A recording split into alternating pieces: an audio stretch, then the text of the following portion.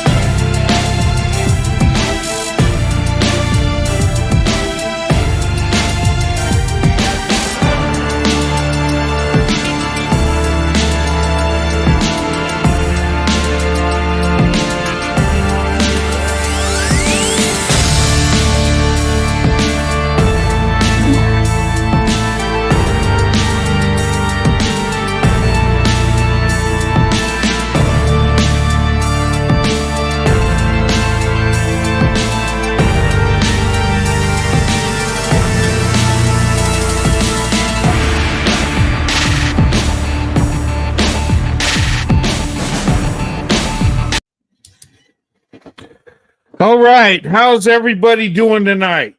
Okay, I've been having some issues with my internet tonight, but let me know if you can hear me. Give me a 1. Okay? Please give me a 1 if you can hear me. Let's see here. I'm going to do a little test, guys. Okay, it looks good. Okay, 1. Great. All right, good. Okay, listen. Tonight's show, okay? Tonight's reporting, okay? This is like a news show tonight. And we're going to talk about protecting Black women. This is a responsibility of all of us, okay? It's not just the Black community thing to protect Black women. It's not just people that are married to Black women to protect them. It's everybody's responsibility, okay? And I want to talk about this because I'm seeing some things that are very disturbing, okay? When it comes to Black women. All right. I've looked at data. I've looked at and statistically, Black women are truly the most unprotected, most disrespected too. Kind of like what Malcolm X said back in the 60s, right? Nothing's changed. Nobody got the memo. Okay. And to be fair, all people are victims. You know, bad things happen to all groups of people. Okay. Don't get me wrong. Okay. And it's wrong regardless of what group it happens to. Okay. We got to protect the innocent. You know, whether it's man, woman, black, white, or whatever. Okay. But statistically, Black women is the biggest group that is in the most danger. Okay. The biggest group that is, if you look at it by the numbers, okay, Black women are 7% of the population. But statistically, Black women are the biggest victims in our society, in America, and I think in the world, okay? And that's not right. Okay? That is unacceptable. Okay? And 2024 in America, Black women should get the protection of all women. Well, Black women should always had that, regardless what year we're in, regardless of what's going on. But we know the history, right? Black women have always been the least protected. And sad to say, in 2024, Black women are still the most unprotected. Black women are still the most disrespected. But yet, you get to know Black women, you'll find that they're the most loving. Black women are the most nurturing. Black women have such a beautiful spirit. If you show them love and respect and you earn her trust, the blessing is just amazing. It's a blessing that comes from heaven. I did not want to do this show tonight. Guys, this is such a heartbreaker. Okay? I got four names, and I've talked about some of these women. And you know what happened with Sonia Massey, right? You had an over aggressive cop that had a lot of hatred in his heart, that was very condescending and hateful and had no compassion, and ended up unaliving an innocent black woman that just wanted help, just wanted. And if we can't trust our police officers, who can you trust?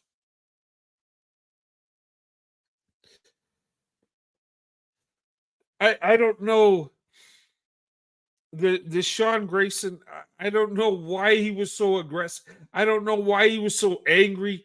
I don't know why he was so condescending. But you could tell this woman had some kind of distress going on. Okay, maybe I'm getting ahead of myself here.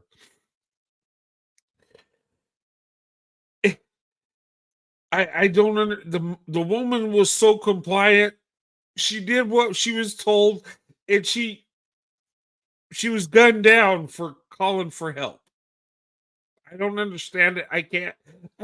I watch the video over and over, and I don't understand why she took a bullet to the head. I can't.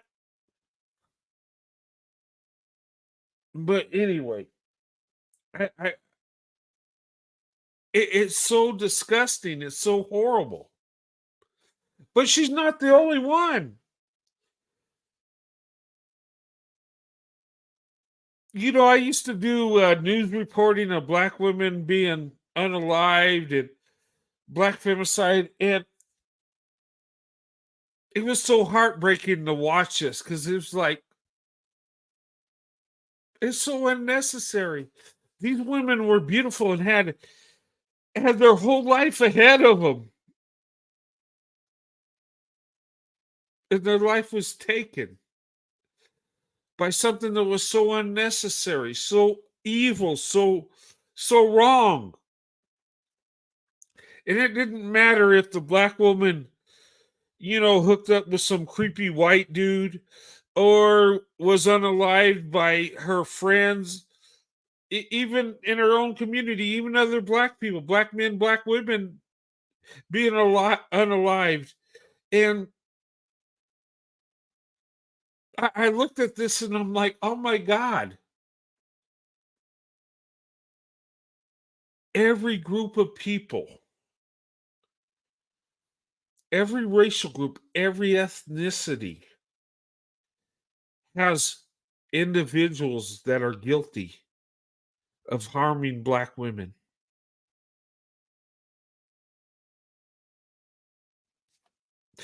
And I thought about that and I'm like, why? And it don't matter if it's white, black, or it don't matter if she dated out. It don't matter if she was race loyal. It don't matter if she was with her friends. It don't matter if the black woman was a police officer.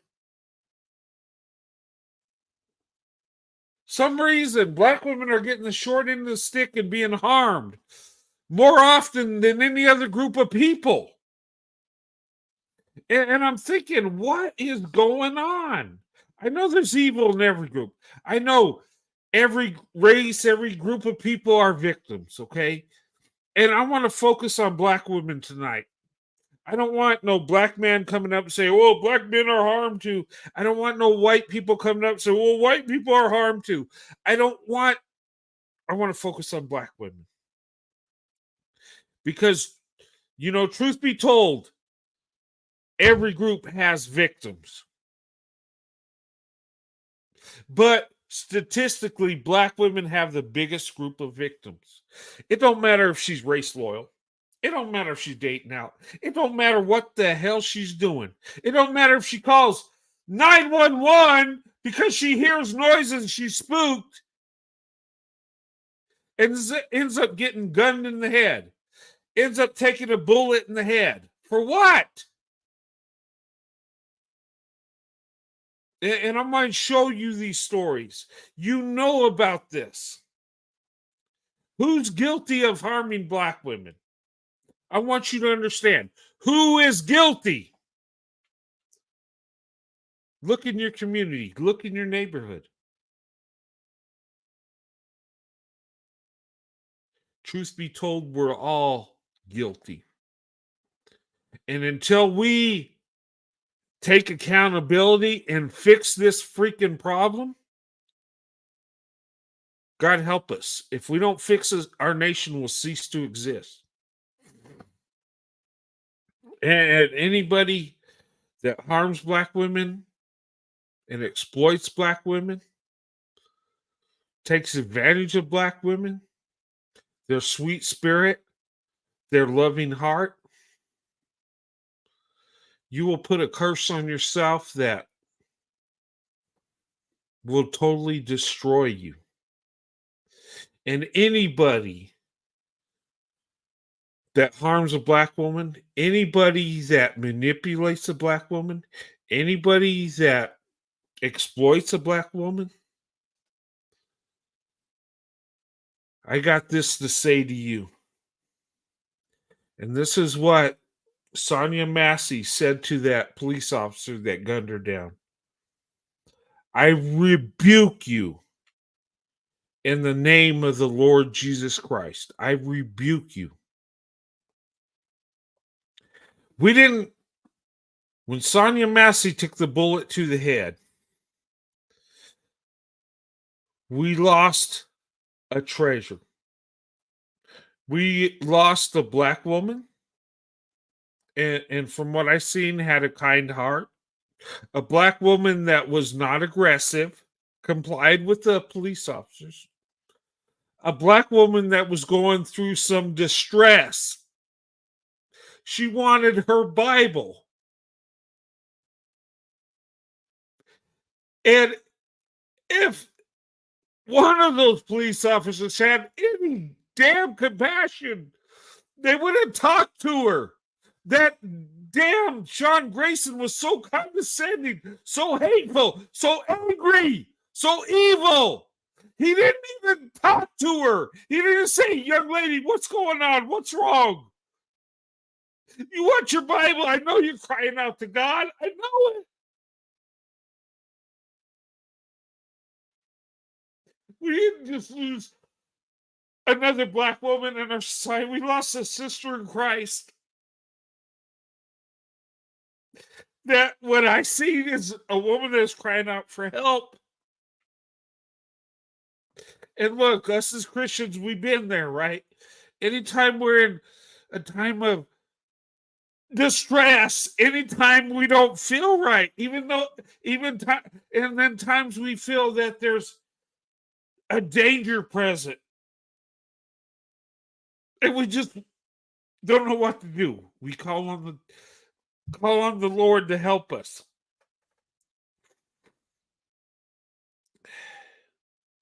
I don't know why Sonia Massey was unalive. I just know that evil man, he didn't listen. He had hate in his heart, and he was going to punish her for what? I don't know. Why? Because he had to go search the neighborhood for the report? Was it because he didn't like black women? Or was he just a hateful person that just was trigger happy?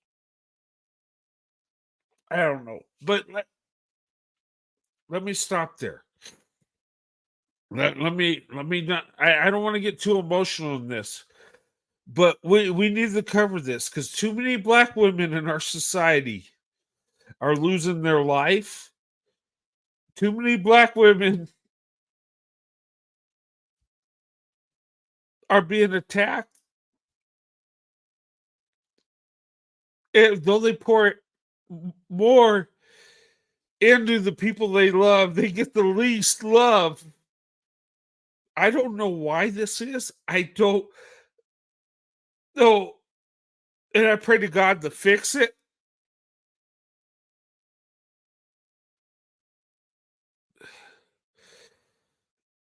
I don't know why this is happening. If you got to know black women and the love they have, you would never want to see them hurt. You would never want to see them sad. You would never want to see them go through the troubles they go through. But anyway, okay, look, I'm going to show you 4 women, and I want you to remember their names. Okay?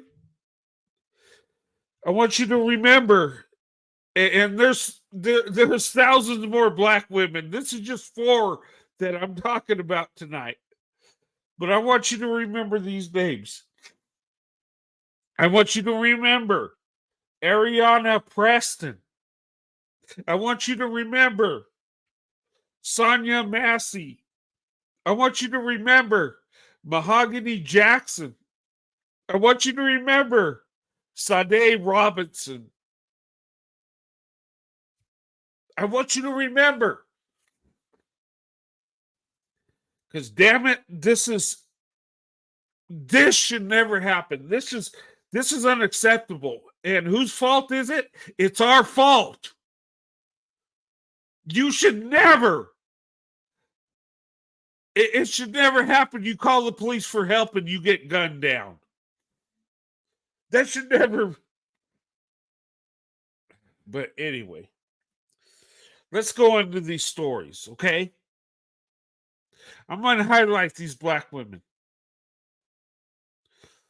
These black women are successful. They're beautiful women.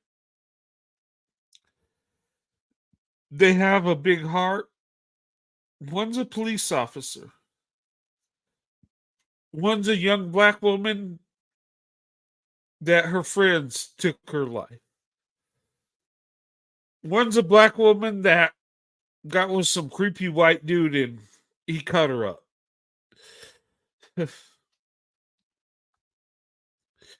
One's a black woman that called the police for help.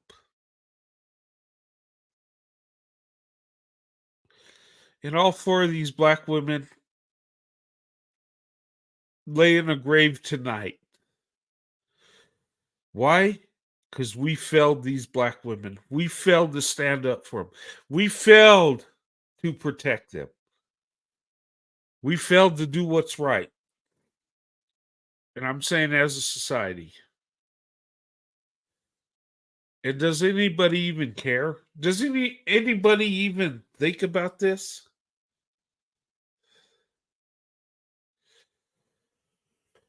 I don't know.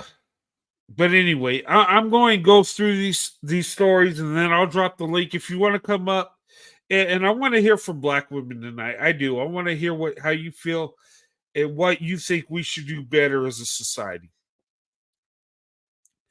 Whether it's black men, white men, any other group of men, any other group of women, and black women to be included, because every group has harmed black women. And we need to figure out what's going on. Because I tell you, you keep harming these women, and I'm talking to society, God will destroy us if we keep on this path. I believe that to be true.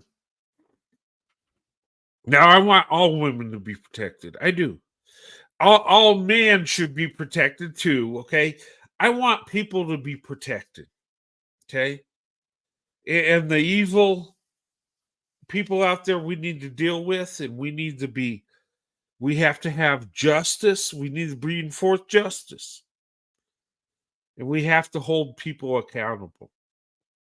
But I want you to search in your heart, and I don't care what you are, where you came from, what color, what ethnicity you are.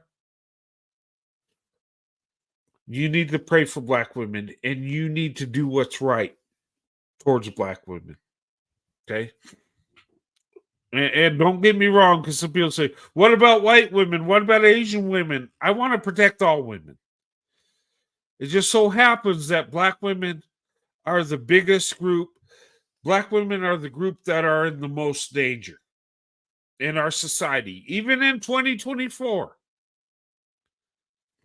Think about that. Anyway, let me show you some of these news reportings. And some of this is going to be graphic, some of this is going to be heartbreaking. And like I said, I didn't want to do this show, but I think it's necessary. Okay? All right. But this segment is about protecting black women. Whose responsibility is? It's yours, it's mine. Anyway. Across the country are demanding. Okay, sorry. Well, now to a disturbing case out of Illinois involving a woman who called 911 for help, only to be shot and killed by a responding deputy. This morning, new body camera video shows how the ordeal unfolded, and we do want to warn you that this video is disturbing. Maggie Vespa is in Chicago with the latest. I heard somebody outside. Yeah, we checked your house, we checked your backyard. I walked all the way through all these backyards. This morning, an Illinois... Okay, let me stop it right there. You see what that police officer is doing? Okay, he responded to a call where this young lady was talking about hearing noises, about a prowler. Okay? So she called 911. But if you listen to that officer, he was like, well, I checked out back. I looked over here. I didn't see nothing. He seems like he's irritated. He seems like he's a bit angry. Okay? The thing of it is if we're going to hire police officers, we're going to have police officers, whether they're men or women, that have some compassion, that can be patient. You got to be patient. Just because you didn't see nothing or hear nothing don't mean she's just calling you for no reason. Okay? But it seems like he's very mad. And guys, go and research this and evaluate it. I'm not going to spend all night on this one case, but this is the first one we're going to talk about because this is the most recent. Okay? Now, he's sitting there, he's irritated. He sounds condescending. It sounds like he's talking down to her. And it's just rude. Right there, it's just rude as hell, in my opinion. But anyway, let's continue. A woman's last moments seen in chilling detail on newly released body camera video. Prosecutors say on the morning of July 6th, 36-year-old Sonia Massey called 911 about a possible intruder. When two deputies arrived at her Springfield home, she at times appeared confused. I'm trying to get help, y'all, but What do you need help with? nothing. I just, please God. Minutes. Oh, wait. Go back. Look at what she's saying. I don't know if you guys caught this. Sonia Massey. Nothing. Please help. Please God.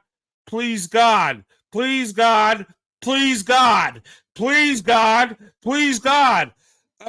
If he was listening to her, okay, she's calling on God for help. There's something going on here. Look,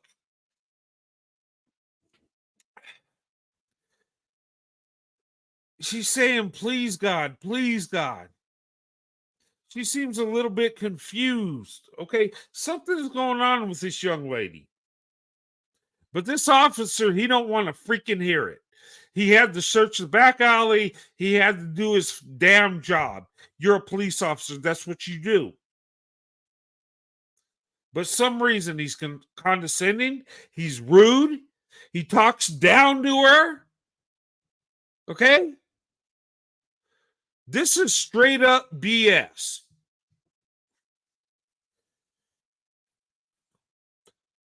She's saying, please, God, listen, there's some key things. There's something she don't feel comfortable about. Please, God, she's asking for help. But because he had to check the backyard, the alleyway, it's like, okay, that's your job, guy. That you're supposed to protect and serve. So yeah, you got to check the yard. You got to check it out, and you know it might be irritating. Maybe you think she's making a false report or just. It don't matter. You still got to treat her with respect. You still got to listen to her. Okay? He's an asshole, yeah. He is. He's just very condescending. That's a red flag right there. Why is he being so rude to her? Okay? And I know police officers, they get stressed out and they might not be in the best mood and they might not be the most... I get it. Okay, but he's got to be able to look at her and see, hey, something's going on here. Listen, she said, please, God, please, God. I'm just trying to get help. Okay, something's going on here. But it don't seem like he's listening. He's just irritated by her. Okay? Anyway, let's continue. Please, God, please, God. Minutes later, Massey picks up what appears to be a pot of boiling water from her stove. The deputy on screen identified by prosecutors as Sean Grayson. Okay, stop right there. Okay, this is where it goes really bad. Okay? Now, she's over at the stove. There's boiling water. Let me tell you something. Okay, I don't have the video, but it's out there. These officers, well, Sean Grayson in particular, he told her, he says, go take care of that boiling water because I don't want a fire to start. He said that. Okay? I wish I wasn't so pressed for time that I could find that video. But that's what he said. He told her, take care of that boiling water.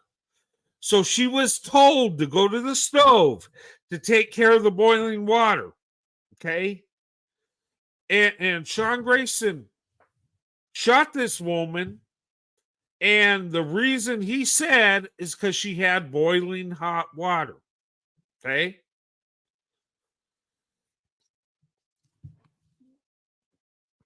My thing is, why did you have to escalate it to deadly force so quick? Okay, she's got boiling hot water, but you told her to take care of it, right? If the boiling water was a threat, you would have had your partner go turn off the stove and take care of it and have her stay put. Would you not? That's number one. That's something's not right there. Number two, look at the distance. Okay, let's say she was going to throw boiling hot water on Sean Grayson. Look how far away she is. Okay, right now, distance is their best friend because even if he throws it, he's at such a distance, it probably won't even reach him. Okay, but research this, guys. He told her to take care of that boiling water, but yet he shot her because of the boiling water. Okay, and this is disturbing. Look, I have love and respect for police officers. I do. They do a job that most of us will never want to do or will ever do. Okay. Unfortunately, you got evil in every group. Okay. This Sean Grayson, he should have never been a police officer. Okay. And this young lady was asking for help. What kind of a threat is she? This woman probably weighs 120 pounds. She's small. She's skinny. This is a big man. He's probably like 6'2", 6'3". She ain't going to harm him. And he had no fear for his life. Look. He was angry. And he was pissed off. And he even told her he's going to shoot her in the face if you don't. But watch this video. Watch what she does. And I watched this over and over. And I tried to look for something where she was some kind of threat where he had to escalate it to deadly force. I can't find it, guys. I can't. For the love of me, I can't find it. But anyway, let's watch this video. This is disturbing, guys. If you got children, don't have them watch this. But we're going to watch this and tell me your opinion. Look, I'm not a police officer. I'm not a professional in policing, but it just don't look right. It looks over aggressive. It looks like there's too much anger. There's not enough reasoning. Okay, let's watch. I swear to God, I'll shoot you right in your face. Okay, I'm sorry. Drop the Okay, look right there. Stop it. What'd she do? Okay. Now, this woman has mental issues, right? She takes medication. This police officer knew that. He even asked her that before it escalated to this. He said, stop, or I'll shoot you in the face. First, she said, I rebuke you in the name of the Lord Jesus Christ. Okay, that probably offended him, but that's not a right to shoot her.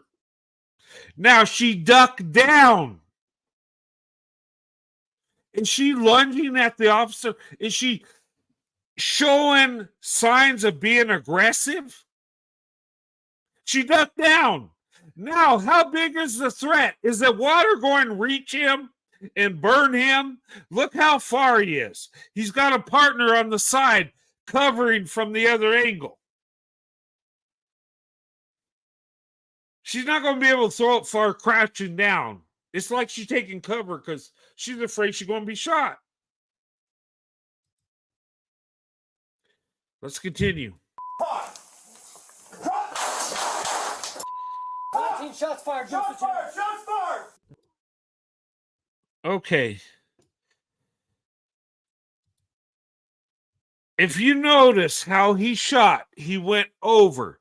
He went to make sure his aim was accurate. Okay? He made sure he's going to hit his target. And he did. Number one, this young lady, I don't see how she was a threat. Okay, there's boiling water. Number one, okay, that can be a threat, but she was told to take care of the boiling water. And even if she threw it at you and you got a little burn at your distance, it wouldn't. Look, I'd rather be burned in the face than take a life. Okay? This wasn't a woman that charged with a knife or a gun. This was a woman that had mental issues. Okay? She was going through some issues. She was asking God for help. Okay, and when he entered her home, if you watch the whole video, when it really breaks it down, she was asking for her Bible. She seemed a little distraught, a little confused. Okay, you put a woman that has some mental issues going, and I don't know if it was depression or just something going on, right? You put her in that position, you tell her to take care of boiling water, and you're so overly aggressive. I mean, what's she going to do? I think she was so confused, but she didn't lunge. She ducked down. And then when he shot her, she said, I'm sorry, I'm sorry. She was remorseful while she was getting shot. This was not a threat, ladies and gentlemen. This woman was not a threat to this. I don't see how she was. Okay. She was compliant. She wasn't, from what I seen, she was compliant. She was doing what she was told. She wasn't yelling at the officers. She wasn't acting crazy. She did say, I rebuke you in the Lord Jesus Christ. But if you watch those videos, he kept talking to her. He kept being condescending. He was like bullying her. She knew something was wrong with this guy. He knew something wasn't right. And this officer, after he shot her in the head, okay, the other officer asked, should I get my med kit? I need to get my med kit. He said, nah, she don't need it. He called her a bitch after he put a bullet in her head.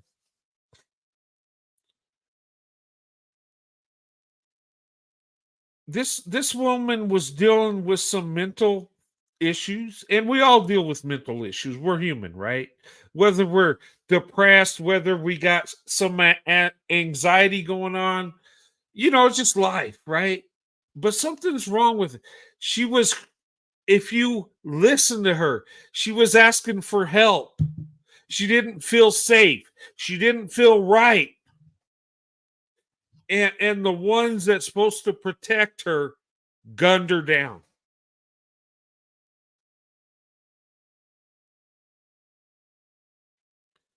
This woman didn't deserve to be shot at. She didn't deserve to lose her life.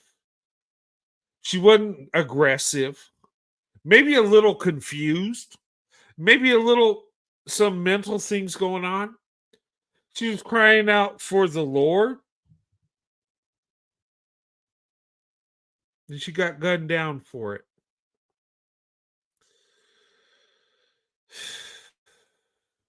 But you know what? Nothing will come good from this. Okay? Because of Sean Grayson's actions and because of his lack of empathy, compassion, and his lack of being able to reason with the situation, his lack of being able to understand the situation led to this woman's death. And I'm telling you, this puts so many people in danger. There are police officers around this country. Most are doing what they're supposed to do, what they're trained to do. Most have compassion. Most police officers do the right thing. Okay? But because of a couple bad apples here and there, now police officers' lives are in danger. Now police officers are in danger. Now that comes to this, and I would say this. What was the screening they did to hire this guy? What made the Illinois Police Department in Springfield, I think that's where he was at, right? What made them believe that he was a good man to hire for this job? Because let me tell you something. If we're going to give a person a badge and a gun and that kind of authority and responsibility, we need to have good people. We need to have people that don't get angry and just overly aggressive. We got to have reason. Now, it would have been different if she had a gun and or a knife coming at him and it looked like she might hurt somebody. But she didn't know what to do. They told her to take care of that water. And she did. But because she said, I rebuke you in the name of the Lord Jesus Christ, he said, I'll shoot you in the face. And he did.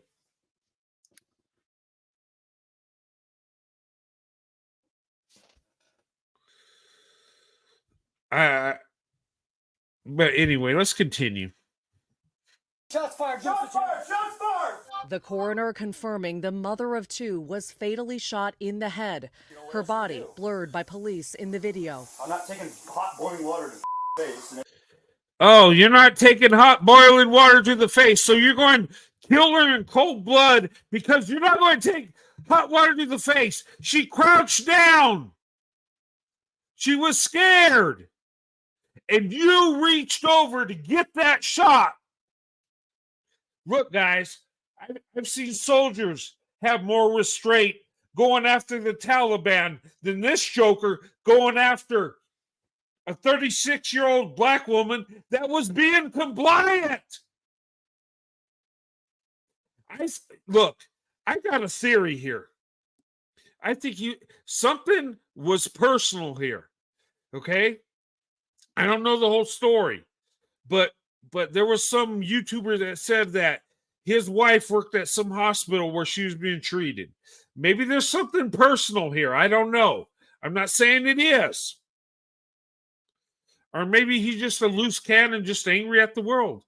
Or maybe he don't like black women and people ask me, do you think it was racially driven? I believe it was. I think it was. I think there was a racial element to it, but I don't know for sure. Maybe he just wanted to shoot somebody. It didn't matter who it was. It might have been that, but the hate, how he was so condescending, the hate, his attitude, his demeanor towards her. How he was overly aggressive. I believe it was racist. But can I tell you for sure? I can't. I can't read his mind. But what I do know is he took a life that he didn't need to. It should have never escalated to deadly force. Okay? Once she hit the ground, what's she going to do? You got one guy covering on the side. You're up front. You got good distance, right? You tell her, okay, get on the floor. Throw that water to the side. Put your hands to the side. I mean, and like I said, I'm not an expert. I'm just trying to figure this out, how he could have avoided putting a bullet in her head. Okay? Because I didn't see a woman that was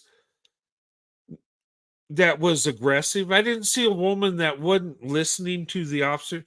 She was a little confused, but something's going on. And it seemed like she was afraid to tell the officer how she felt. Because he was so damn condescending, so hateful towards her. And I'm telling you, she was probably praying at the time. God help me. She wanted her Bible when he entered the house. And why did he have to enter the house? Okay, you go, you search the area, you do your report, and you go back. Why did he have to go in her house? It was like he was trying to get her on something. I don't know. I can't understand it. I've tried to,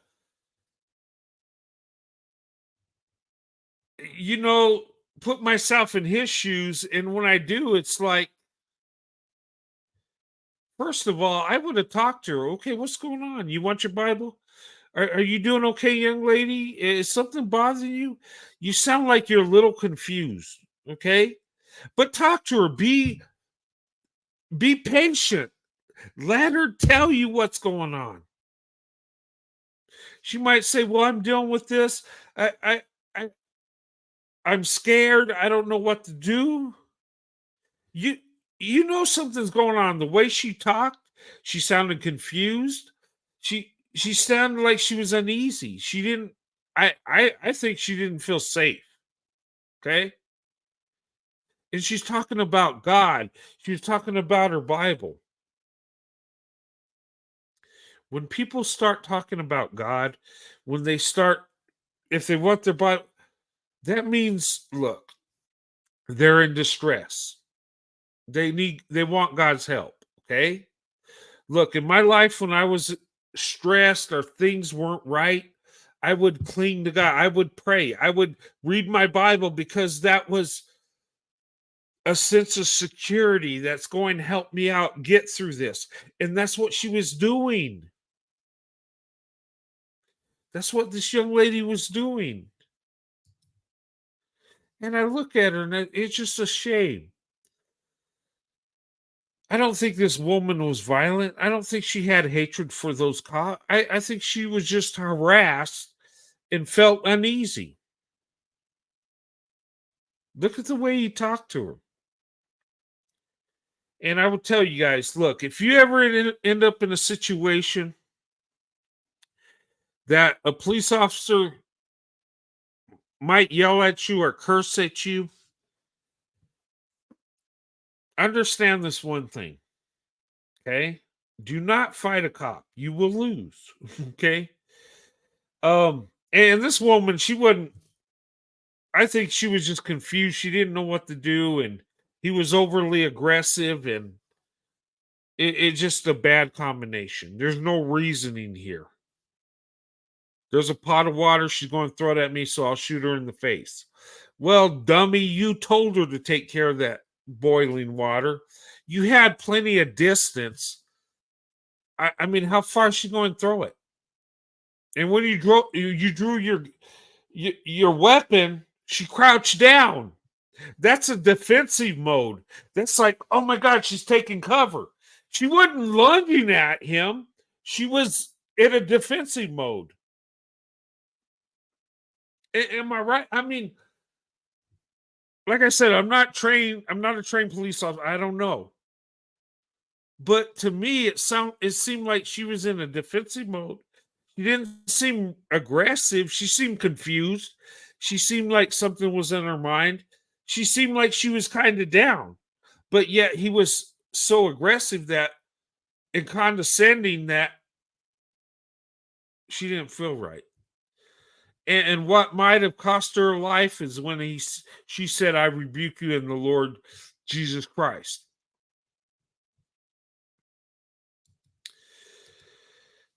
It's just so much things that are troubling here. I don't even know what to say. I can't even say, well, it was a misunderstanding, an accidental shooting. No, it seemed like he wanted to get her. It seemed like he was targeting her, okay? The way he was talking to her, the way he kept going to her, the way he had to go in the house and talk to her.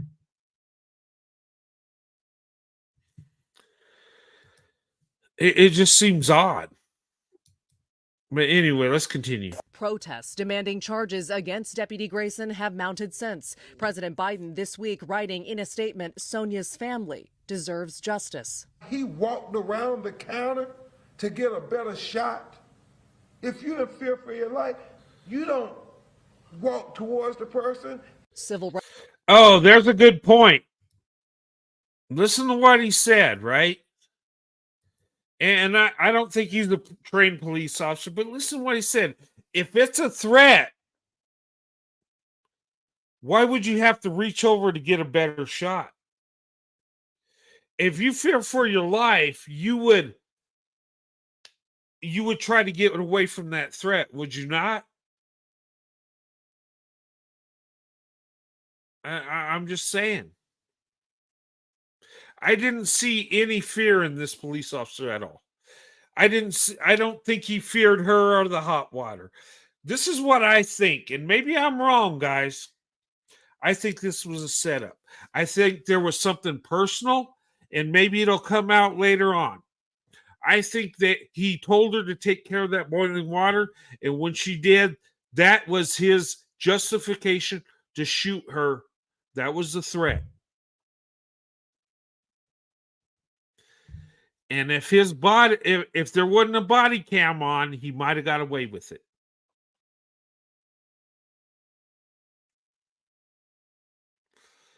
But he knew she had mental issues before he came in the house.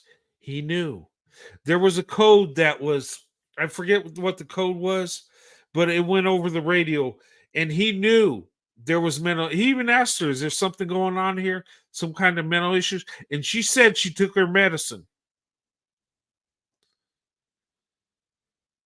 If you're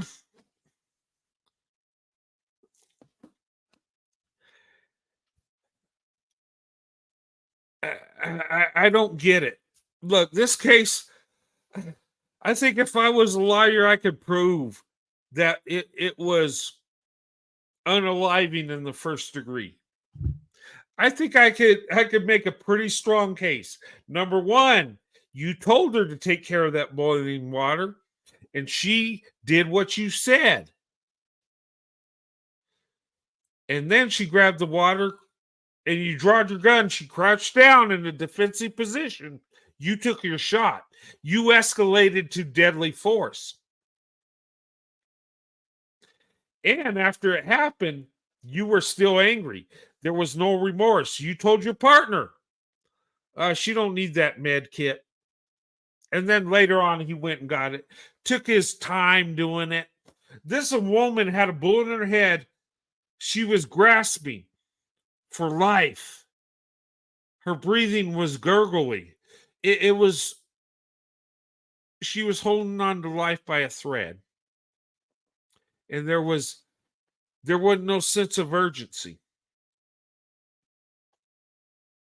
Something's wrong there. There have been police officers that had to shoot people because it escalated to that, and it was justified. But even they have compassion. Oh my God, let's try to save their life. There was none there. He's like, and he said, "Oh well, she caused this, and it is what it is." Research this, guys. I don't have a lot of time to go deep into this tonight, but I'm telling you, something is wrong. I didn't see this, and analyze it yourself and tell me, did you see her as a threat? I didn't. Did she seem like she was getting loud with the police and being aggressive? Did she look like she wasn't doing what she was told? In my opinion, she was very compliant. Why did she have to get shot? Is boiling water? I don't know. It don't sound right. If boiling water is a threat, his partner should have turned off the stove, not her. You don't tell the woman to do it if it's a threat. But I think there's something more sinister. Maybe I'm wrong. I'm just saying. It just don't add up in my mind. But like I said, I'm not trained as a police officer. Maybe there's something I'm missing. I don't know what, but I don't know. Yeah, she was calm. She was trying to express herself. She was, and he wasn't scared. It wasn't like, oh my God, I feel for my life that hot water might hit me. Dude, you told her to take care of the hot water, but yet when she did, okay. This will take investigators to figure this one out. But to me, from what I see, I can only come to the conclusion that this was premeditative. I think she was set up. I really do. Call me crazy, but I think Officer Grayson set her up to shoot her. And I know a lot of people say, no, he was a dumb cop. He was stupid. He was hot headed. I don't know. It just,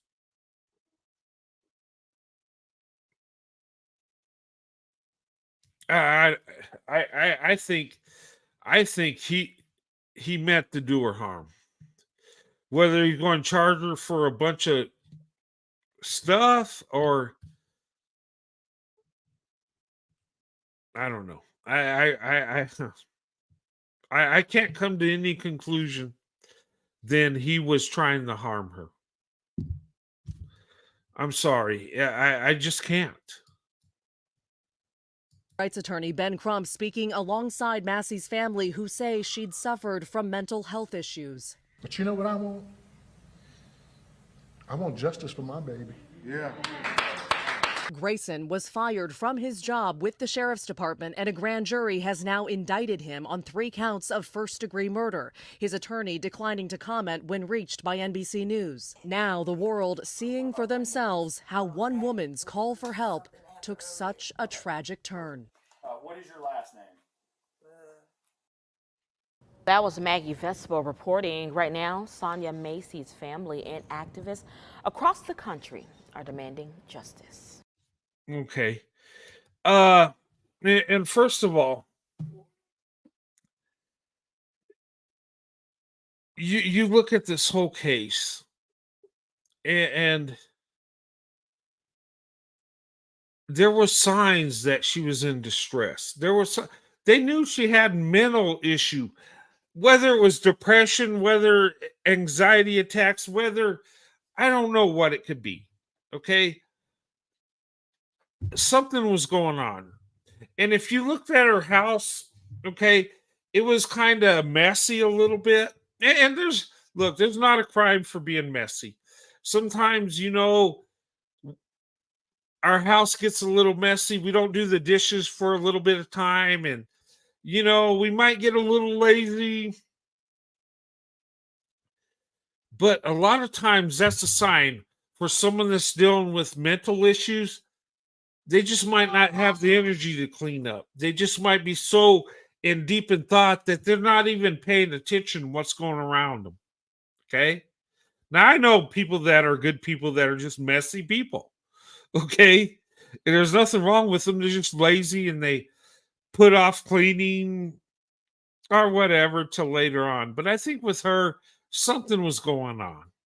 She lived alone. She had some mental issues. And I think she was sad. I think she was down. I think she was scared. Okay.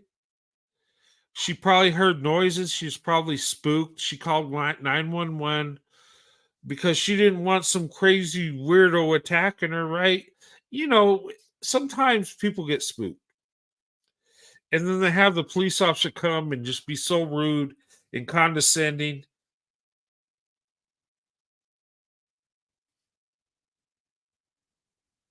And if she's on medication, maybe her mind wasn't all there, but I didn't see nothing where she looked like she was a threat. I've tried to analyze it, and I try to see, okay, maybe there's something that he felt threatened, but then I look at his attitude and how aggressive he was. I don't think there wasn't no fear in him at all. He was going to put the smack down on her come hell or high water. There was no compassion at all. There was no empathy. There was no trying to understand where she was coming from. It was just like, in his mind, I think he was like, this, he was cursing her out. He probably thinking, this witch with a capital B, why I got to be up here looking in alleys when nothing's going on, wasting my time. I don't know. But you said medication can draw energy? Yeah, and maybe that's why she was kind of, because she didn't look like she was hyper. She looked like she was kind of like and deep thought. She looked like she was kind of slow thinking, right? At the time. It could have been the medication she had. Maybe she couldn't, because they said she didn't tell her name right away. She was kind of slow with that. I don't think she was trying not to tell him. She just her medication. And what's going on in her head is she probably has some fear. She probably feels uncomfortable. You have this big man standing over you, and she's a little woman. She's skinny, she's small, he's big. That could seem threatening. Plus, he's being rude and condescending. Like, oh my God. It just, I can't even. But did you know this police officer was fired from 6 different agencies in Illinois? 6 different departments. Somebody pulled strings to get him this last job. He had a bad conduct discharge from his time in the Army. He had 2 DUIs. 2 DUIs. Maybe I'm wrong, but I thought if you had a DUI, they would not hire you as a police officer. I thought that was just a thing. Maybe I'm wrong. I think where it all went wrong, guys, it wasn't just Officer Grayson being overly aggressive and being angry and hateful and escalating it to deadly force right off the bat, which he should have never done. I don't think it's not just that. The hiring process. Did they screen this guy? Okay, first of all, your military record don't look good. You got 2 DUIs. Okay, red flag. Do you want to hire somebody that's got two DUIs to be a police officer? Okay, that's number 1. Number 2, 6 departments he had discipline problems. Okay, it wasn't that he just was a good cop and just one day just snap. No. There was a pattern of misconduct.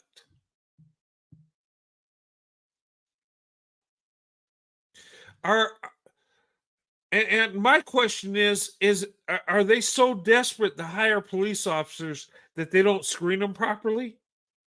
Are they so desperate that, oh, anybody on the street, oh, you got 2 DUIs in the Army? No problem. Come on. Oh, well, you had disciplinary actions in different departments. Oh, no worries. That's in the past. Come on, let's hire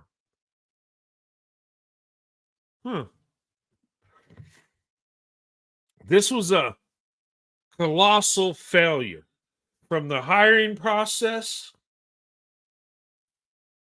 Number 1, not holding him accountable for disciplinary actions at his other departments. If the other departments get rid of somebody, that's a big red flag. Something's not right. You going to take a chance, roll the dice? 2 DUIs, 6 departments, problems? Yeah, let's hire them. And they did.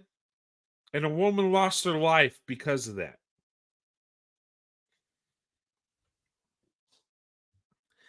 And you know what it does? It puts other police officers in danger.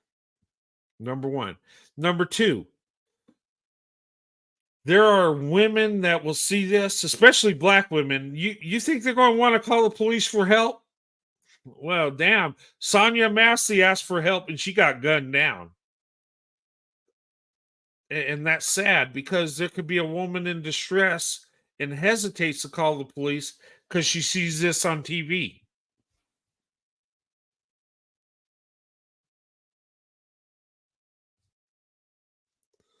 He is mentally ill. He's got a problem. He's overly aggressive, anger issues.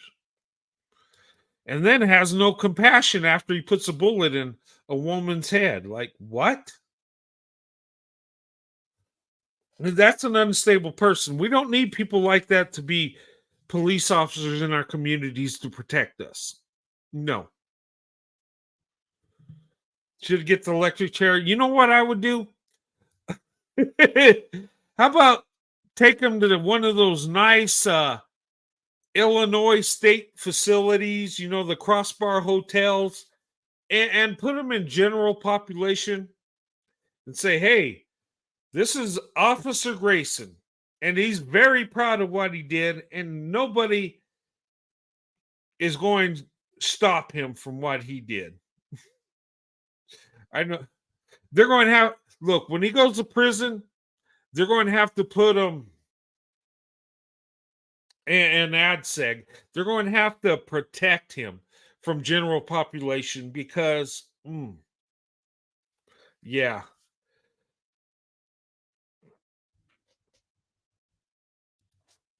But a life was taken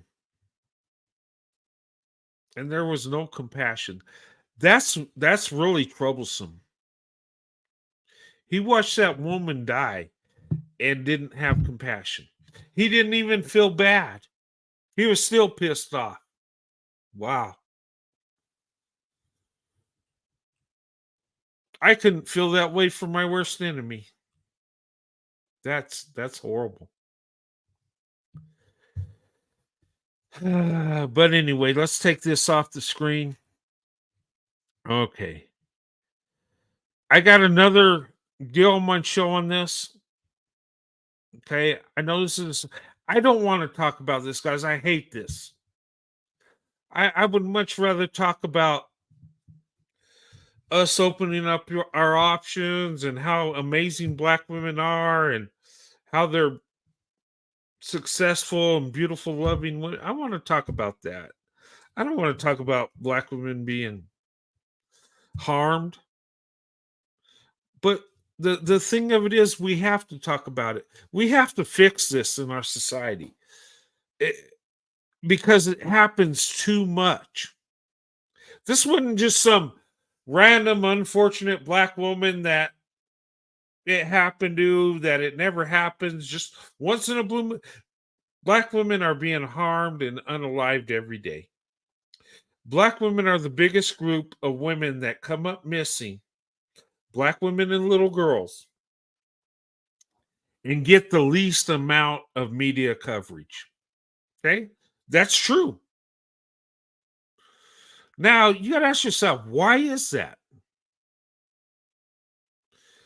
Is it racism? Is it white supremacy?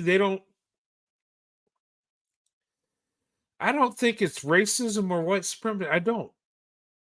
I think it's that people just don't care for Black women like that. And I'm speaking from all groups of people, whether it be Black or white. I think they really don't care about Black women. And I hate to say that. I don't want to believe that at all.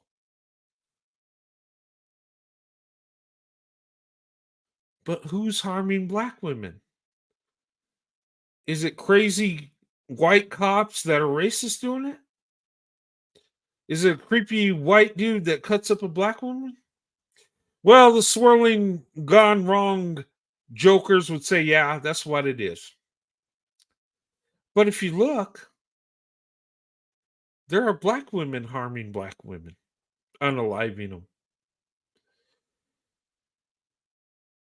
And truth be told, there are Black women harming Black women.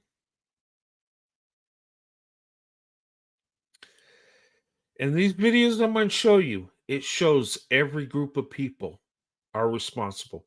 Every group of people are harming Black women. We can point the fingers all day, but until we take accountability and fix this problem, it's going to get worse. And God help us. Because we have a loving God and he's tired of seeing Black women being harmed, being disrespected.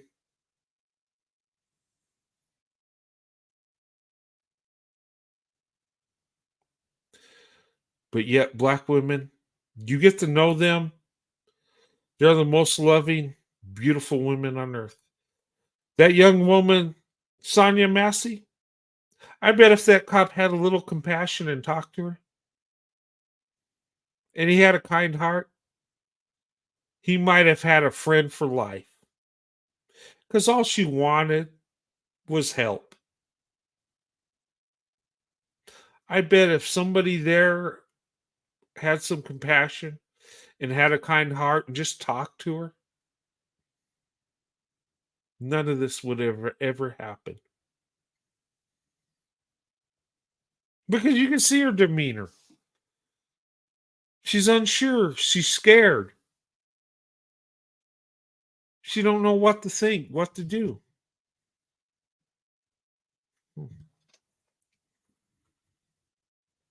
Just saying. That's what I see. What do you guys see? Was she aggressive? Was she arguing with the cop? Was she just... She was very calm. She talked to him. You know, some of her answers were slow because I think she was a little confused, felt uncomfortable. I think I'm going to give her a benefit of the doubt and say, well, she's on medication. Maybe something's going on. Maybe she needs somebody to talk to. Maybe she needs an open ear to hear what she has to say.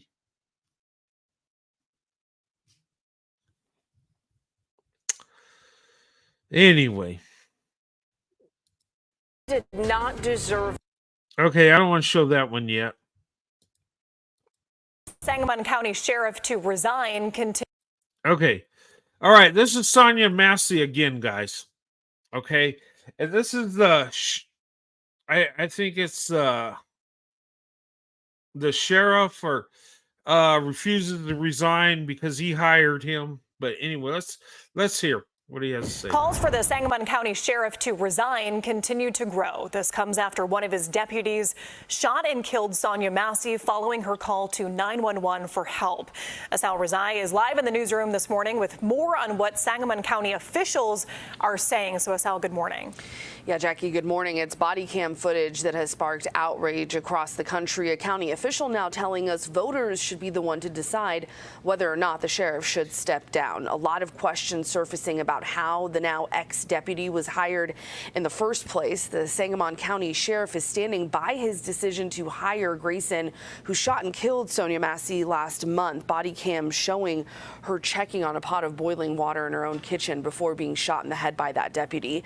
A county board member we spoke to says he plans to introduce a resolution to have a referendum on the ballot in November, asking voters if Sheriff Jack Campbell should resign. Here's what the sheriff is saying in response to those growing calls. We're going through a very difficult time, and it would be irresponsible for me to abandon the men and women of the sheriff's office. All right. Well, first of all, let me stop there.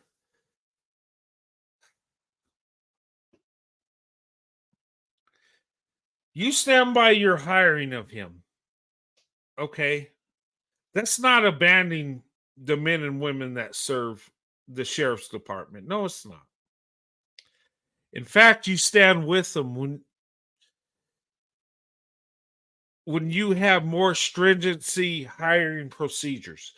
When you look at the red flags. Number one, 2 DUIs. Come on, guy. 2. You didn't know he had 2 DUIs in his military career? Okay. He had problems in 6 departments. 6! And you hired him. Okay. You put the men and women in your department, in my opinion, in danger by hiring this guy with all those red flags. We don't need to hire people how we think about them or, pulling strings because we like them. No, we need to hire the right people for the job. Okay? Because you hire a bad cop that's overly aggressive, has issues in other departments, has DUIs, nothing good will ever come from that. Not only do you put the public at danger, but you put the police force at danger. Nobody wins in this situation. This Sonya Massey shooting is so tragic. By hiring this guy, you put a curse on the police department, not just the one where he was hired, but across our nation. A lot of police officers, men and women that serve, that protect us. And there's a number of them that get shot in cold blood because of what a few bad officers do. Think about that. Next time you hire a person to put on that badge and carry that gun, you better make sure they're the right person. You better make sure they don't have a DUI. You better make sure that they don't have disciplinary action from other departments. Because in my opinion, this was gross negligence at a level that I can't even understand. There are so many red flags, so many things wrong with hiring this guy. This whole process cost a woman her life. It put police officers in danger nationwide because we don't hire the people we need. We hire the people we want. We pull strings. This is straight up bullshit. Not only do you cost a woman her life, another black woman is in the grave. Not only that, she's a sister in Christ. She lost her life for no dang reason.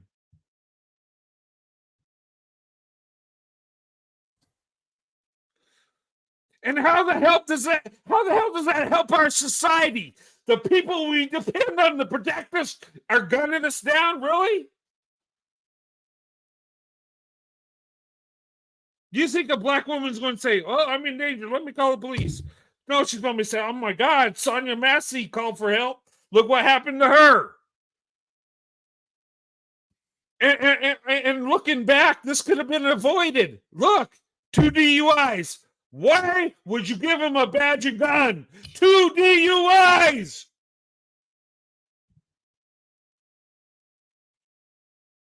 Heck, Walmart would be like, oh, wait a minute. But you're giving a man a badge and gun. And then 6 departments, he has issues, disciplinary issues. How the hell is this a good idea to hire this guy? I'm just like, what?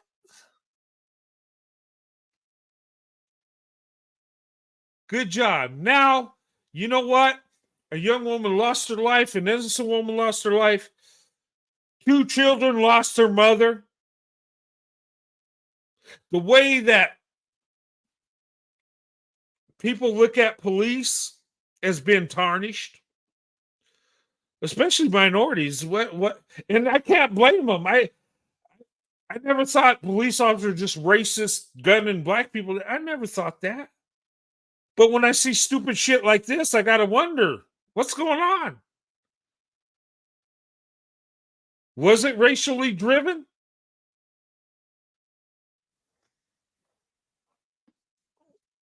I don't know.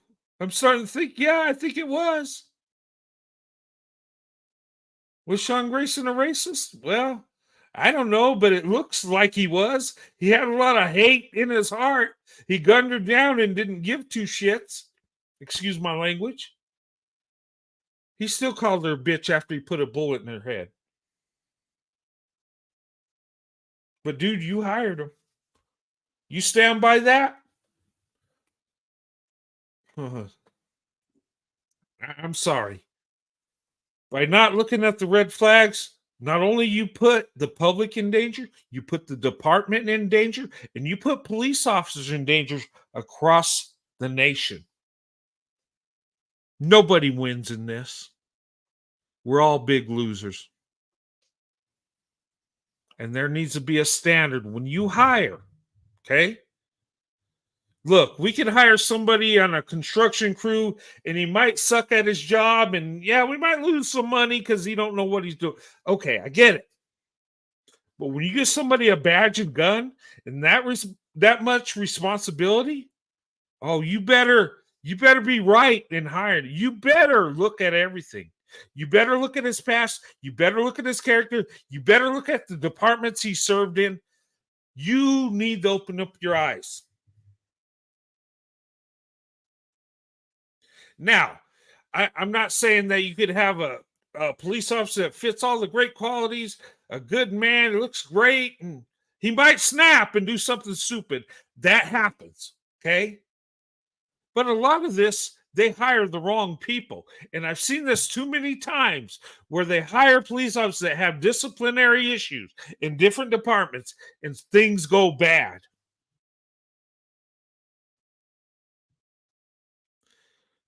Police officer is not a job for everybody. There's a select few that have the knowledge, the compassion, that are solid, that can handle that. We should never just hire somebody to be a police officer. We must look at their character. We must look at their past. We must look at everything. Because if you don't, the community's life is in danger.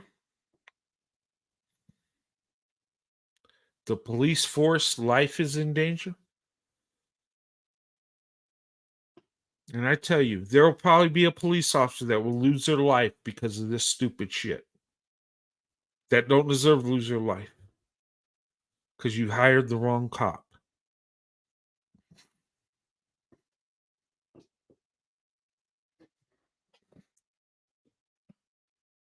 But this is our fault, America. We need to put more pressure on them to hire the right people.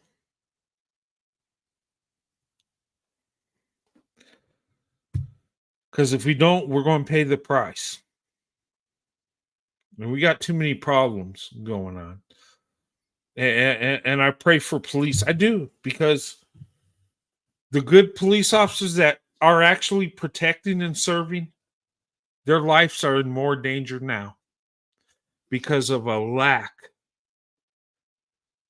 of hiring the right people. Let's continue.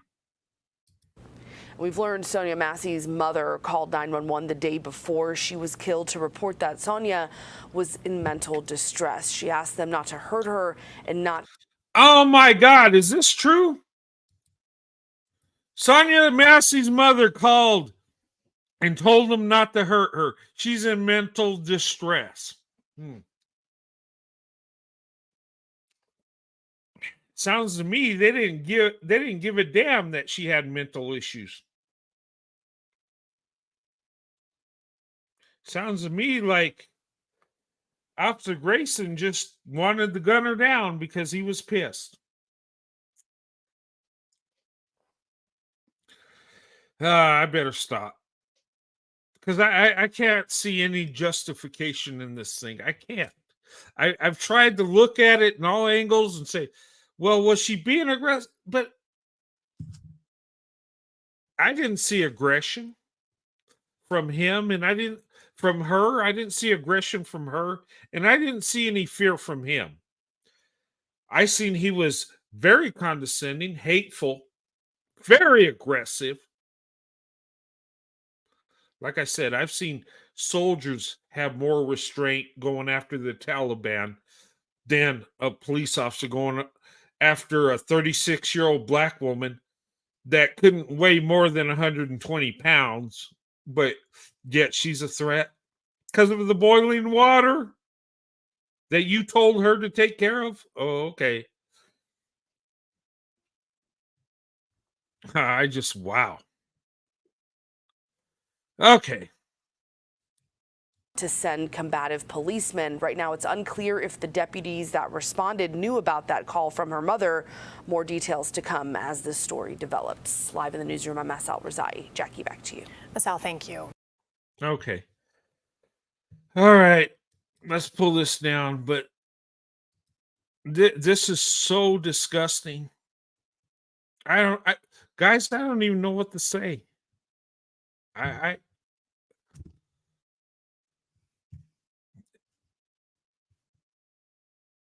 The whole process sucked.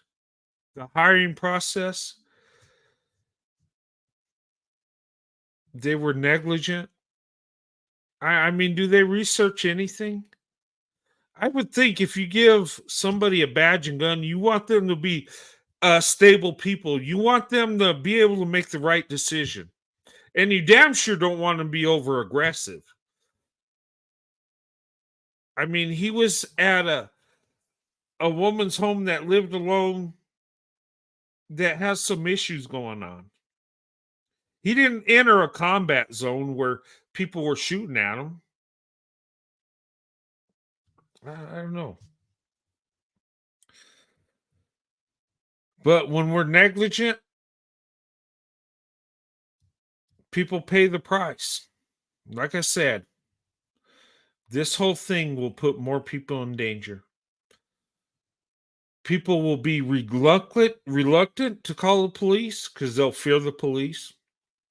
The people that are trying to be good police officers will be put in danger because they will be looked at like Sean Grayson as hateful over aggressive. I tell you, most police officers aren't like that at all. This was one bad apple. How he got hired, how he got through. That's really what we need to look at. What was their hiring process? How did they miss these red flags?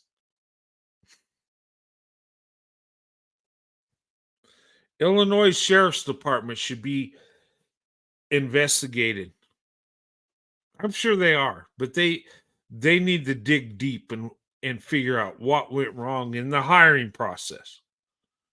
Because he should have never had a badge and gun. Period. And for the sheriff to say he stands by his decision, that's disturbing in itself. He needs to say, you know what, I messed up. I should have never hired him.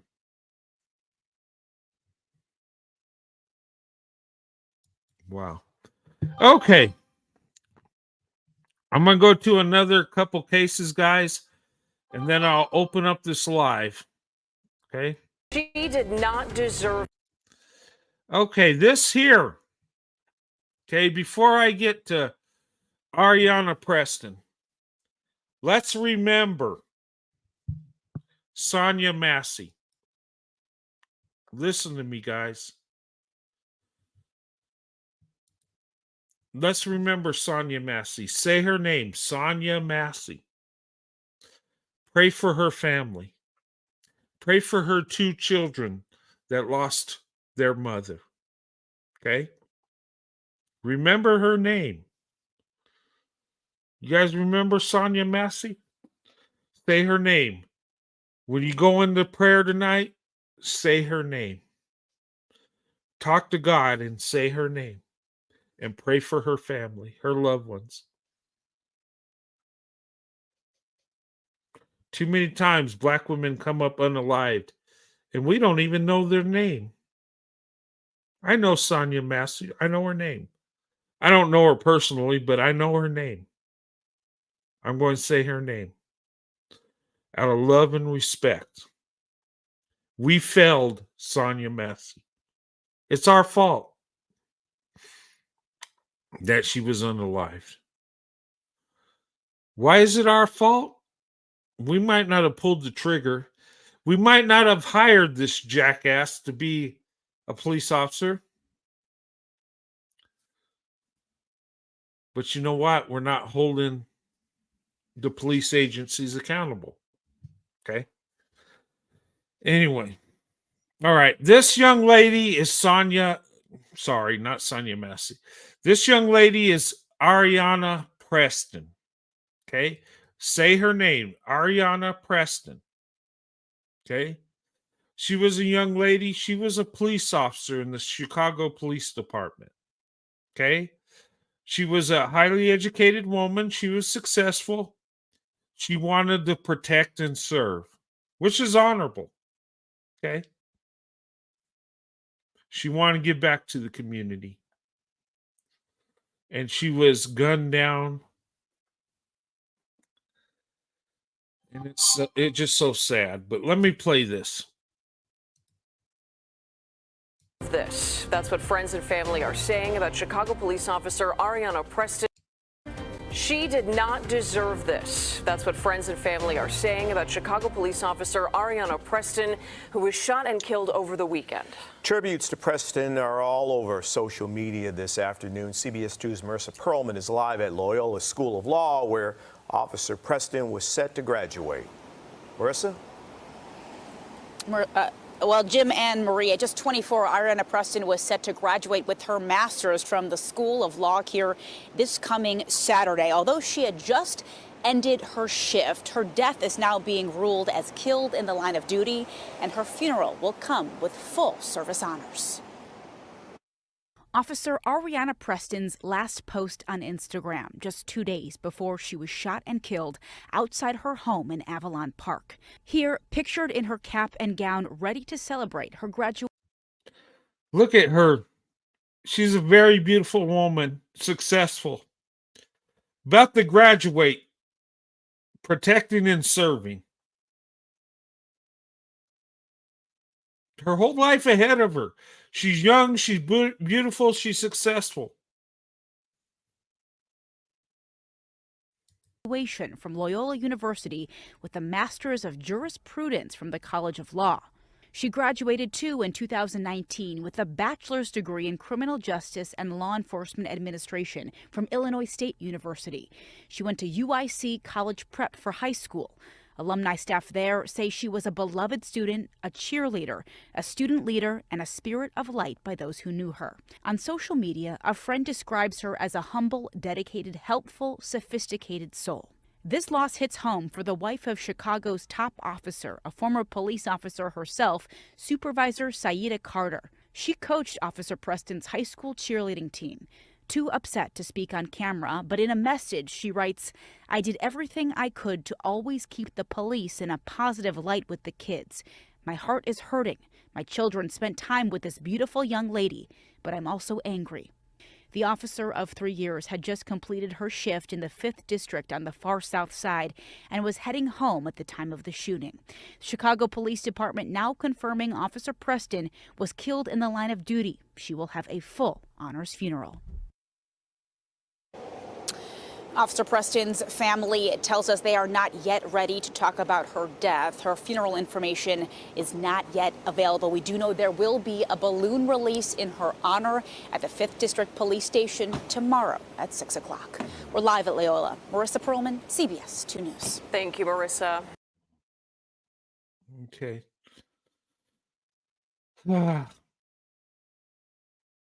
That's tragic.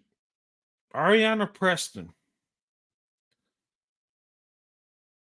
She was educated. She wanted to be a police officer. She was protecting her community. And she was gunned down coming home from her shift. We seen a white police officer gun down a black woman. People say, well, it's racially driven. Maybe I believe it was. This young lady was gunned down by teenage black youth. Okay. And the reason I point that out is not to point the finger, but my point is every racial group, every color, every ethnicity is harming black women. And what are we going to do about it? Think about that. She wasn't gunned down by white supremacists. She was gunned down by 3 young black males that wanted the robber for some money.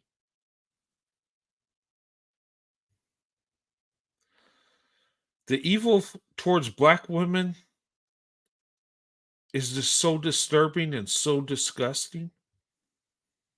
And we can't pin it on one group, but we can pin it on all of us. Let that freaking sink in.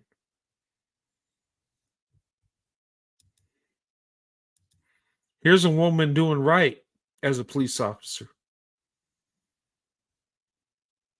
and she lost her life.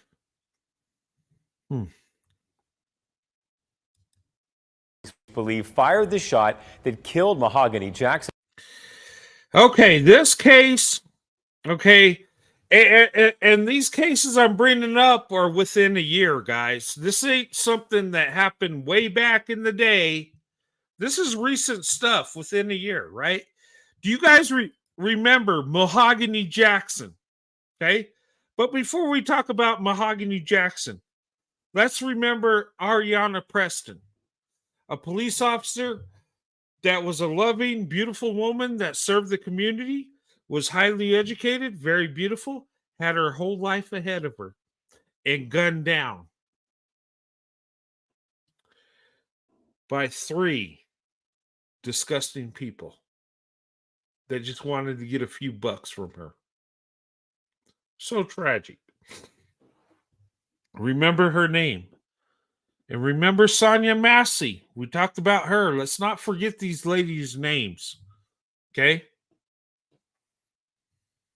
We need to talk about this. We need to focus on this. Too many times we say, oh, well, that sucks. She got shot. I hope the guy gets punished or whoever did it. And then we forget their name. We forget who they are. We even forget it happened. So how can we fix the problem if we're so damn forgetful? Say her name.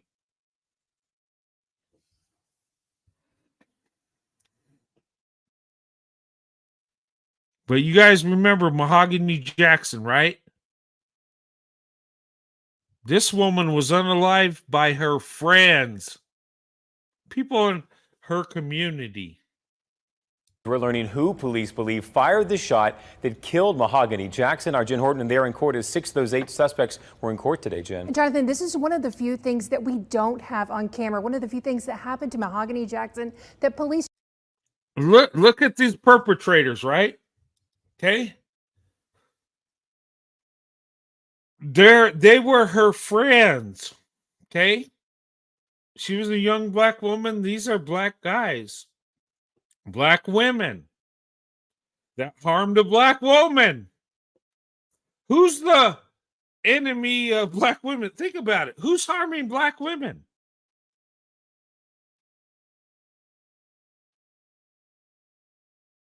Is it racist white people doing it? I say yeah. Is it black men doing it? Yeah. Is it white men? Yeah.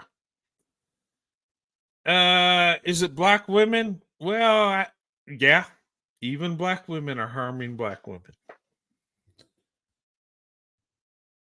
This case with Mahogany Jackson, she was unalived by people that were her friends.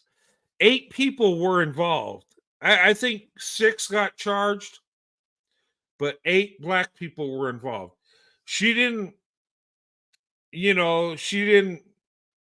swirl out and got a creepy white dude to do it. No. She didn't mess with the wrong dude. She didn't she was unalived by her friends. This is disgusting. Another case. But let's play it. Just don't have cell phone video of, but today the lead detective on the case said that the suspect, Frances Harris, reportedly pulled the trigger. This is Mahogany Jackson, the victim, and tonight we know that she endured significant violence before she was shot in the back of the head. The majority of those police say are responsible in court today for a preliminary hearing. The suspect showed no emotion while the state went frame by frame on a lot of that cell phone video taken of Jackson being kidnapped, stomped, drugged, stripped, and sexually assaulted. The connectivity, the sheer brutality, the barbaric nature of it. You can't substitute that by just the photos. The judge bound over the majority of those counts, which will now go before a grand jury. The forensic and ballistic evidence is still pending, including the bullet that was recovered from Jackson's body.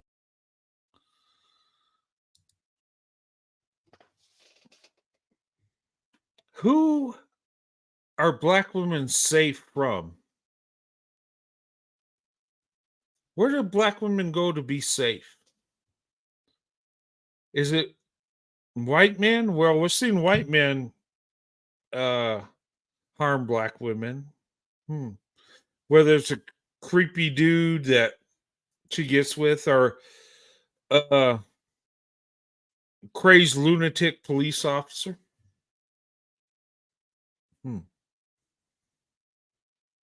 Then you say, okay, well, that's their enemy. White men are black women's enemy.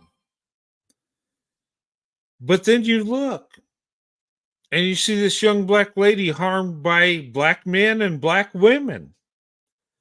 You look at this case, this woman was repeatedly by her friends, the men in her community, and the women in her community. Yeah, they sexually assaulted her too. These are supposed to be her friends, the ones that got her back, that look out for her, right? Isn't that what friends do? So we see white men harming black women. We see black men harming black women. We see black women harming black women. Who's responsible?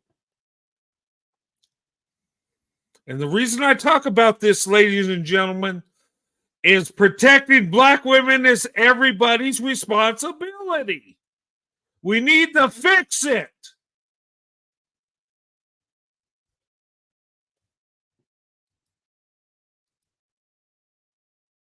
Disgusting. Now, this last case, this is horrible too. This young lady was 19 years old, lost her life by some creepy dude, some creepy white dude that ended up cutting her up. And the swirling, gone wrong jokers will say, well, you get with the white guy, this is what happens. Nah, yeah, you can get with a white guy and it does happen. You get with a black man, it does happen. You get with a black woman, it does happen. You get with any race of man, they're hurting black women. To be fair, most people would not do these heinous crimes. Most people would not harm people like that. But you got to ask yourself, where can a black woman go to feel safe, loved, and protected? Is it the white community? No, because the white community, truth be told, don't really give a shit. I'm being honest. There's some of us that love black women, yes. And we do anything for black women, yes. But most don't give a shit. Let's be honest. Well, the black community, they love black women. No, they don't either. They don't give a shit either. A lot of times they're exploiting black women like every other community. They don't give a shit either. Well, how about other racial groups and ethnicity? They don't give a damn either.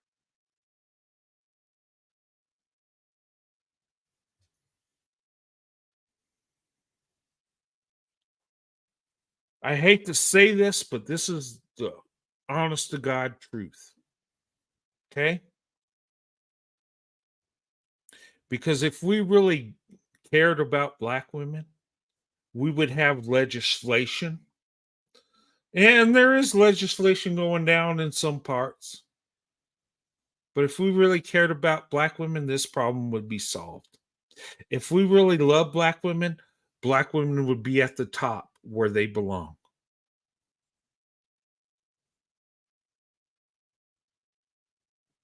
And let me say this. I love black women. I think black women are the most beautiful, most amazing women on this planet. But what's really sad is I'm a minority. And not just with white men, black men too. Asian men, Hispanic.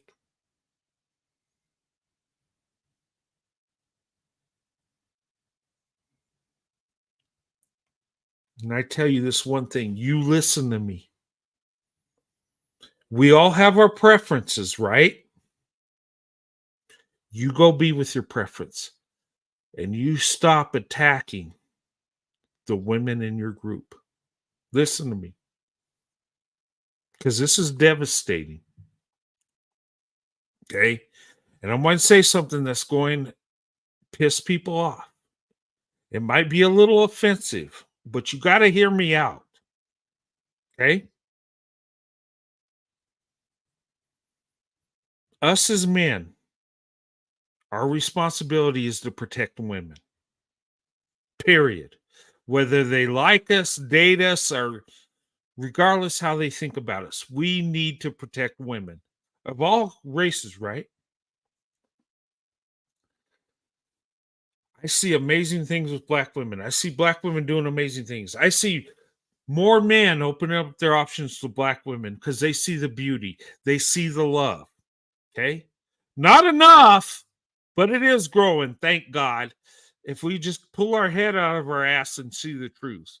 But it is growing. But if you love black women, you better tell the truth about black women. You better protect her. That means if she's in distress on the street, if she's being exploited, taken advantage of, you better protect her.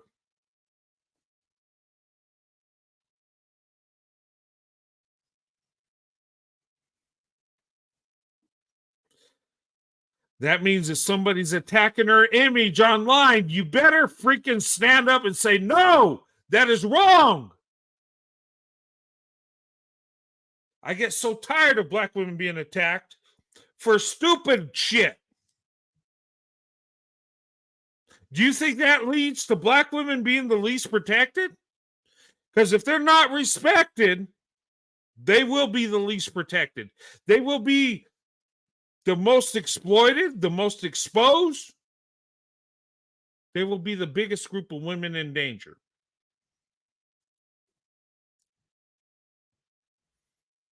Let me tell you this. Let me speak to you.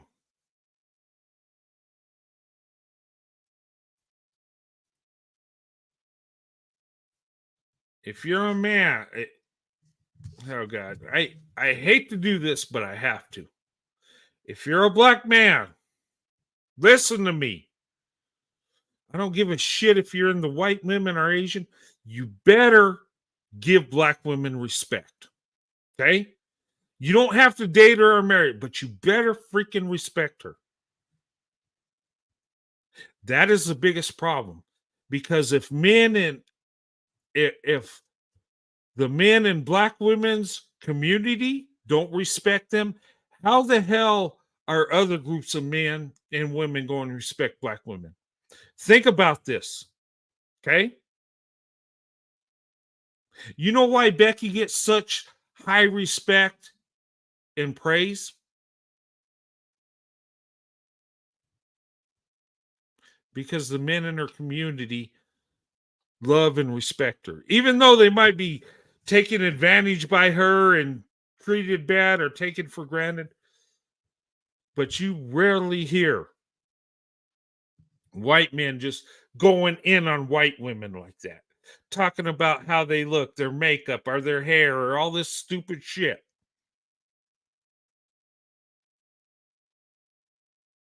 They don't do that. I mean, there's some that do. But for some reason, black women are attacked inside their community, outside their community, or wherever they go. And that is wrong, and it needs to be fixed. Let me tell you something. Black women have always been my preference. The only women I ever wanted to be with is black women. It's black women or nothing. I've never been intimate with any other women but black women. That's how deep, how much I love black women. But I tell you this, I will not go out there and just trash the women in my community, in my family, because I love black women. That makes no damn sense. I'm with black women because they're my preference. They are the better option. Black women are the most beautiful, most loving, and I want the best. That's the truth. But I'm not going to disrespect Becky because I'm not with her. That's ridiculous. But black women got to fight that within their community, outside their community. I mean, damn, black women have been, if anybody should complain, it's black women. I mean, seriously. When we look at racism, they got the worst part of racism because they're women. Okay, they took the brunt of that. And you can tell me black men been through some stuff they have. And I get it. But black women have been through much worse. Tell me I'm wrong. And in today's society, black women are the most attacked women on this earth. They're the most exploited women on this earth. Why?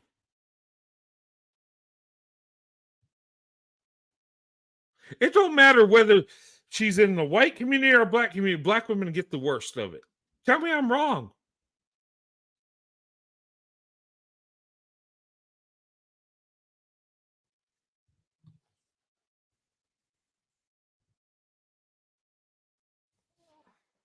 I'm serious. I've seen all kinds of men take advantage of black women.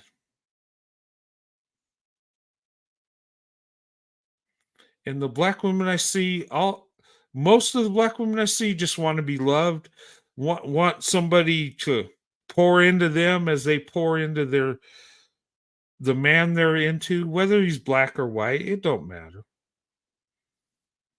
If a black woman loves you, she gives you everything. But yet we don't fucking stand up for her. Yet we don't pour into her. We don't show her love. And I'm talking to the collective of our country. I'm not separating it racially. All of us are at fault. And black women, I'm sorry you go through this. I'm so sorry that you give the most and get the least. But I tell you what, my love, my heart has belonged to you since I was a child. And it will always belong to you because I see the true beauty. I see the value you have.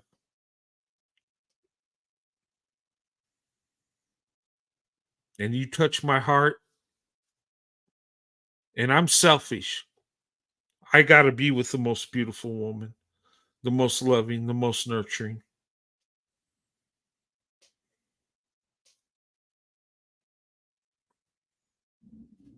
I showed you 4 women tonight. Ariana Preston, police officer, protect and serve. Had her whole life ahead of her, beautiful woman.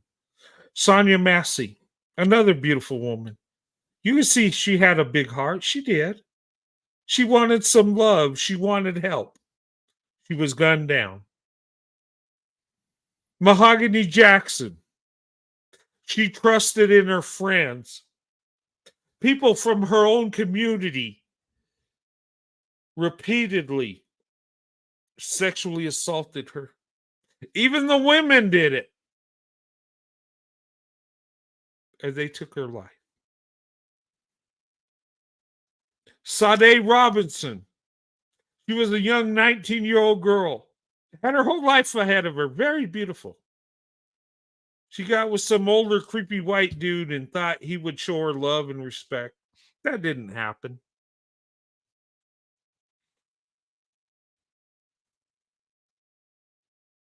That's only 4 names, guys, within the year.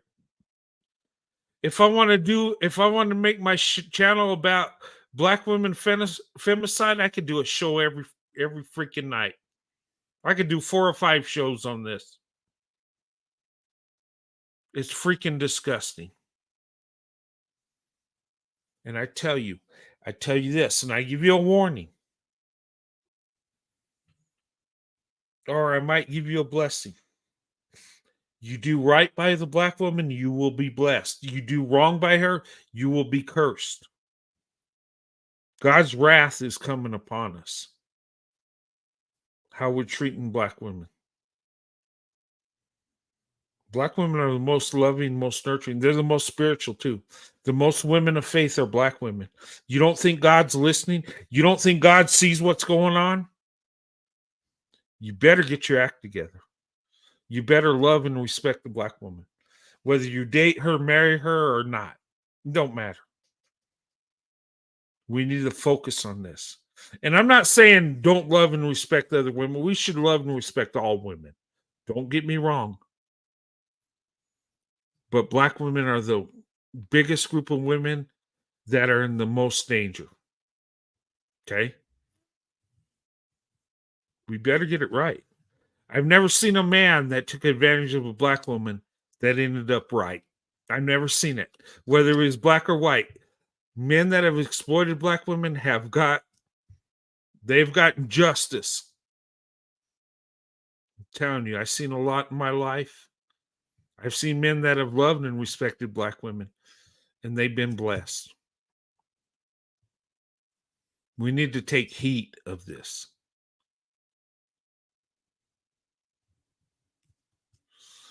This stuff is disgusting.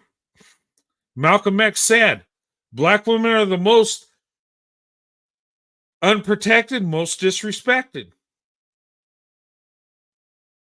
Was anybody listening? Tell you what, years later, this white guy gets it. I'm listening. Will you join me in protecting black women? I want to see somebody email me and say, you know what, Roadrunner, I might not like you. I might think you suck. I might hate you, but I'll stand with you protecting black women. Will you email me and tell me that?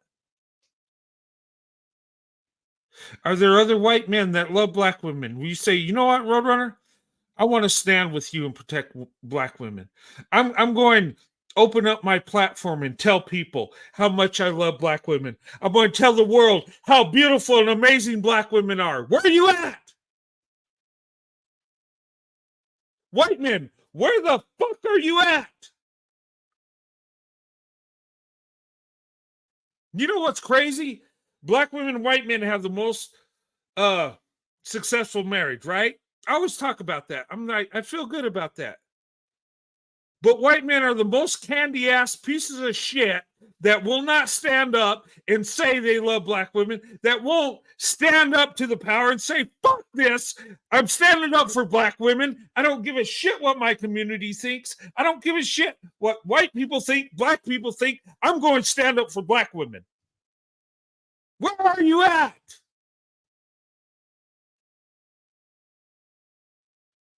Where are you at? I want a fucking show talking about how much we love black women, how beautiful and amazing they are. I want to have a show about that. And I want freaking white men to come in and talk about this. I want some Asian dudes to come up here too and stand up with me. Where are you at?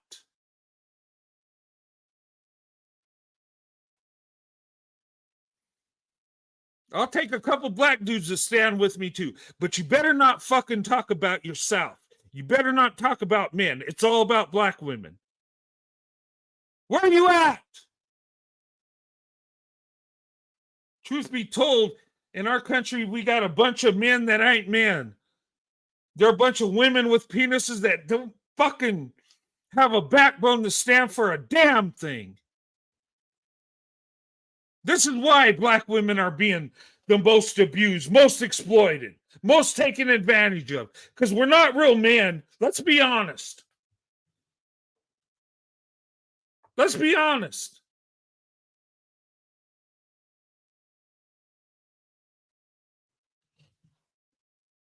I see black men that are over aggressive towards women. I see white men are so fucking timid. Like, what the fuck? Sorry. I better stop. Something is wrong here. I tell you what, I've always competed for the black. I never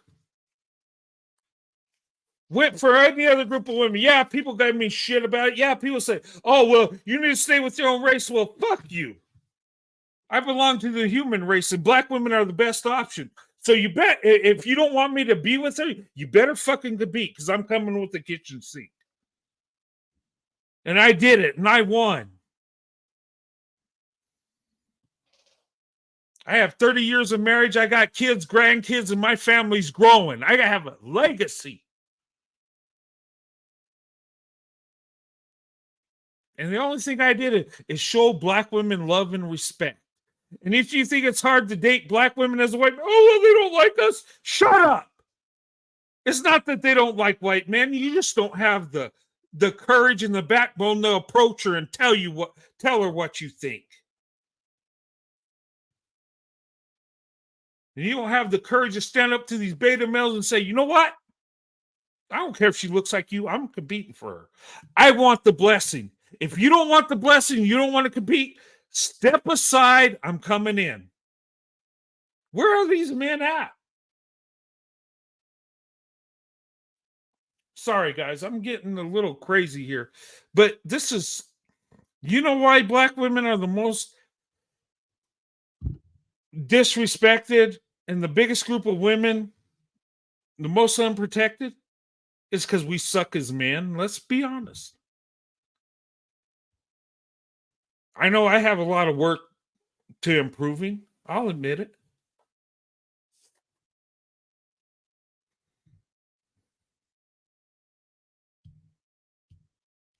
Yeah, these white men are weak. White men are weak, motherfucker. I wouldn't say it. They're weak. Not all. There's strong white men that stand for character and have courage. But where are they at? Where are you at? And black men, you're weak too, because you don't protect black women either. So as men, we all suck. Congratulations. Maybe we could come together and suck. Come together and be shitheads together.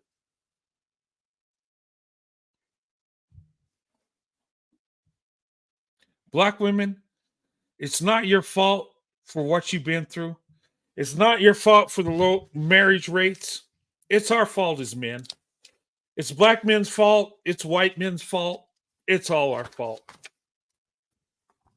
Because we're not real men. We're candy asses with big egos. We want the woman to provide and protect for us.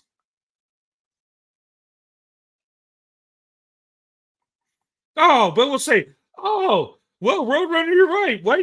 Black women and white men, we have the most successful marriages. Yeah, that's true.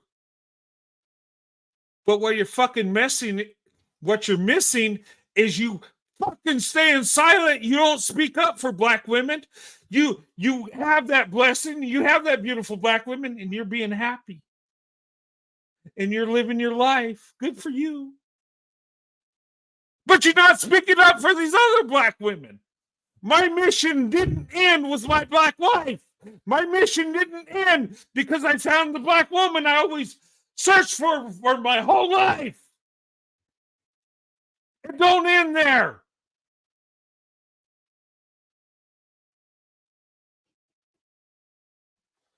You want our nation to be better? You want our country to be better? You better start loving black women. You better start standing up for black women.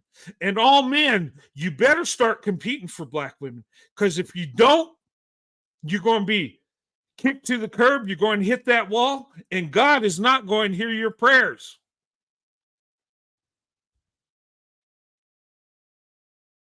I know that's a lot to say. And who am I to say God won't hear your prayers? But you do black women wrong and see what happens to you.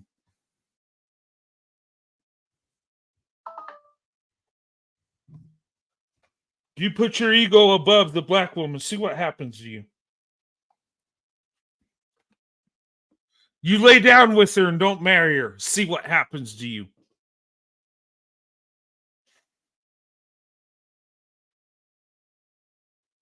I'm just saying.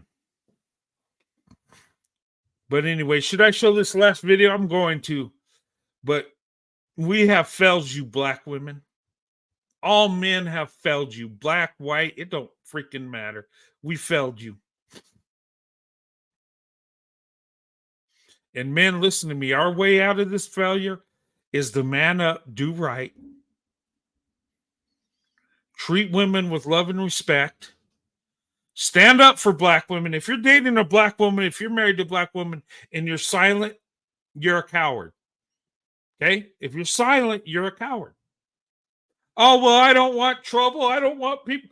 Well, that's the problem. Too many people don't want trouble. Too many people want to back down because it's uncomfortable. Oh, my God. This black dude said I'm a fetishizzer. So, oh, my God, I can't speak up for the black woman no more. Fuck you. Stand up.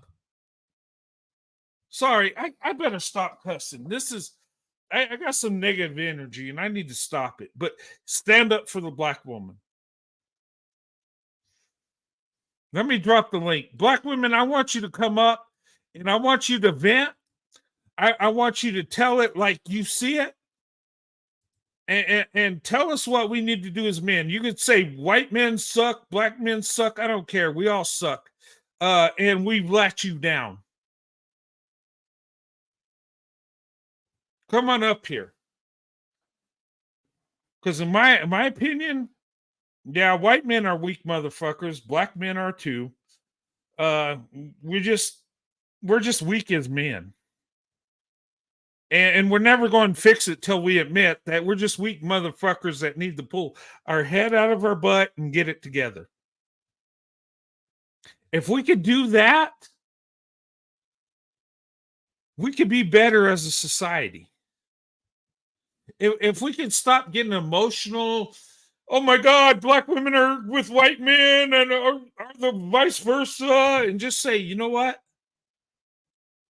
The best man wins the prize, right? The best man gets the treasure.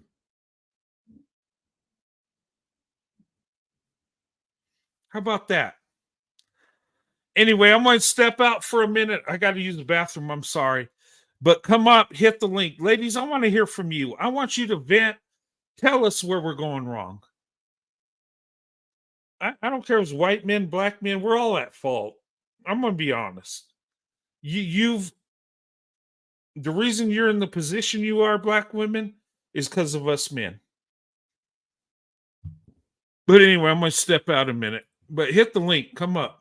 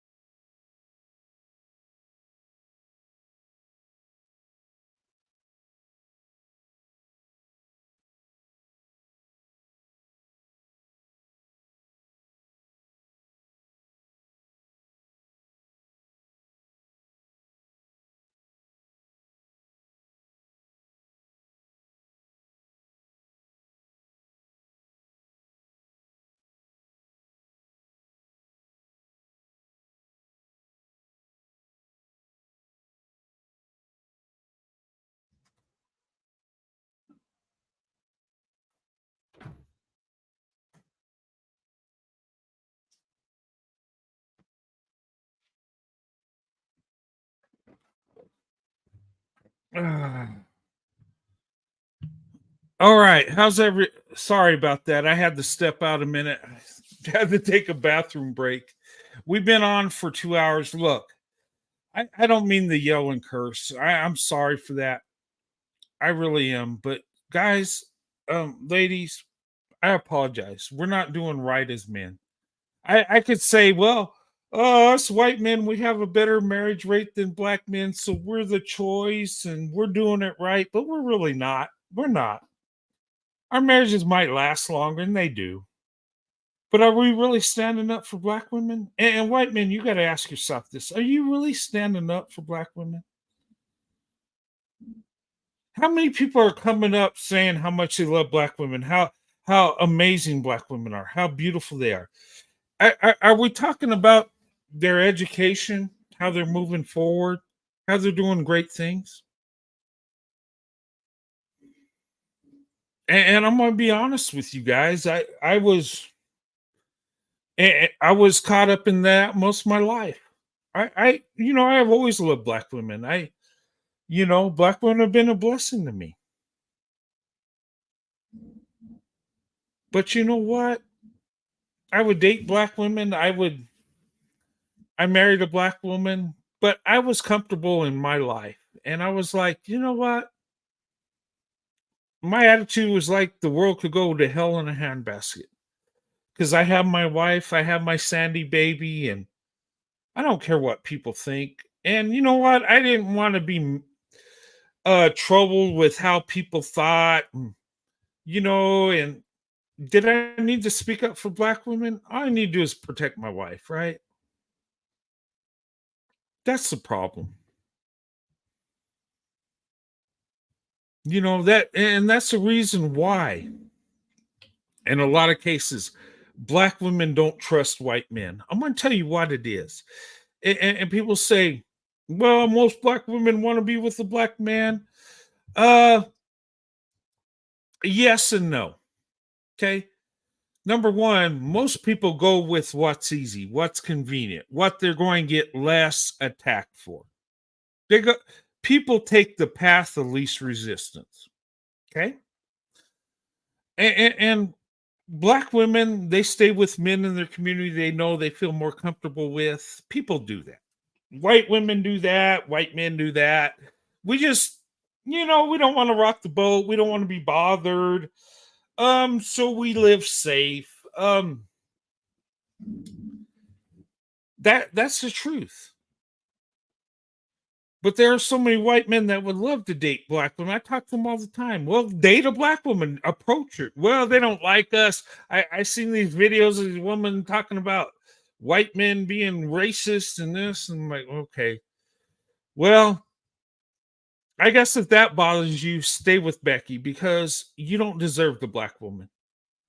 If you can't handle confrontation, if you can't handle standing up for black women, you don't deserve a black woman. And I'm telling you, so many men are like this, ladies, that less white men approach black women because they don't want the confrontation. I'm gonna be honest, brutally honest. It's not that they don't desire you. It's not that they don't love how you look, how you carry yourself. They love that. But they just don't want to be attacked. And I thought about that, and it's discouraging. It's hurtful, and it pisses me off. And you know why so many black men take me for granted and think they could bully me and I'll go away? You know why they think that? Because most white men do that. They'll be like, okay, well, fuck it. I got a black wife. I'm out.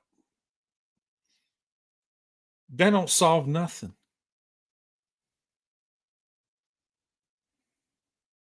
How are we going to change the world when we want to be comfortable our whole life? How are we going to make changes? How are we going to be better men if we can't check each other? How are we going to be better men if we can't say, you know what? You're wrong. Oh, but it's a black guy, so I can't say nothing. He might say I'm racist. Oh my God. No, if they're wrong, they're wrong. And if a white guy's wrong and a black dude checks him, he should be able to. I'm just, we're not men anymore. We got big egos and we're looking to women to carry us. Let's be honest. Anyway, hey Thomas, what's going on? How's it going? Hey, everything's going good. How are you doing tonight? Hey, I know you're just expressing your feelings and everything, which I can understand that. And as for me, I'm doing good. That's good. It just got me troubled because I see some things and I could see how we could do better. And I see I see black women and the things they go through. I see the abuse they go through. Okay. And I see how black women aren't respected and loved like they should be. And I see men that open up their heart to black women and do right by black women, regardless of their race. They do pretty good. They do very well. But we don't have enough standing up. We don't. And it troubles me. And it's like we just want to be comfortable. We don't want to be bothered. And I'll say this, white men, honestly, I'm being honest. We're weak. We really are in general, right? There's some good, strong white dudes, and that's great. But in general, we don't want to be called racist, so we don't say anything. We feel guilty because of the past, so we don't stand up for black women because, oh my God, if it's another white dude, it's no problem. We're all in. But if it's someone of her color, we just like back down. And for me, that's wrong.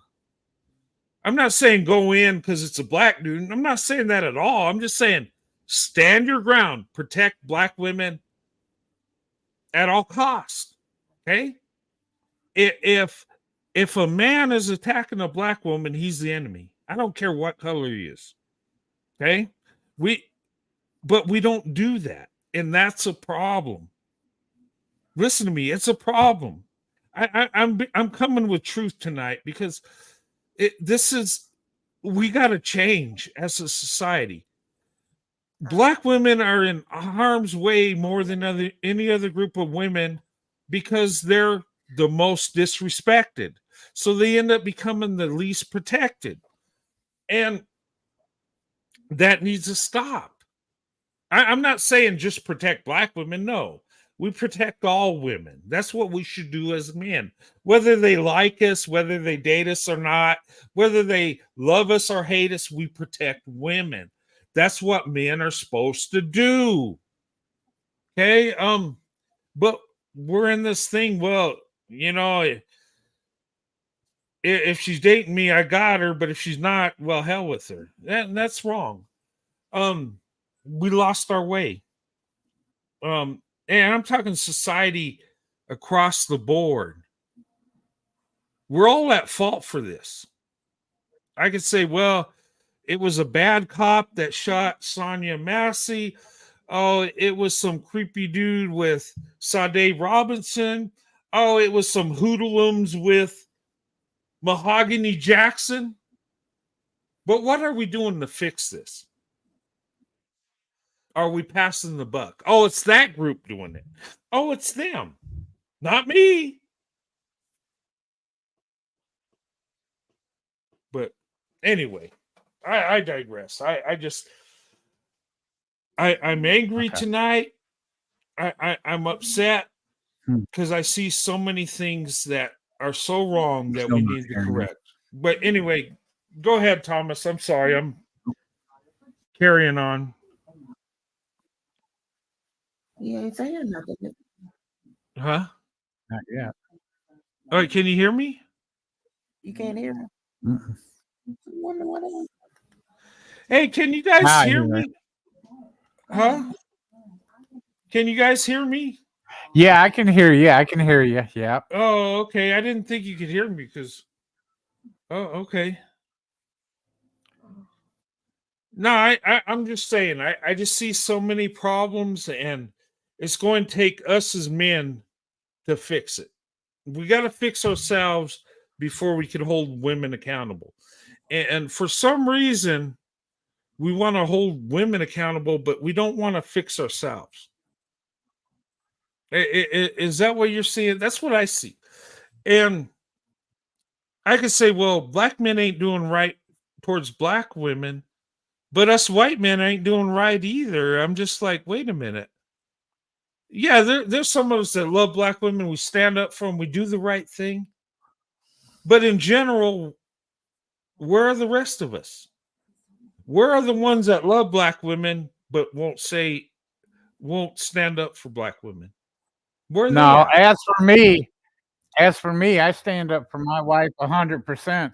You let some other guy be Right. trying to attack her or something, I feel sorry for him because what I'm going to do to him, he's not going to appreciate. Right. You will do that. I will do that. But it's not about me and you, Tyler. It's about it in the collective. It's about other white men that love black women, but they don't stand up for them. They're too scared to approach them, and a lot of times they won't be with them because they're chickenish. Okay, I'm going to just say that. And Well, I think what it is, I think other white guys that are with black women, they're Mhm. just afraid to go to the next step to show them how much that they care for the black woman and how much she means to them. That's the whole point right there. They're scared to go all the way. They only want to go part of the way. And you can't Right. do that. If you love a black woman as much as you say, you're gonna give her 100% respect and you're gonna do everything in life to protect her. Right. And that's right. But you know, it's not just white men that are chickenish. It's black men too. It's other groups of men. We've gotten weak as men across the board. And my thing is us as men got to do better. And we got to get our competitive edge back. We got to get that inner warrior in us, that ancient warrior of long ago, that knight that was fighting for his country, his family, that spirit where it's all or nothing. We got to give that to the black woman. If we love her and we marry, we got to give her everything. We got to be able to go that next step. We got to be able to give our life if that's what it takes. And we're not That I there. agree with. Yeah, we're not you on there that. in collective. Yeah, me and you will do it, but where's everybody else? Where, you know, we gotten to the point as white men where we've had self-correction. We've corrected ourselves with that racism. In the most part, people will argue, say, "Oh, you're still racist." No, we've had that self-correction. And those of us that have opened up our options, we got to that next level. We showed the black woman love and respect. We showed her how beautiful and amazing she is. But it don't stop there. We got to go all the way. You got to be all in or nothing. And that's my problem. And I think if we would do that more, and we would just be real men all together, black women would do so much better. All women would do better. But I'm just saying, black women, I think if we told the truth, the black woman would be on top where she belongs. Okay? She's doing everything there is to be on top. She is the best option. But in society, I we're agree not. with you 100%. She is the best option. And I put my wife on a pedestal high enough to where nobody else is going to touch her. And she means the whole world to me. and there's no way I would never not protect her because she means everything in life to me. Right.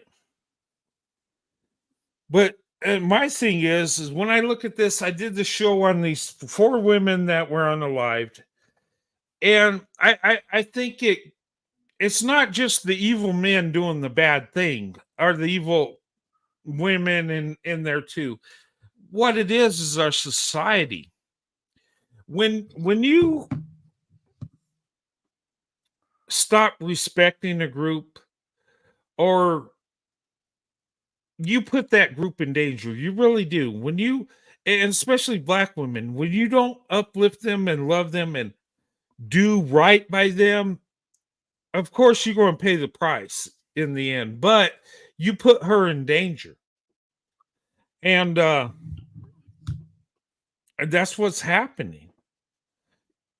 You know, and I find it so disturbing because we could do better.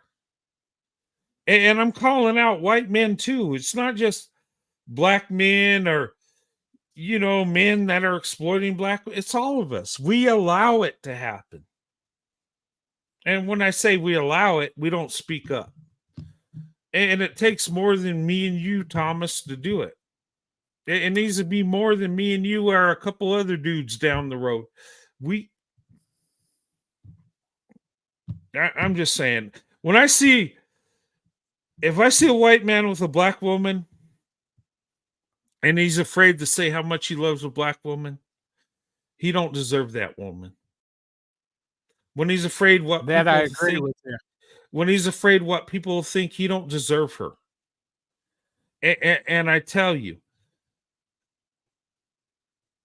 it's the weirdest thing. I've seen white men do that. I've seen black women do it too, where they love the white guy, but they'll keep it silent because, well, black women is a different thing. They really get attacked. Us white men, yeah, somebody might say something, but really we do what we want to do. But black women get shamed just for even looking a white guy's way. And that's sad, and we got to fix that. And it's going to take black men to say, you know what? We got to stop shaming them. They're outnumbered. They outnumber us. Let them go where they're loved. And they need to do that. And us as white men got to hold the account and say, you know what? You need to leave them alone if they date out. And two, and if Becky wants to go for that black man, we got to respect that and love her for that. Because the thing of it is,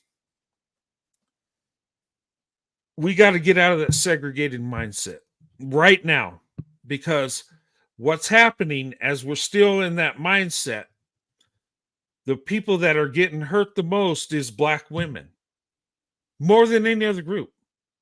And tell me I'm wrong. I'm not. And if we love black women, we got to call it out, and we got to stand up for black women. Hey there, Indiana mom, what's going on?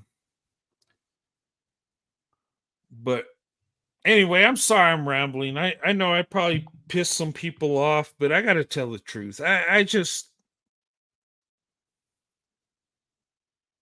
you know, we got to do right. We really do. And it's sad that we're not doing what's right. And it's sad that there's white men that will date black women but not stand up for black women. And that's what I have a problem with most of all. You love black women, she's blessed you, and you're not standing up for her. That makes me so angry. That I agree with. And we got to get out of our comfort zone. We need to stand up for black women, whether we get attacked or not. You know, I'm just saying. And look, I'm not here to bash men, but well, I'm going bash them because we need to get it together. But I want to uplift black women. Black women have blessed me my whole life, and black women I've seen do so many amazing things, and they don't get credit for what they do. And that's wrong. And then we're seeing on TV where black women are being assaulted, being, come up missing, being human trafficked more than any other group statistically. And it's like, what are we doing? And then I see beta white dudes that, they'll date black women and have a good life with black women, but they won't stand up for black women. And that's the worst thing. And I tell you, if you love because black women, you take white guys that are dating black women Mhm. and they're afraid to stand up for that woman, they don't have respect for themselves as well as the woman that they're with. That's the whole problem right there. It is. And we got to get out of that mindset as a group. And and that's why a lot of times black men that don't like seeing white men with black women will step up on you. They will try to bully you and shame you and thinking you're just going back down and go away. Well, most white guys do that. So I understand why they do that. I understand why I get attacked as much as I do. Because there are other white men that will just say, okay, the heck with this. I'm done. This is too much. No, you got to be in it to win it. You got to be in the fight to do the right thing. You got to stand up for what you believe. You got to stand up for the women you love. And it's going to hurt. It's going to be painful. It's going to be horrible at times. Heck, you might lose your life in this, but it's got to be done. And that's my thing. But Well, you anyway. let somebody step up to me and try to bully me over being married to my wife and being black, and I pity them for if they ever step up to me and try to bully me, because that's going to be their biggest mistake in life right there. Right. But you know what? Us as white men, we got to stand up to other white men too that do wrong. Okay? And we got to call it out. We can't hide it. I'm going to show you this video. And this is Sade Robinson. She got with a creepy white dude that cut her up, right? And we don't show this because, people say, well, that's what white men do. They're creepy. They're serial killers. No, that's just one out of millions, right? But we got to call it out. But the reason I showed these videos tonight is I showed a group. I've showed white men that have harmed black women. I've shown black men that have harmed black women. I've shown black women that have harmed black women. And my point is in this whole show is people in all our groups are hurting black women. Now, what are we going to do about it? And Illinois, that's a state, they got to ask themselves, okay, you've seen Sean Grayson, he acted inappropriate. He ended up unaliving this woman. Now, why did they hire him? You got to hold the police departments accountable for that, okay? It wasn't just a random bad cop that lost it, okay? That did happen, but the hiring process needs to be fixed. If you have a DUI, there's no reason why you should be a police officer at all. Okay? One DUI, that should disqualify you off the bat. Okay? Now, he had to, in 6 departments, he had disciplinary problems. Okay? He should have never been hired again. Okay, that woman would have been alive if they would have followed the proper steps. Look for the red flags and hire the best person for the job. Not pull strings because you like that certain person or there's something No, we need to stop that. We got to hire, especially police officers. We can't play that game because they got a badge and gun. They can, wrong person, things go really bad at the police level, right? That is a responsibility. You got to be on your game with that. You got to be right. And even you get the best men and women that are police officers, there's always going to be accidents. Things happen. Now, with that being understood, we got to choose the best people for the job. You know? And, you know, we need to call this out. But, you know, my whole thing tonight is we need to do better for Black women. That's really the message in tonight. We got to do better. And we got to take responsibility. Okay? I didn't pull the trigger that took her life. Yeah. But am I doing my part to do what's right for Black women? Am I standing up for Black women like I should? And I'm going to be honest, guys. I lived my comfortable life and I didn't want confrontation. And I was weak in that area. And when I started growing up, I'm like, wait a minute. Black women aren't being treated right. And I'm married to a Black woman. I got to do something. I'm just saying. Okay? And look, you might be in that situation, but you got to step out of your comfort zone. When you step out of your comfort zone to date her and marry her, now you step out of your comfort zone to protect her too. Okay? We live in an evil world. We live in a world where people want to destroy you. Okay? Black women are attacked left and right. There's something going on. We got to stand up for them. You know, too many people are hurting Black women. Black men, Black women, white women. Come on. Something's not right here. What are we doing? What are we doing to fix this? I'm just saying. Sorry. I'm rambling a bit, ladies and gentlemen, but honestly, I believe this. We got to do better. Okay? I said I want a panel of white men to come on and talk about how much we love Black women. How many white men are going to email me? Next Saturday, I want to have this show. I want white men up here. I want Asian men. I want some Hispanic dudes up here. I want men that love Black women up here.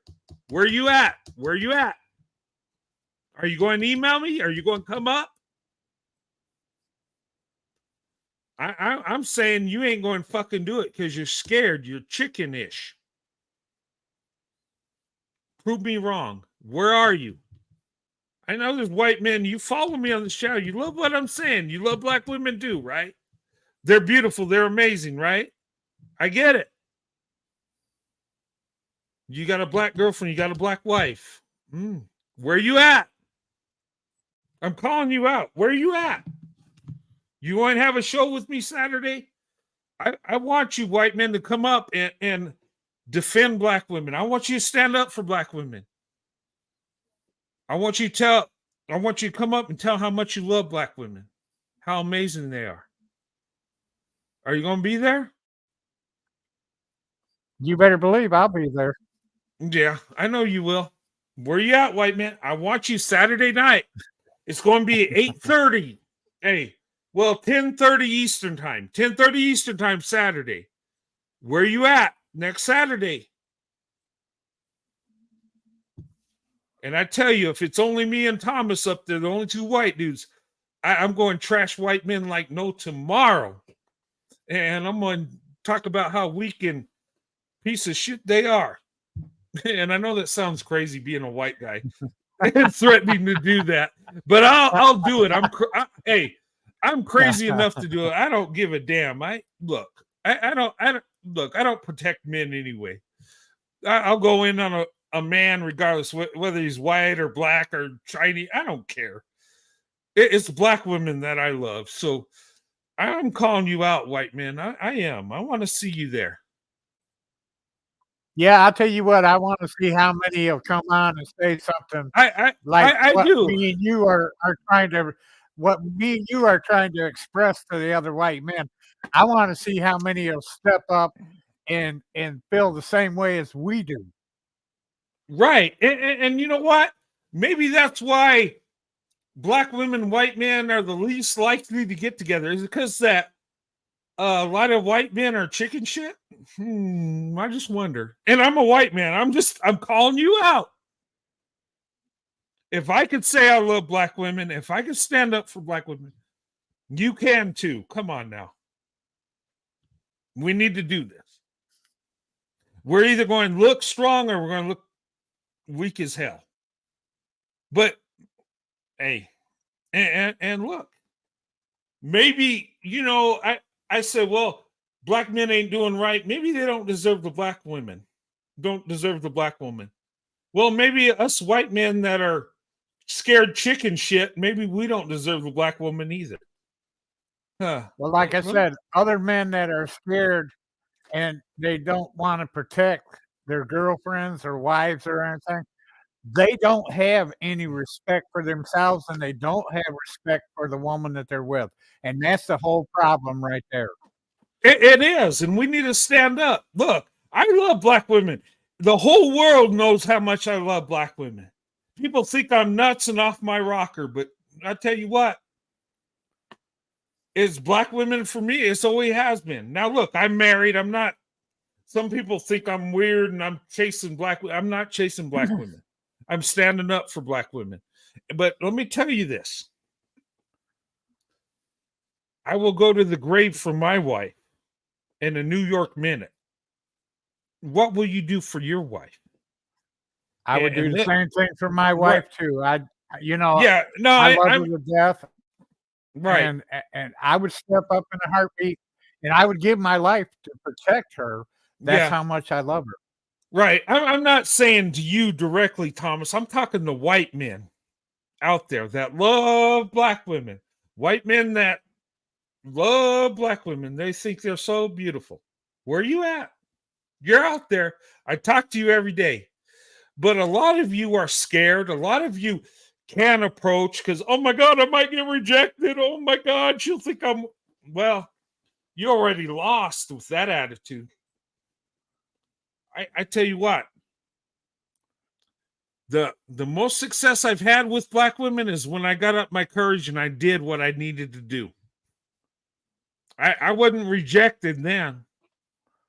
Now, there were some rejected me along the way because, you know, it's part of life. But what I'm saying is the biggest success I had with black women is when I stood up for black women. When you're able to go all the way for the black woman, she will give you everything and she will be everything that you never thought you could have. And I'm being honest. But the problem is, and I think about that, it's not that black women don't open up to white men. It's just that there's too many scared, chicken-ish white men out there that just won't stand up and just... Well, you know what the problem is? There's a lot of white men out there that want to be with black women, that want to marry them and everything, but they're too afraid to make the total commitment like they should. And when I married my wife, I made 100% commitment to keep her happy and satisfied and do everything I can to keep her, keep her very happy and everything. And that's why I made a full commitment when I married my wife.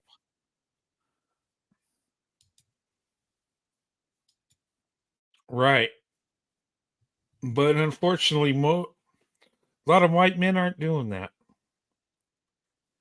And a lot of it is white guilt. Okay. And you got to get out of that. Look, slavery is not your fault unless you participated in it. If you're born when me and Thomas were, there's no way possible we could participate in that evil sin. So it's not our fault. White men, listen to me. You can't get caught up in that guilt. Okay. You need to feel guilty for what you do in your life, You're accountable for what you do. Okay? Don't let them shame you because of what happened in the past you had nothing to do with. Okay? Number one, have compassion for Black people. Yet, because Black people do get discriminated against, we got to understand that. Be honest. Okay? Have compassion, have love, but stand up for yourself. Okay? You're a man, like he's a man. You're white, he's Black. You love the Black woman, you compete for her. You show you're the best option. You stand up for her, even when you're attacked. Okay? If you can't do that, then stay with your own racial group and just, you know, just be like a sheep and just run along and do what everybody else does. But if you want to live your life and you want to be with a woman you're really attracted to, that you truly love, you have to stand up for her. You have to get in that uncomfortable position. You're going to be attacked. And honestly, in today's You can't world, let other people tell you how to run your life. You got to break that mold sometime and make a total commitment to the person that you want to be with and the person that you love. And if somebody Right. else tries to shame you, hey, tell them to go someplace else and just stay away from you. I mean, you can't let other people shame you because, I won't even do that. I won't even put up with that myself. right. Yeah, but it sounds, we're supposed to do that and we should do that, and it makes sense to do that. But a lot of people aren't doing that. And that's the problem. It really is. And I hate to say it. I really do. Look, in a perfect world, we could be with who we want to be with and not be attacked and live happily ever after. But that's not the real world. And today, look, there have been white men like us in the past that have had to jump through hoops to be with a Black woman. There have been white men that lived a double life to be with the Black woman that he loved.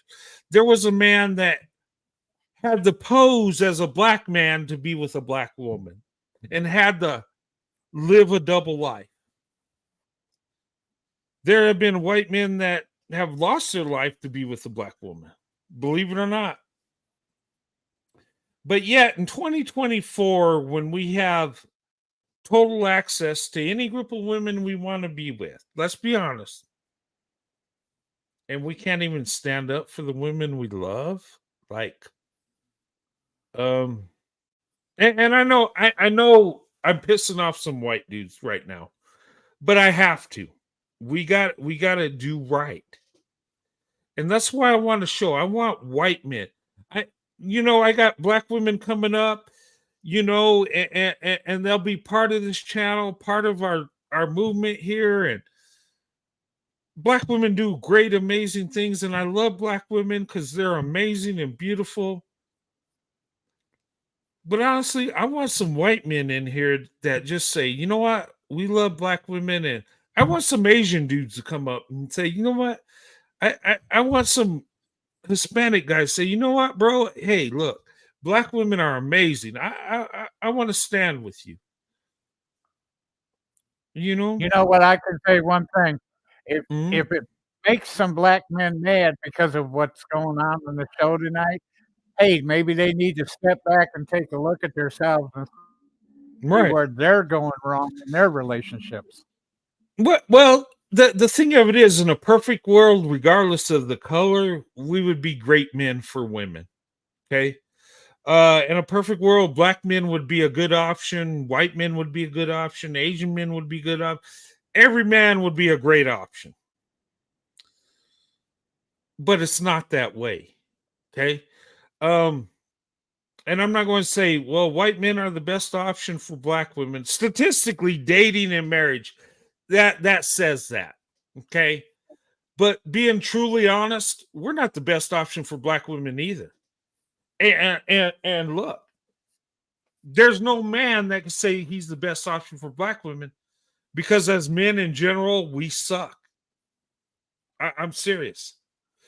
Our egos take control of what we do. You know, we're so involved in what we get out of the relationship that we don't even see the beauty in the woman. You know, we just it's awful. And then we have men that love black women, but yeah, they want to. It's almost like they want to date black women in the down low. I just, Thomas, I had a situation that pissed me off so bad. I had this white dude at work. He says, "Hey, your wife's black. How long you been married?" And I told him. He says, "You know what? I like black women too." And he's like whispering to me, "I like black women too. How do I talk to black women? I love black women. Hey, and Tommy Lowe like whispering, like, what? Okay, you like black women?" He's looking around like, and this is happening. And I'm like, what the hell? You love black women. You told me you want to be with a black woman, but you whisper to me that you love black women. Oh my God. Like, what the hell? That is the worst, dude. I just like, you know what? I told that dude, "Oh, you like black women?" He's like, "Well, okay, you don't have to announce it." Well, why the fuck not? I announce how much I love black women every fucking night. It's no secret I love black women. It's never been a secret. Why do you want to be with a black woman and keep it a secret? Maybe that's because he don't have no respect for himself and he's ashamed to not make a commitment. That's his problem right there. Right. So I'm thinking, I'm like, oh my God, like I told this dude, quit cussing. I'm sorry. I need to stop cussing. Kathleen, I'm sorry. I'll quit cussing. Okay. I'm just upset, Kathleen. You got to understand. I see this stuff and it bothers me. It makes me angry. It just, because I see it just so wrong, and I see so much weakness, and I'm like, gosh, you know what? And I haven't came out and said it like I have tonight. I said, well, we're a different culture. White men, they're unsure of black women. No, they're just scared. They're just weak. That's all it is.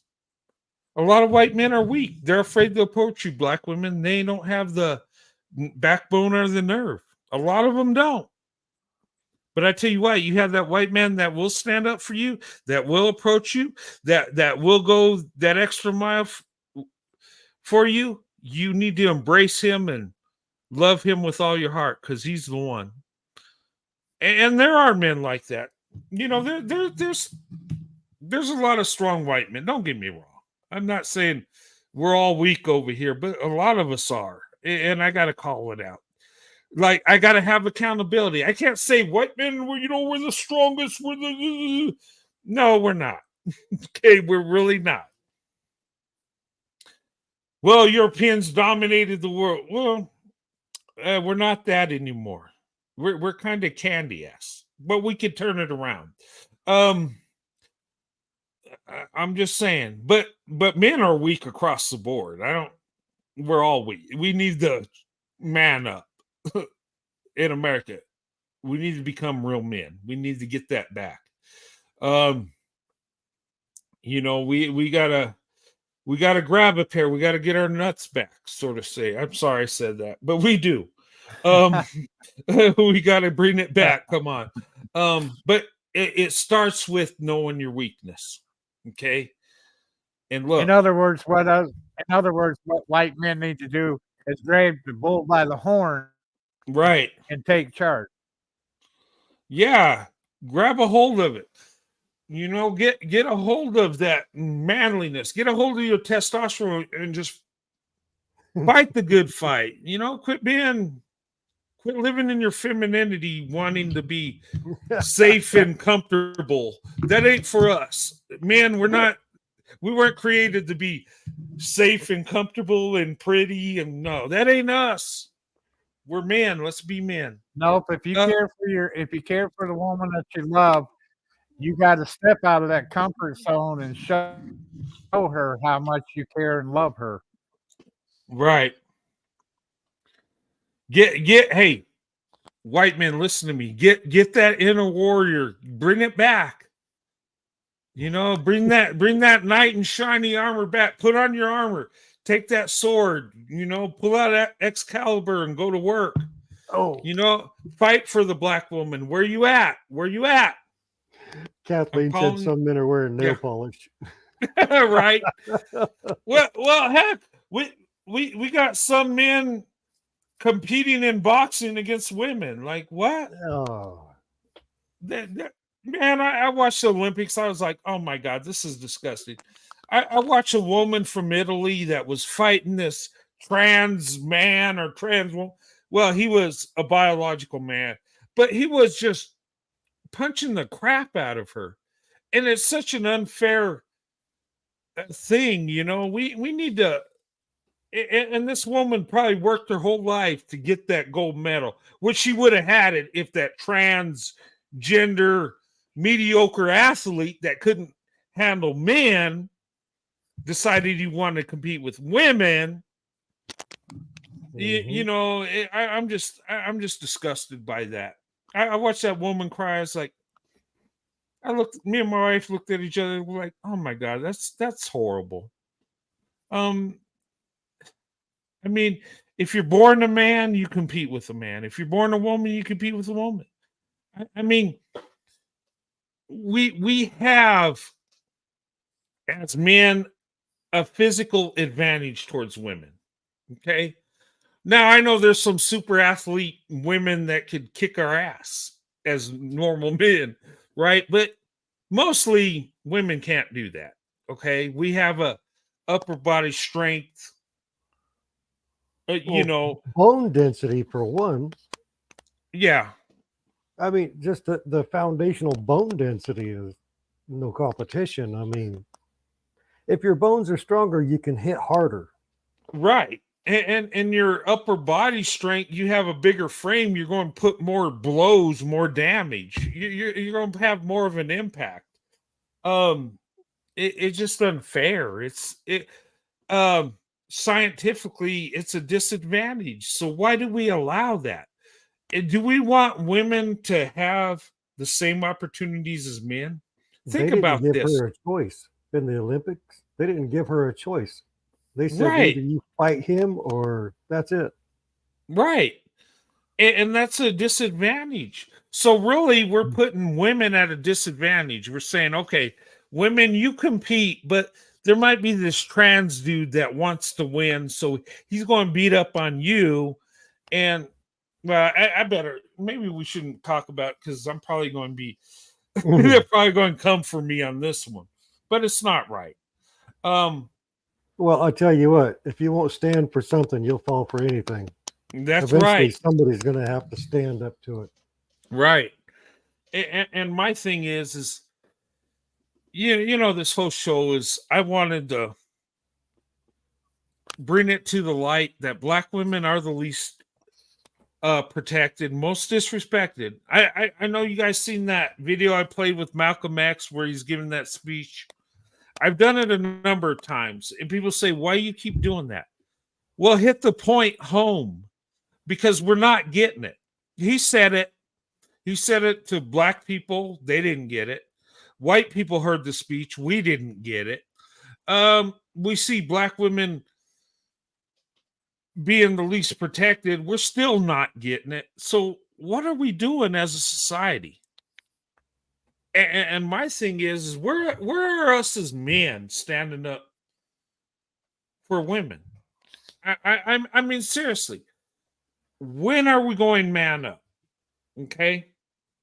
And we should protect women of all races, right?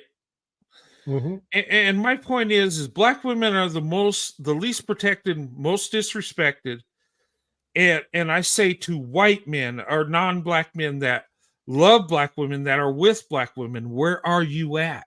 Where are you speaking out on this? Where are you standing up for black women? Because we can't just have one or two white dudes that go in for black women and the rest of us don't. Like, what are we doing? I'm just saying. And if there's black men that don't want to see white men with black women, what are you doing to make you the better option? Okay. I'm calling out white men tonight, but I'm calling out all men because we're lacking. Something is wrong with us and we need to fix it. Okay. I'm serious. This is much needed talk we have to have. And I know this is uncomfortable. I know I would love to come up, Corey, and say, you know what? White men, black women, we're the best for each other. And I believe that, but we're lacking. We could be so much better. I mean, we could change the world if we would just become men for a little bit. We can change policy. We can the sky is the limit if we would just be men. Mm-hmm. You know, and we could love black women. We could, if you love black women, you could be with a black woman. You could find one that loves you. But if you're not willing to stand up for her, you don't deserve her. I'm just saying. Well, yeah, if you won't stand up for her, you shouldn't be standing next to her. Right. just saying. What are you doing next to her if you won't stand up for her? If you won't stand up for her, then you're not the right man for her. If you're not willing to stand up and make the commitment that you need to make, then you're not the right person for her. Right. and you're not. And guys, really, I'd like to say, you know, we're swirling to investment, and we got hundreds of white men on this channel, and we're going to come up and have a panel, and we're going to speak up for black women. We're going to have and you know what? We're not holding back. And some of us are going to create our own channels and speak out for black women. We're going to just, you know what? Hell with that. We're going to go and protest for black women and just talk about how beautiful and amazing black women are and how they need to be treated better. Am I fantasizing too much? Am I dreaming? No, you're just expressing how you feel, and you know, that means a lot to me that you're willing to express how you feel as much as I am willing to confess how much I care for my wife and everything, and show that how much I care for her. Yeah, you know what, guys? The best thing my father ever did for me is he said, son, and I'm going to curse a little bit. I'm sorry. He said, son, pull your head out of your ass and man up. That's the best thing my father told me. It didn't feel good when he said that. I did not like it. I thought, oh my God, my father hates me. But you know what? By not telling you, he wouldn't like you. Right. But truth be told, us as men, we should talk to each other like that. Like, look, dumbass, you need to step up. Oh, well, you know, I'm a black man or I'm a white man, and you can't say that to each other. No, bullshit. We're men. Let's keep it real. If you're a man, you're responsible. Right. I mean, on those responsibilities, then you're refusing to act like a man. Right. And not act, you're refusing to be a man. And you know what? My father gave me the most love because he was so critical on me.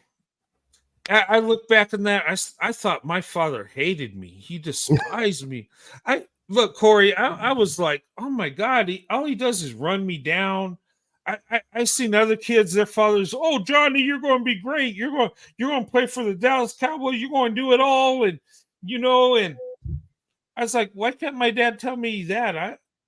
Well, Johnny never played for the Dallas Cowboys. Johnny really didn't amount to anything. Johnny thought he was the greatest before he even competed. And Johnny didn't do so hot. Yeah, he doesn't know how to handle defeat, rejection, disappointment. Right. Now with me, I was run down so much, I was humbled. I thought, well, I'm not all that great. I got to work hard if I want to do good, because man, everybody around me so much better. I got to work so much harder. Nah, but there's the key. When I hit rejection, when I hit failure, I can pick myself back up because I don't think I'm all that. But when good things happen, I feel pretty good about it. Yeah, you're grateful. And I'm thankful. I'm grateful. The reason my relationships with Black women, and look, I had a couple of relationships with Black women that weren't so good, didn't work out. But you know what? Most relationship with Black women I had was very successful. They were beautiful relationships. And truth be told, a number of them didn't work because I wasn't mature enough and I didn't deserve to be with these women. That is the honest to God truth. But when I got it together, I hit paradise. You know, and what that is maturity and doing what you're supposed to as a man. Because if you do what you're supposed to as a man and you're with a Black woman, it don't matter if you're Black or white or Chinese. If you do what's right, she's going to embrace you. Okay? And she's going to love you so much more for just being a man and doing what's right. Mm-hmm. You know, I'm serious. It ain't hard to date Black women. It's not white men. It's not. You just gotta be a man and go for what you want. Take your shot. How some men want to step into the role of leadership, but they're unworthy of the position. Right. They are not tested. They are not proven. They're unworthy. And they're like, well, I'm male. Yeah. And so is every other male creation walking around. They're all male too, but that doesn't make them a man. Yeah, that's true.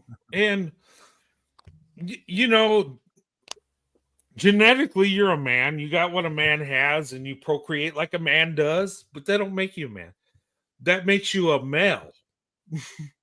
Being a man is somebody that is a provider, a protector, is a husband, a father, is a man that has character, is a man that can self-correct, is a man to say, okay, wait a minute, I got weakness here.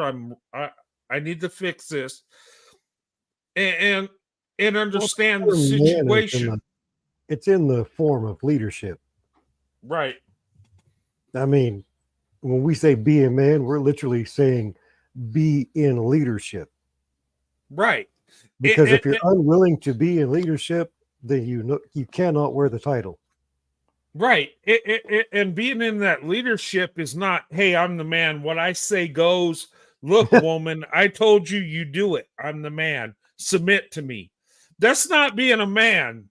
Okay. That's not leadership. That's not leadership. Okay. That's being a dictator. A real man will understand the woman he's with and will have compassion for her. And her needs will be more important than his needs. His children's needs are more important than his. As a man, you're the leader. You know what, men? Listen to me. And listen good. You're the leader, but you are the one that sacrifices the most, or should be. You are the expendable one. Listen to me, man. You're expendable. Yeah, I said it. You're freaking expendable. When it comes to family, they're more important than you. Your wife is more important than you. Your kids are more important than you. Your family's more important than you. You're the guardian of your family. You're the one that builds the family. You're the one that protects the family. You build the legacy. You choose the right woman to be with. You pass down your family name, your character that's been passed down to you. Okay? That's what a man does. It's not about you, men, at all. It's about your wife. It's about your children. You know, you're men, you are important. You are a blessing, you know, being a good man, but you're expendable. Your family's more important than you are. It's kind of like the army. You know, when I went in the army, I found out real quick, it's no longer about me. It's about the army. It's about the mission. I'm expendable. You know, if I'm wiped out, the mission continues. We're still going to accomplish that mission. Okay. Same thing with the family, guys. Okay. Women submit to men that are real men doing the right thing. Okay. And a woman should never submit to a man that's not her husband. Okay. Let's get that straight too. I hear so many guys, well, you know, you need to be more submissive. You need to submit to us. Well, are you marrying her? No, you're not. Well, you don't deserve the submission. It goes both ways. And in a way, as men, we're submitting to, you know, we're submitting to God. And in a way, we're submitting to the women because we sacrifice for the women. We're giving everything for our wife because we love our wife. We understand. And if you truly love your wife, you're not worried about what you get out of it. You're worried about what you can pour into her. But we're not there, are we? Oh, what do you bring to the table? You know what? When I asked my wife to marry me, I never thought, well, what can she do for me? No, I was just happy she said yes. I'm like, oh, well, awesome. You know, I was in cloud nine that she said yes to my marriage proposal.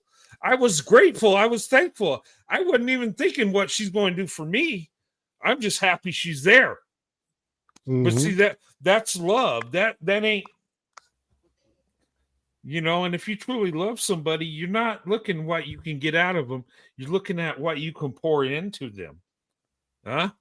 Well, I agree with you. When my wife said she would marry me, that was the happiest day of my life. She made me very happy. And I knew right then and there I was going to do everything I could to make her happy and step up and be the man that I should be and everything. And I've always stuck to that since the day we got married. Right. Here's the comment here, and I want to highlight this. Black women are catching hell. Yes, you are, black women, and I apologize for that. It's unacceptable. We need protection. Where are the men that understand all women need protection, especially black women? And only because we are the least protected. That is the honest to God truth. I mean, you can't say it any better.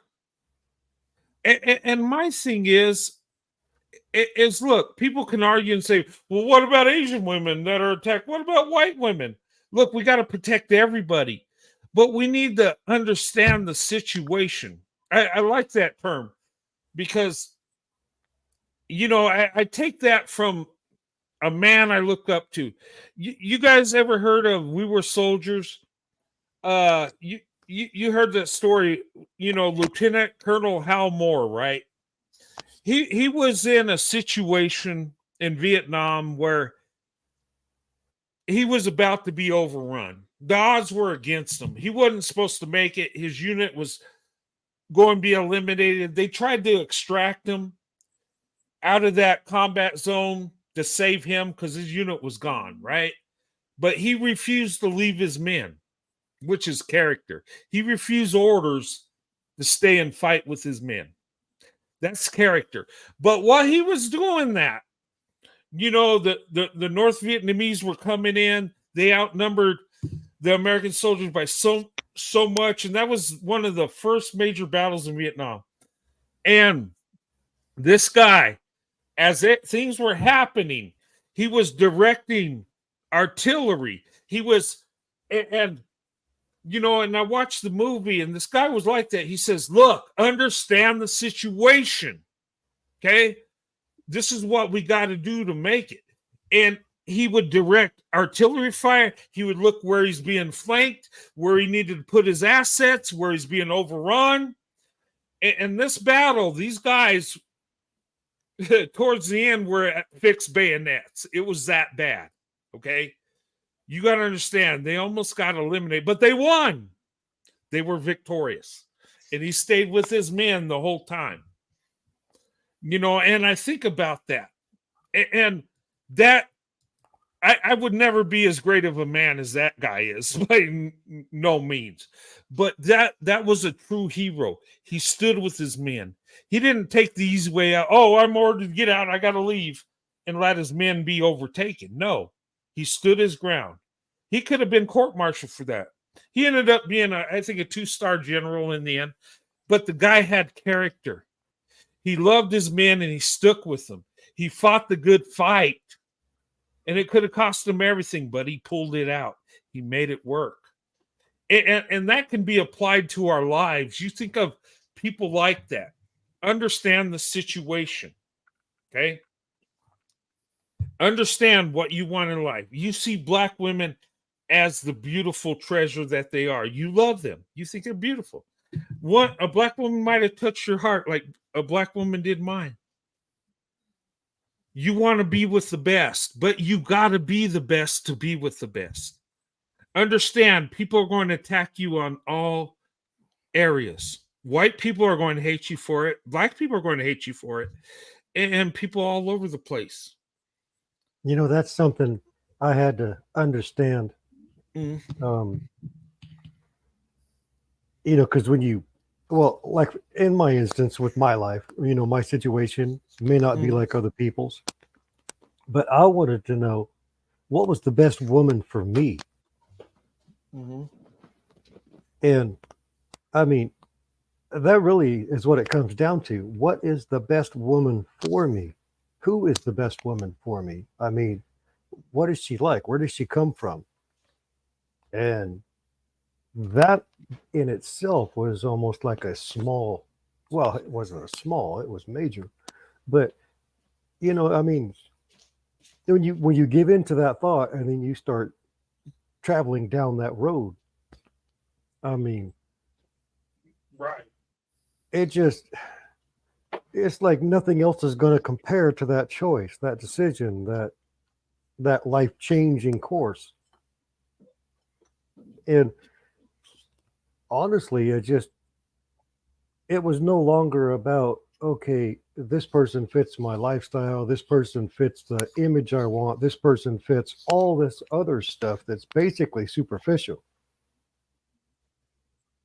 I mean, what woman would what woman is going to help me accomplish what I want to accomplish in the best mindset? Me being in a good mindset, having the proper mind, the ability to love her the way she's supposed to be loved. It just, when you guys were talking about the happiest day of your life is when your wife said yes. Well, I actually got 2 of those. When my ex-wife said yes, and also when she signed the divorce papers. oh man. I know that sounds harsh, but at the same time, it was just like, my God, I made a mistake. I went out of this. Wow. Yeah, I just. It wasn't for lack of trying, I mean, it was just, the 27 years is not, you can't say that was for the faint of heart. Right. But, you tried to make it work. No, I get it. I was overweight, hypertension, just done in. And after the fact, almost 5 years later, I mean, my blood pressure now is 119/70. That's good. It is like, in my clothes, I don't wear the same clothes. They're a lot smaller. Yeah. it just the right person for you, regardless of where she comes from, is the right person for you. Me personally, I am only attracted to black women. I see beauty in all races, nationalities, however you want to say it. But there's, when you find a woman and being so close that you can feel each other's breath, on your own face, that is a very intimate thing. I can't even bring myself to even entertain the thought of a white woman being that close to me. It just, I don't know. It ain't there. You know what, Corey? It's something's going on, and with my life, I always felt connected to black women. I always felt love for black women. I always felt comfortable with black women. It's when I was young, someone told me that something was wrong with me because I was only into black women, and it was mental. I had to give all women a chance, and I was kind of guilt shamed, like you're biased, and I don't want to discriminate. I tried to date white women twice, and it didn't work out, and it was miserable. It seemed awkward. It seemed like I just didn't feel right. It just wasn't there. But with a black woman, it's like it's all there. It's like I'm all in. It's black women don't share my DNA, but a lot of black women, I feel we share spirituality. Well, it comes down to a woman that you can literally give your all to. Yeah. And if you can't find her, you better not get a counterfeit, because your life is going to be a mess. Right. And I thought about that. I was like, cheap copy. Just don't do it. And at that point, I was like, this ain't working. I said, you know what? I came to the conclusion, you know what? I am biased. I do discriminate when it comes to dating, when it comes to being with a woman. And if you're not black, I'm sorry, I'm not interested in you. And I know that sounds bad. I know that sounds harsh, but that's the honest to God truth. That's when I say black women have my heart, it is the honest to God truth. The only woman that can break my heart is a black woman. Well, or my mother. Okay. My mother is the only Becky that has my heart like that, because I love my mother. Right. But when it comes to women, black women own my heart. Black women, they can break my heart because it belongs to them. Does that make sense? It's like when I was dating and I would get rejected by a black woman, it would hurt. My heart was broken. Sure. But when she accepted me, I was soaring. I was on cloud 9. My heart was, it was flowing. Things were beautiful. It was like, I felt like a new man. Like I felt like this is paradise. And well, I can honestly say that my wife has my heart, body, and soul. It all belongs to her. Yeah. And I tell black women that a lot of times. I say, well, if you got a white guy or a non-black guy that's all into you and, is not afraid to tell people to stand up to anybody for you, that's the man for you, because he will go to the ends of the earth for you. He will lay down his life for you. And people don't understand that. Those of us that love black women, that are all in like this, we will give everything to be with that black woman. We will give our heart. We will give everything we have inside. we'll give it all. And when we receive love, we embrace it like no other. Well, you know, when you Um, think about it, a woman that you want around you, mhm. the woman you choose, she's going to want to know that you're all in for her. Right. I And mean, she deserves that, right? right. You know what's crazy Exactly. about that? You know you know what's crazy about that, Corey? It is I get what you're saying, and it's true. And I've always been all in for the black woman. So when I was dating, she was my one and only. She was everything. Mhm. You know, and I've had some black women say, "Well, it's kind of weird. You only date black women. It must be some kind of fetish, or you know." And they think there's like something wrong with it. Well, I think because they don't see it every day. It's different. It's not the norm. Okay. There are white men that will date black women, that will date white women, Asian women. They don't care. They just love Yeah. women. They That's think the life is Baskin Robbins. yeah, that's most men, really. But you get a guy like me that's just into black women, that's it. We're looked at as like weird, something's wrong with us. But really there's nothing wrong with this. We know what we want, and we go for what we want, and we'll defy our family, we'll defy society. We're just all in. And really you're better off with that, with a man that's all into you, that sees a black woman as the most beautiful woman. If you're a black woman, wouldn't you want that? I'm just saying, like I tell people that if I was young and single, I would want to be with a divested black woman, right? And the reason is because I feel divested women are all in. Um, you know, they're done with the nonsense, and they're trying to heal. And once they fully divested, that's it.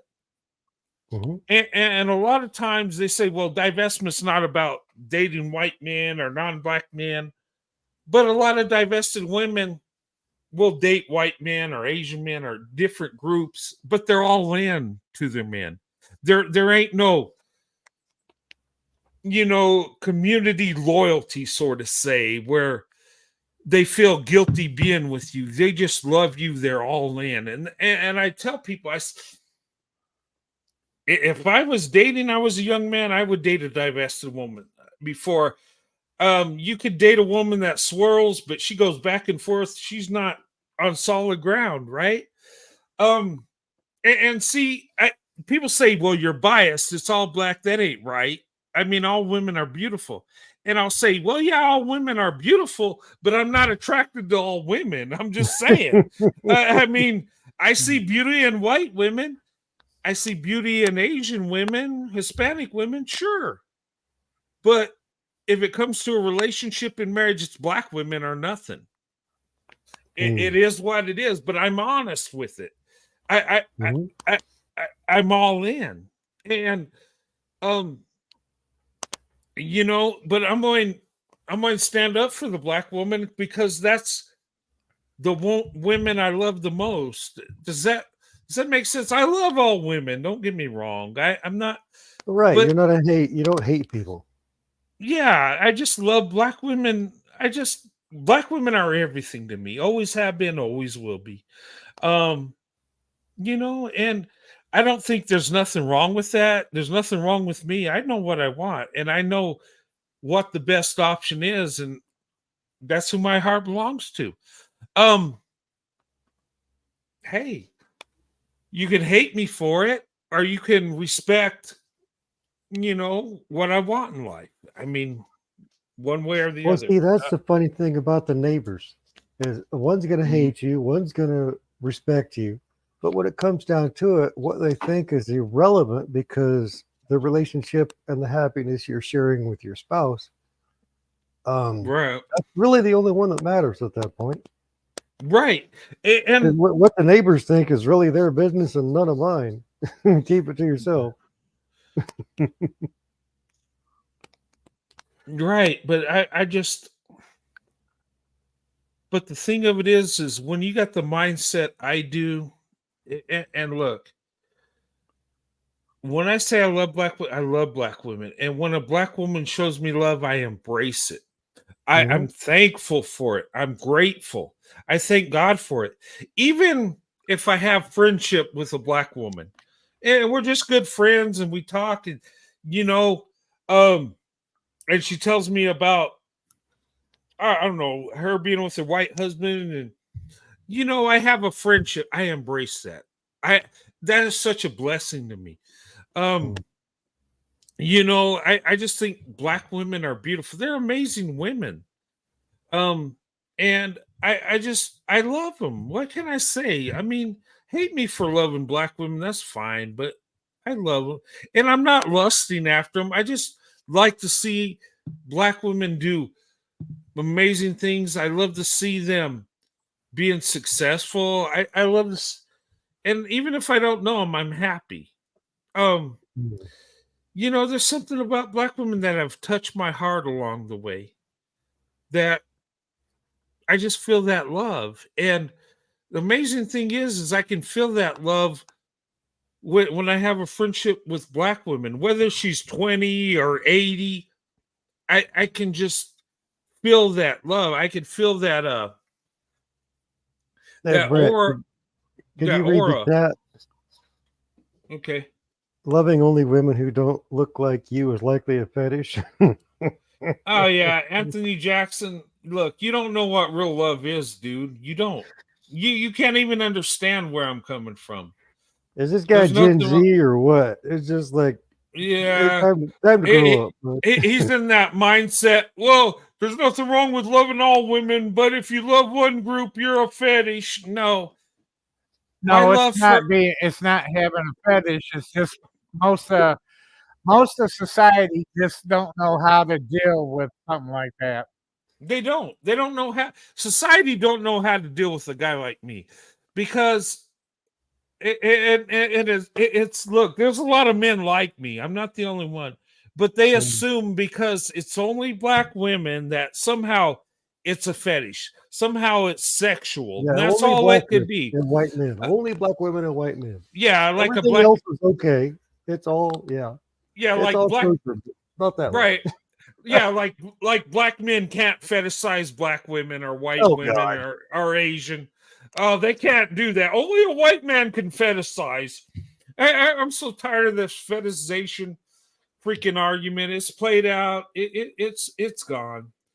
Anybody that throws that terminology around now clearly is a racist. I'm just going to call it like it is. Yeah, he If said. you don't think white men and black women can be happy together, then you are a racist. Right. And he says, loving only women that don't look like you is a fetish. Oh, really? Okay, so I can't see the beauty in black women. I can't see the character black women have. I can't see how amazingly loving black women are. I can't see that. I can't see how black women work hard and strive to adapt and overcome. And you know, I can't love that. It's all sexual, right? Anthony Jackson. It's all sexual, right? It's all fetish, right? Yeah. Because I wonder if he's been married. If he is married, if he actually understands what his comment stands for. I mean, you know, because when you've been married and you're happily married, your neighborhood is secure because two people in the neighborhood are not going to cause drama, chaos, and destruction. Here he is again. That's likely trauma, my guy. Okay. I never said black men can't be a fetish mongers. They have issues too. Oh, okay. Well, okay. Yeah, I agree with that. I'll take that. Okay, so you're saying we can all fetish. Okay, it's not just Is that white what you men. call a backpedal? Yeah, okay. But it looked like a backpedal to me.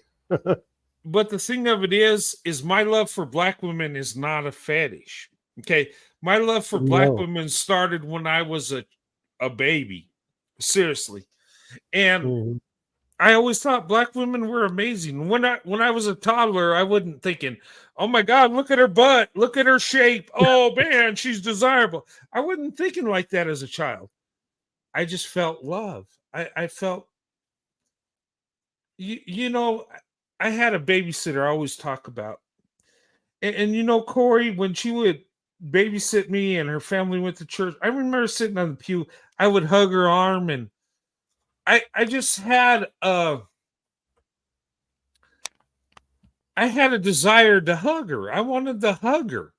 And it wasn't because I wanted to fill her up or nothing. It wasn't like that. I just wanted What to. about the lady in the doctor's office that you walked over and sat next to? Yeah, that was crazy. That was funny. My mom told me about that one, and she said, "Yeah, you sat by her, and I guess she was being nice to me, so I went and sat by her and hugged her." And and my mom was like, "Oh my God, I'm so sorry." And she's like, "Well, he's really friendly." And my mom's like, "No, he isn't. He just likes you." but there's something there. And that wasn't, I wasn't thinking, "Oh my God, I want to touch her and feel her around." No, I just want to hug. You know, children, the thing about a love from children is pure. You know, you show a child love, you give them a little hug, and you talk to a child, you watch cartoons with, that is everything to a child. You know, that is a pure love. That's a love from God. That's just wanting to be around people that love you. You know, he put another one out there and says, plus some of yours. Well, first of all, I do not claim any white women other than my daughter, my mom, and my granddaughter. Those other white women walking around ain't got nothing to do with me, and none of them. Wait, what do you say? No reversals needed. I stand on what I say. Black women can date whoever. Okay, that's cool. That's competition. We got plenty more where that came from, plus some of yours. Oh, okay. Yeah. Well, hey, dude, you could date who you want. If you want to be with a Becky, you could go bowling for Becky's. Hey, hey, look, no, I'll give you $10. I'll encourage you to go. Hey, I'll tell you where they're at. I'll lead you to the ones that love black men. There you go. And look, I have nothing against that. Look, there's a woman I work with, Corey. It's funny because, you know, they say we're alike, right? She's white. She loves black men, and she's like all in. She's like, oh my God. And you know how I am with black women, and it's like, oh my God, I love this woman though. She's a white woman that loves black men, and she's just so passionate. I love her. I was like, I told her, I said, you know what? You're my sister. I said, you're my sister. A black man, or is she in love with all black men? She just loves black men, right? And I said, you know what? You're my sister. I love you. I love her passion. I'm just like, oh my God. And when she taught, I'm just like, that is so awesome. Because the thing of it is, and I'm gonna be honest, I don't think she gets the best out of men. And a lot of these black men, I hope she finds the right one. I really do. But I love her passion. I love the love she has for these guys. And if the black man was, you know, smart, he would embrace her and marry her and be the best man he could be. Because this woman is true on her beliefs. She's true on how she feels. And I love her for it. And we're actually good friends. We really are. We respect how we feel. You know, and that's my thing. You go where you want to go, and if that's who you love who you love. I just pray she gets a good man. I pray she gets that Denzel Washington that will love her and finds happiness. You bet. Right, but I'm going to be a little biased. I have my doubts, but I pray she gets the best. But well, you know, I wish everybody found happiness in the partner that they chose. They were the best partner, and it was the perfect, you know, perfect life. Right. But just saying that because of somebody's skin color, they're perfect just because of that. They're good and bad people around the globe. That has nothing Right. to do with perfect. Right. But I yeah, don't know. I That's just I was careless just and reckless. You only get one life. Those decisions mean a lot. They mean a lot. You got to have the right person. You figure all the doors that opened and closed when you were dating, you were being Oh. guided and directed to Sandy.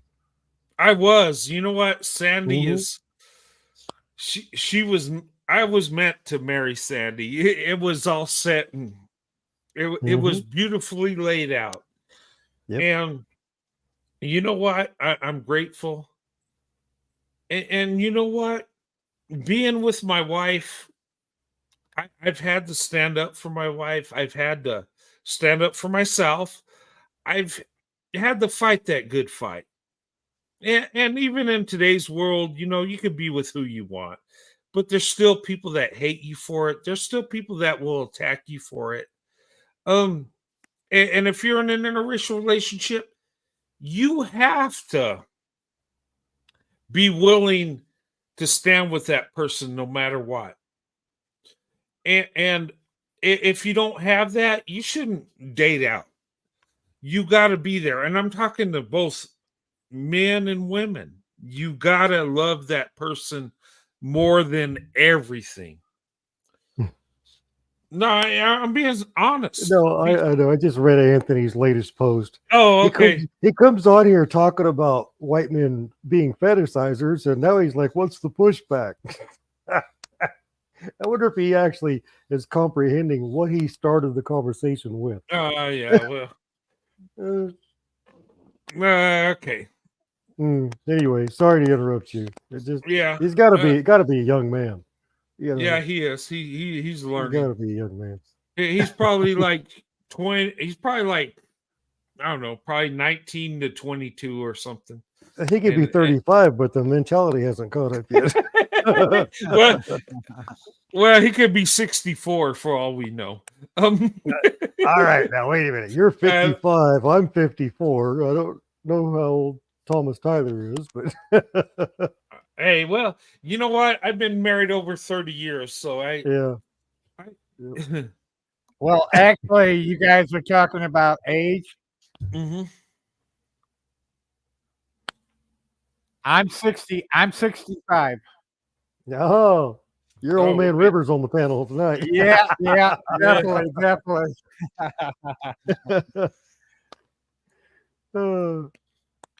Yeah, but there's a rabbit trail. Sorry, I kept interrupting you, but Anthony Jackson's kind of well, because you made me a moderator. I'm watching the chat now. hey, Anthony Jackson, come on up, bro.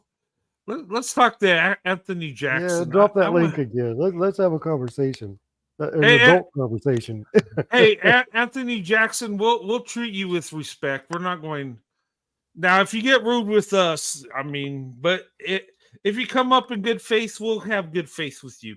Well, yeah, but I mean, you get what you give, Right. You reap But what you sow. I'm not going to bring you up here to just trash you. No. I'm not into that.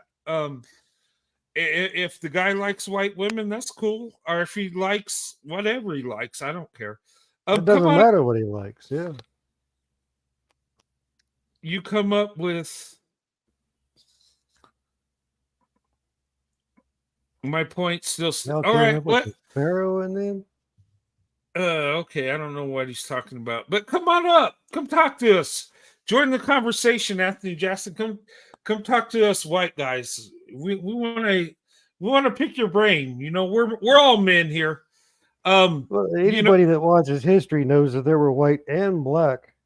Well, I can't really say white. They were olive colored and black Egyptian pharaohs. I mean, the Nile region stretches clear across the country for the most part. What Pharaoh? I don't know. Yeah. I'm like, okay, whatever. Come on Well, up, I think I know where he's going with it. Oh, okay. He's talking about the academia, the racist academia of the elite British and other Oh people. God! You know what? The Egyptians had slaves before the Europeans ever got mixed up in Oh that. God, yeah, they I enslaved mean, come people. on. Yeah, I mean that's a sin of all men. every culture has had slavery. Every country has. Tell me a country that Every hadn't country, every participated. culture, every millennial has had slavery.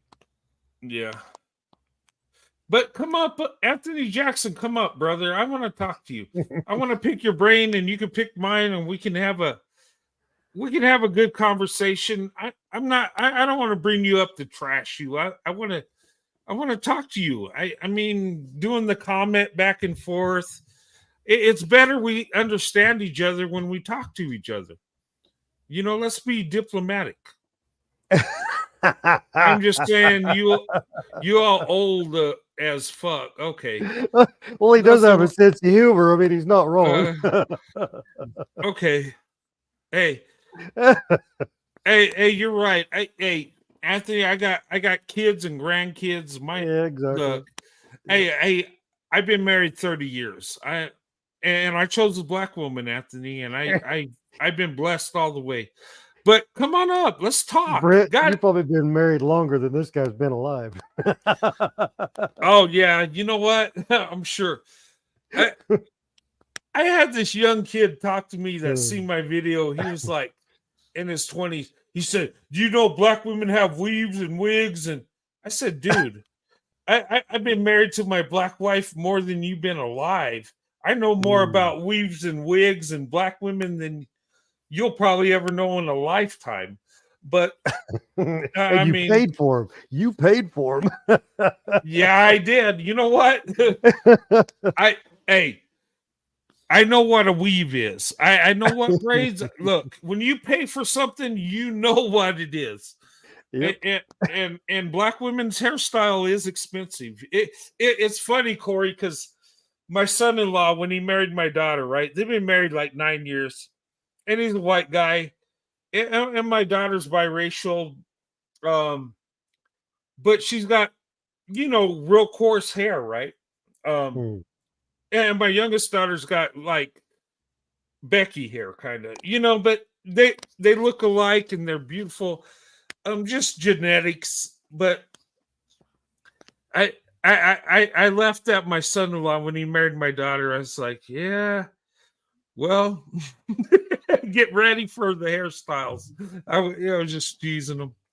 But I mean, black women's hairstyles are expensive, but black women have beautiful hairstyles. There's one thing about black women. They have a unique beauty that's different from other women. It's different, it's I've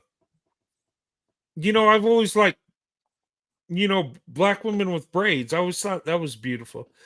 But in the 70s, I like seeing black women with afros. I thought that was beautiful. Black women had a unique hairstyles. They always have. Well, that's something I think all white women are jealous of, is a black woman can produce a magical array of hairstyles. And white women really don't have that option. Yeah, she can. And people say, well, you wearing a weave, and they go in on that. But let's be honest. I've seen black women with weaves. Those weaves look beautiful. They really do.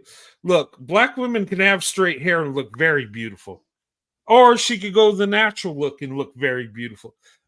Look, I never cared whether my wife had a weave or braid. Well, I prefer breeds. I preferred braids because I love braids, right? But I mean, the weave is nice. I never got really into, okay, well, you got to be natural or you got to do this. Whatever made her happy, she looked beautiful, I mean, my wife's done the weave, the braids. My wife's done the natural thing, and it's beautiful.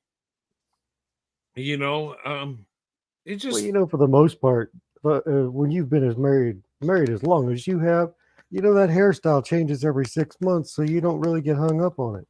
It does too. And I mean, just let it go, let it flow.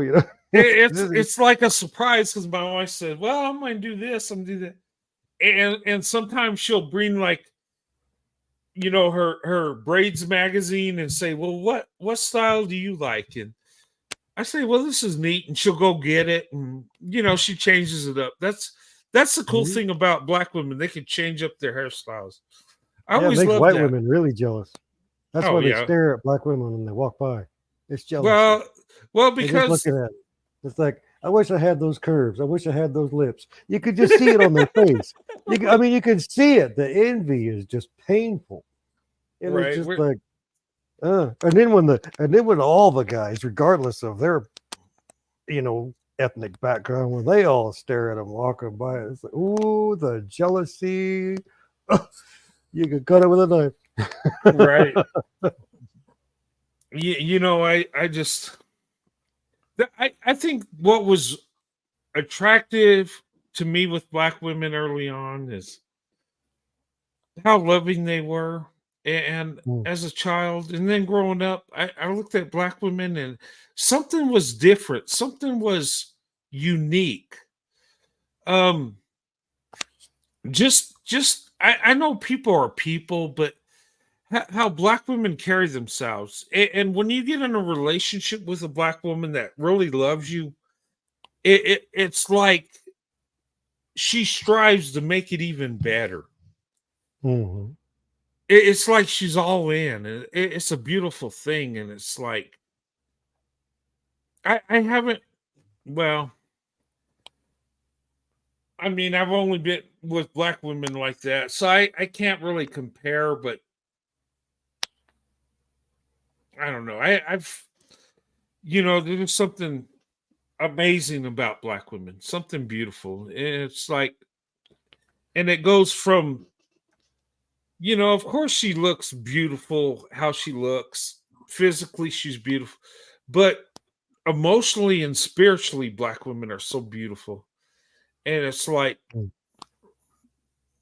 you know, I can get emotionally attached to Black women real easy because I just feel love for Black women. It's like, and when she feels love for you, it's like you feel it. It's like it intensifies it. It's like, how can I explain it? It's like,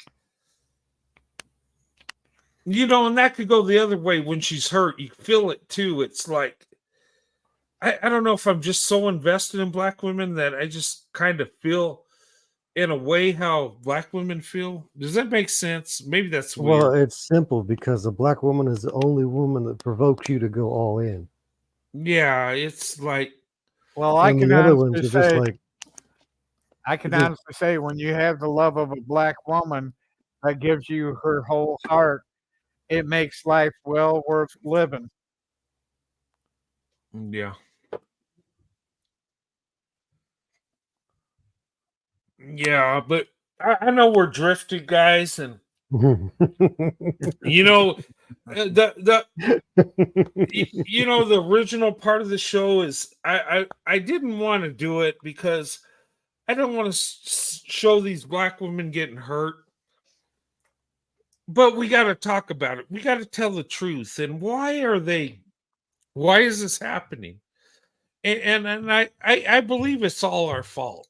I think we need to, if we're not the perpetrator or the one that's doing it, we got to be the solution. You know what I mean? It's like, I think we wash our hands.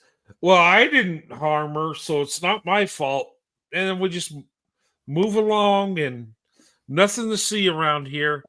Yeah, send the one to jail that did it. And that's where we leave it. It's not like we say, "Oh my God, how can I fix this?" And I know one person can't fix it. I know 2, 10 can't fix it. But if there's enough people that understand the situation that can make an impact, maybe we could change the thought process. Maybe we could change our culture. You know, well, see, that's the problem. Our culture has changed so much yeah, that they're no longer traditional. right. They have let go of traditional roles so much these days. It's, I mean, this is a conversation all in itself. Right. But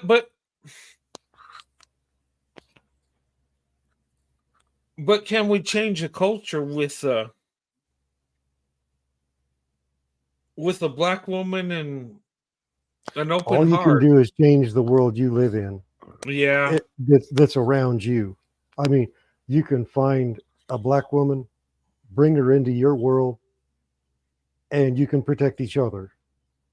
But if you go out into the world and try to change everybody, there's some people out there with some pretty wicked hearts. Yeah, And you they're not gonna can't. change them. They Yeah. literally want to see the world burn, and they're willing to burn. They're willing to burn with it.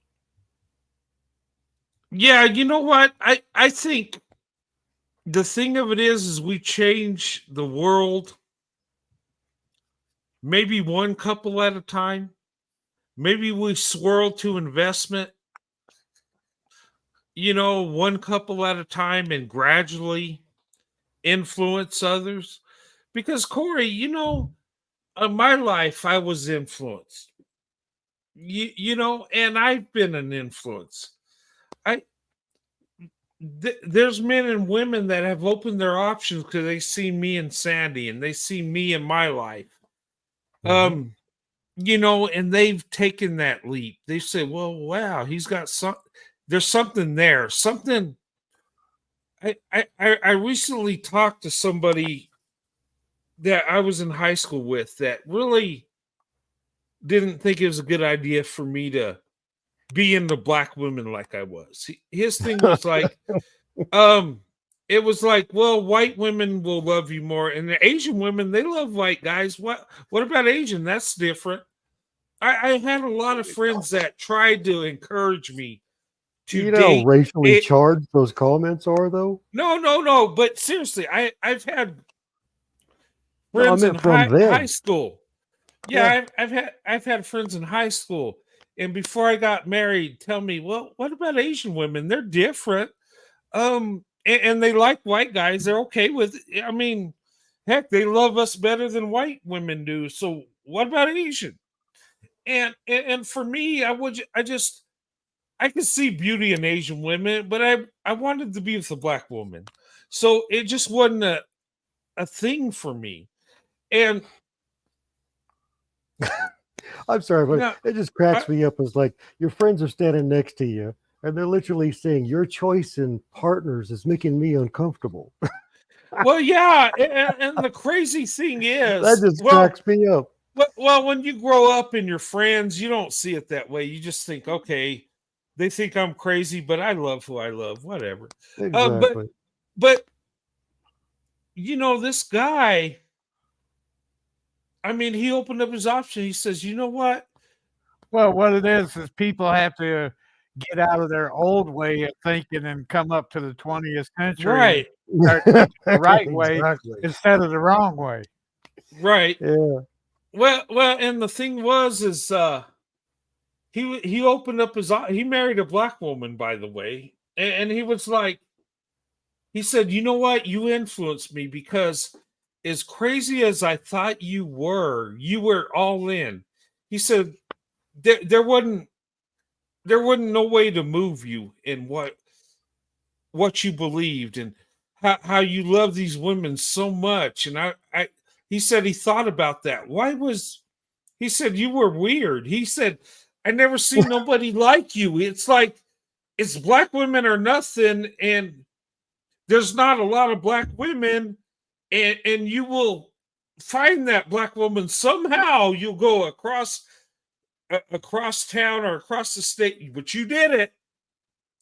And I thought, why was he so motivated? Why was he so into that? He says, you know what?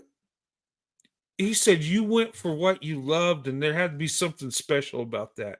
And he said, that's what encouraged me to date a black woman, because I wanted to see what it was all about.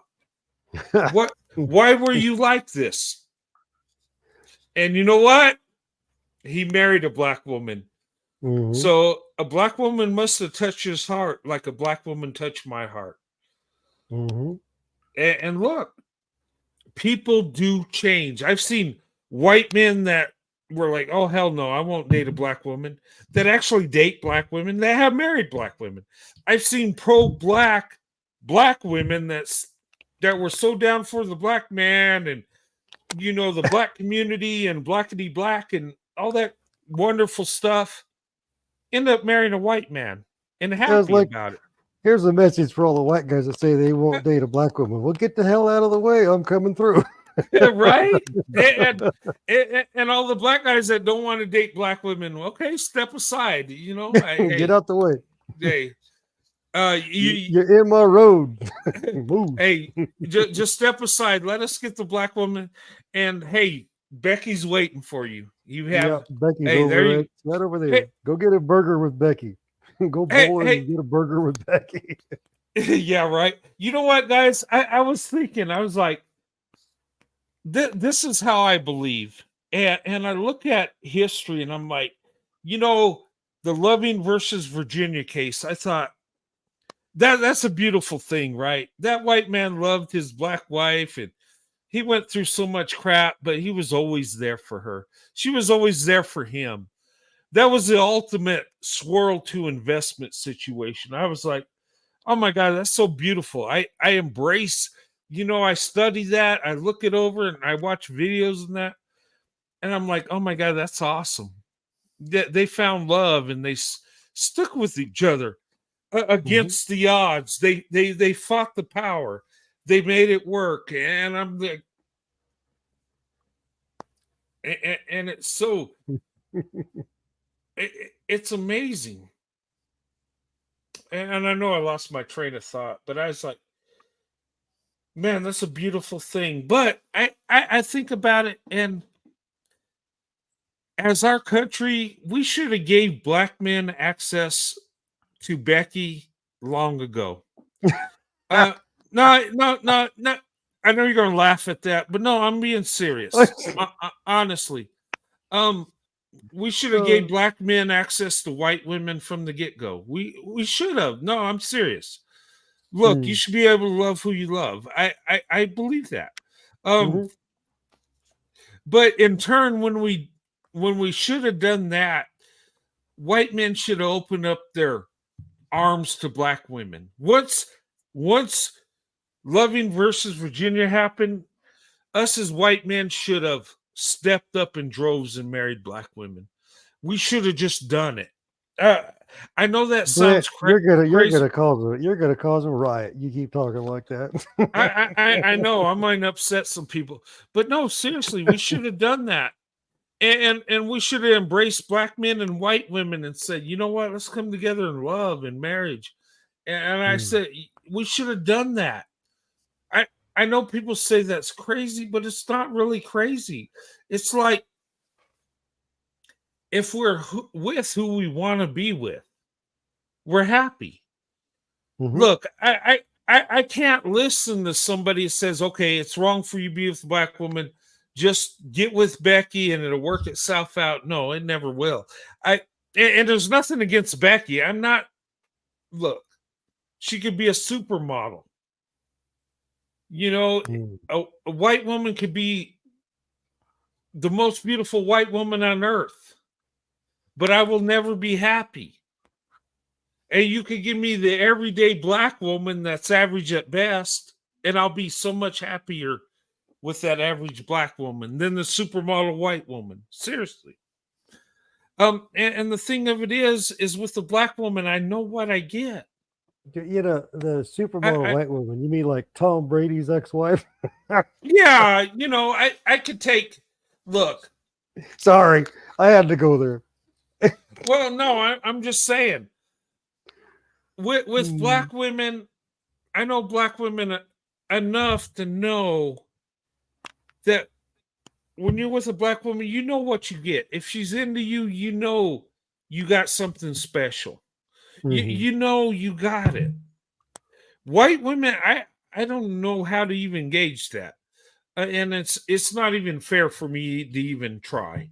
But you know, that'd be something if Tom Brady started dating and married a black woman. Ooh. Oh, he should. Tom Mhm. Brady. Hey, listen to me, Mhm. Tom. If he's listening, he needs to hear this message. Hey, listen. I'm going on camera for this. Tom There Brady. you go. Listen. Look, you are a world-class athlete. You're 1,000 times better looking than Roadrunner here. But look, dude, we're both white men. Listen to me. Hey, get with a black woman. Tom Brady. Date black women. Tom Brady. Marry a black woman. Look, I guarantee it'll last longer than your last marriage. I'm just saying. And look, she'll be loyal to you. She'll love you. You just got to do what you're supposed to as a man. But you're a good man. I think Tom Brady would be a good man for black women. Could but you maybe- imagine? Could you imagine that Becky literally thought one of the most beloved quarterbacks in this entire country was disposable? That's Right. insane.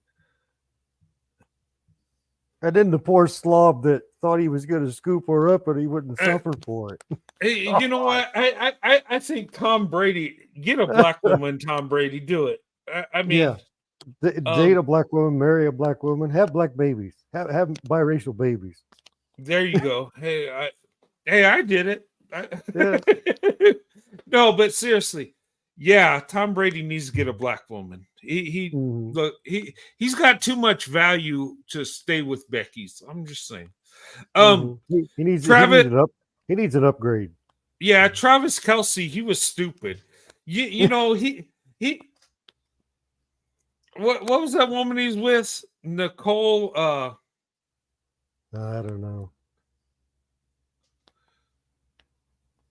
What was her name? I have to Nyla tell it Nicole. myself, I don't pay a lot of attention to stars and sports stars and movie stars. I don't, Well, right, but Nyla Nicole, I think that was her name. There's a black woman that was dating Travis Kelce. That was a beautiful woman. That woman, oh my God. Oh, yeah, I remember her. Yeah, She was very pretty. amazingly beautiful. Yeah, Oh, very pretty. but he blew it with her because I don't know. She was worth like, I don't know, 3 million or 4 million. I mean, Travis Kelce's worth what, 20 million or something. Travis Kelce's like the best tight end in football. You know, but she was a millionaire in herself, and he would let her pay for things, which really pissed me off. But then he's with Taylor Swift, and That was a downgrade. that was a big downgrade. God. I mean, she has a bigger bag than Kyla Nicole, but Doesn't that make him a prostitute? kinda, yeah. Yeah. Okay. Never mind. Sorry. But hey, Rabbit listen to trail. me. Hey, Travis Kelce isn't in the white women. Don't kid yourself. Taylor Swift ain't all that to Travis Kelce. It's about the bag. It's about life after football. It's about connections in Hollywood. Don't kid yourself. Listen, Travis Kelce, I don't know, but I would almost bet he's got a black woman on the side while he's messing with Taylor Swift. Hey, maybe Kyla Nicole, yeah, that's right. Indiana Mon. Kyla Nicole. maybe we And- could get her and the other gentleman, the other quarterback, to hook up. Oh, that's right. Yeah. Yeah. Kayla Nicole, get with Tom Brady. Oh my There you God. There you go. You have a real man there. You have, look. Oh, you'd have everybody pissed off from all four corners. Oh, that would be awesome. Well, not us. We'd be sitting around clapping. It would be like, yeah. Bravo, bravo. Yeah. Too funny. Kayla Nicole, that's a beautiful woman. That really was. And you know what? You can see the body language, like she was all into him. And then it's like Taylor Swift, I'm with your mom waving at a game. Shut up. I'm just like, Let's see. It would Look. be Kayla Nicole Brady. That's not bad. It's got a good ring to Kayla it. Nicole Brady. There you go. Hey, we're going to get this worked out. Yeah, you could literally say it's the Brady Bunch. the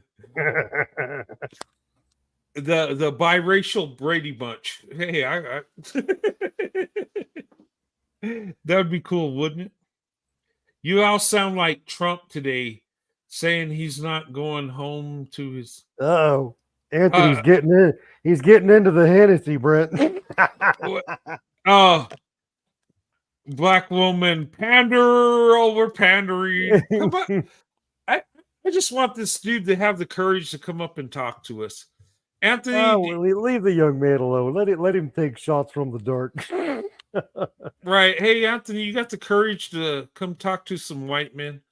Come up. You know, some of them young guys, they like to stay in the shadows. hey, we'll be nice to you. You know what? We'll let you have the floor and say what you want. See, peace out. He's scared. He's scared. He's in the Hennessy. Yeah. Yeah. Anthony, you scared? Peace out. Peace out, though. Okay, come on, guys. Look, hey, you know, as long as he hangs out, maybe he'll realize this. These white guys up here, it ain't a fetish. Yeah, we got longevity with marriage. There, Skippy. You know, now I wanted to talk to him though, because I like to get people's perspective, right? Even if they don't agree with me, they don't have to agree.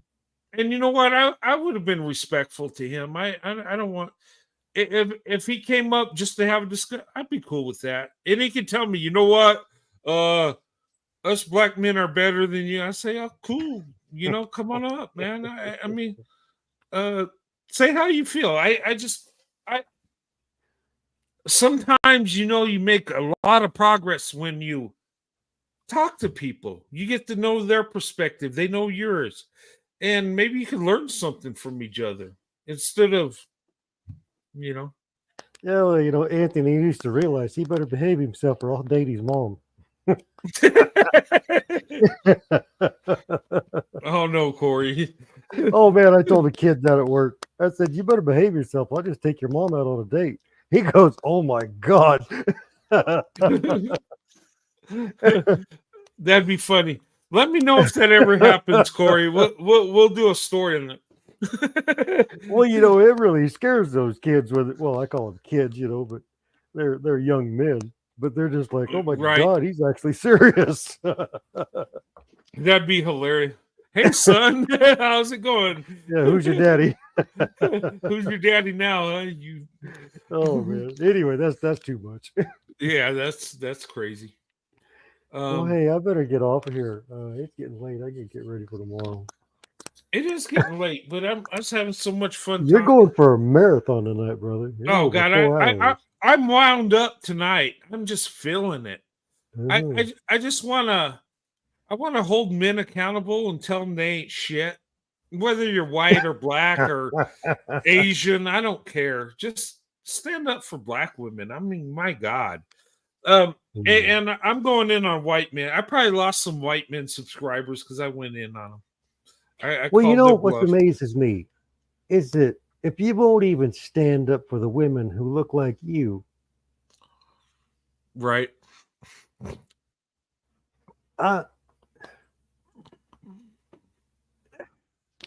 Anyway, I'll leave that alone.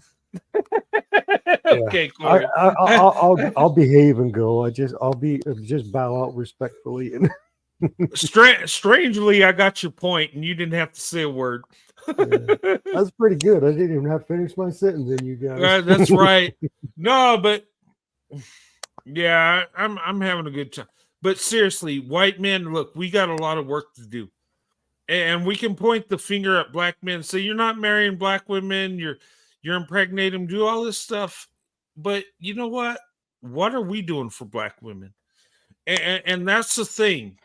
And I don't want to separate it by race because that's stupid. We just need to be good men. But my thing is what are we doing as white men? Because people love when I say, you know, look at the stats. Us white men are doing better with black women. and they embrace it, and that's beautiful. But the thing of it is, it don't stop there. We got to always improve. We got to do better. Look, the black woman is the prize. She is the treasure. The black woman is the ultimate woman on this earth. Don't even try to challenge me on that, because I'll win every time. Okay, black women are the best option for all races. Let me say this: black men do better with black women. White men do better with black women. But we do worse when we don't get with a black woman. Ain't that interesting? That's a fact. You know, it's crazy, Corey, because I've seen my wife's family. When these black dudes would get with white women or non-black women, they didn't do so hot. It seemed they did better with black women, right? And they would even tell each other, "Get back with the black woman." And I was like, wow. And you know what? I'm seeing white men, they get with a black woman and do better. It's like, I know this is going to sound biased, but we're all better off with a black woman. I mean, seriously. Yeah, well, I'm going to go with anyone who increases my odds of a happier life. Right.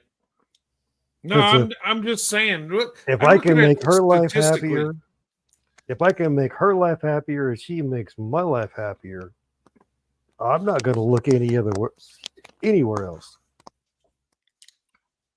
Yeah. To me, there are no other options. But you know what's crazy is the thing of it is I think we're all people, right? And it's all about character. And Yeah. and I think about that, and I'm thinking, okay, if it was only character, and well, we'd have to be in the same culture to do this. But if it was equally that all women were just equally great, I wouldn't be bragging on black women like that, because truth be told, black women, us as men get a better result from black women than other groups of women. We do. And I know people are going to hate me and say, well, I'm with a white woman or an Asian woman and she's the greatest thing ever. And I don't doubt that at all. But it just seems, from my experience, it's like black women they give all. It's like everything you ever wanted in a woman, she's that. I always see said that that. right there. Everything you ever wanted in a woman will provoke you to give your all. Yeah. That is the only thing that matters. And the thing of it is with a black woman, I can give it all. I can. I can give my heart, my love. I can share my resources with no problem. It's just all there. But the thing of it is I went there and I've benefited. Where some other men say, well, I ain't giving my resources to a woman. She might take everything. And it's like they're all in fear and it don't work out. But I just, all in faith, jumped in. And I came out ahead. And I wasn't looking to do that. I just love my wife. But with black women, it's easy. It's easy to love a black woman. It is. I say I love black women, and every time I say it, I feel so good about it. Because it's real. It's true. And it's not a fetish thing. I'm not trying. I could just look at a black woman, have a conversation, and just feel love for her. I just can. It's, call it crazy, but I have compassion instantly. And it's kind of funny because I get around, because I'm cordial to everybody. There's no reason to be rude. And I'll get around people and I'll smile at them, regardless. But every time I get in the presence of a black woman, my smile comes from the inside. It's not like a like a courtesy smile. It's genuine happiness. Like, ooh. Hey, it's completely night. different. Good night, Beverly. Thanks for coming on. Beverly is awesome. That's an awesome, beautiful woman that's got a big heart. You know, and big love to you, Beverly, from me and Sandy. We love you. You're awesome. Yeah. I just want to say that. Well, I probably should drop down too, because now I'm about a half over where I was going to jump off. So. Oh my God, I gotta close this out. I don't know if the show went where I wanted it to go, but my thing is we got to do better when it comes to Black women. We got to love Black women better. We got to do better for Black women. And here's the thing, you know, I want to. The thing of it is, you know, people have told me, and a lot of my rivals, they say, you know, Roadrunner, you pander to Black women, whatever. Shut up. But they say, you know, you got that savior, that savior complex. You got to save the Black woman. That's all. And I think about that. I'm like, yeah. We all should have that savior complex, right? What are we doing to save Black women? Seriously. Aren't men supposed to be the protectors of society? Right. And I'm like, it's like they say it in a negative way, like, oh, you're just trying to be a hero for the Black woman. Well, damn right. I love Black women. I want to be that hero. That's an honor. That to me is everything. Yeah, that's an honor and a privilege. Right. It's a privilege too. It's something that should be embraced. Now, look, when it comes to the Black woman, I'll be the hero, the villain, to put the Black woman on top where she belongs. That's how I feel. And look, I want to do right by the Black woman. I want to be a blessing to the Black woman, whether I know her or not. You know, I'm just saying. Well, hey, I'm going to let you two older gentlemen close this out. Hey, I won't get off it. Hey, I only got a couple years on you, Corey. Yeah, I know you. Yeah. I can still say it. You older gentlemen. I'm going to let you guys finish this. I guess I got more than a couple of years on both of you. Yes, you do. All right. Well, I'm going to drop back to the chat and step off the studio. So okay, yeah, I'm going to be closing soon. We've been on for over 4 hours. Yeah, you have. I just got here, but I'm leaving. Good night, everyone. Oh yeah, that was funny. Whatever. Shut up. No F's given. Well, that's what I say when they say, "Oh, you're a pander or fetish." I say, "Shut up." I mean,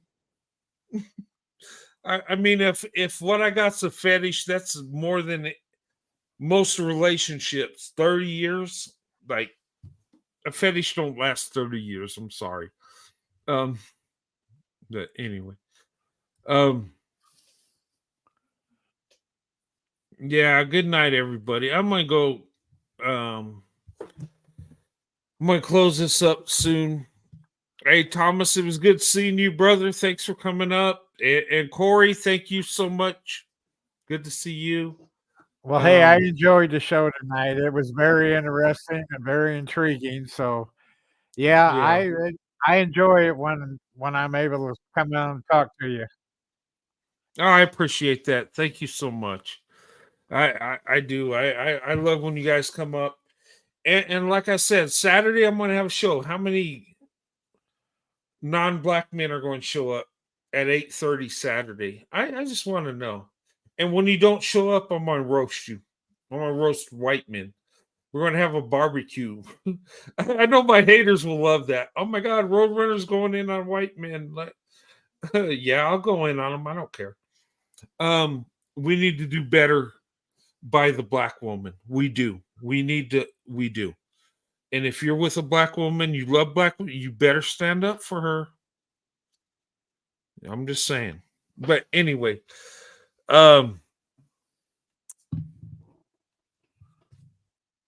Thomas, thank you so much.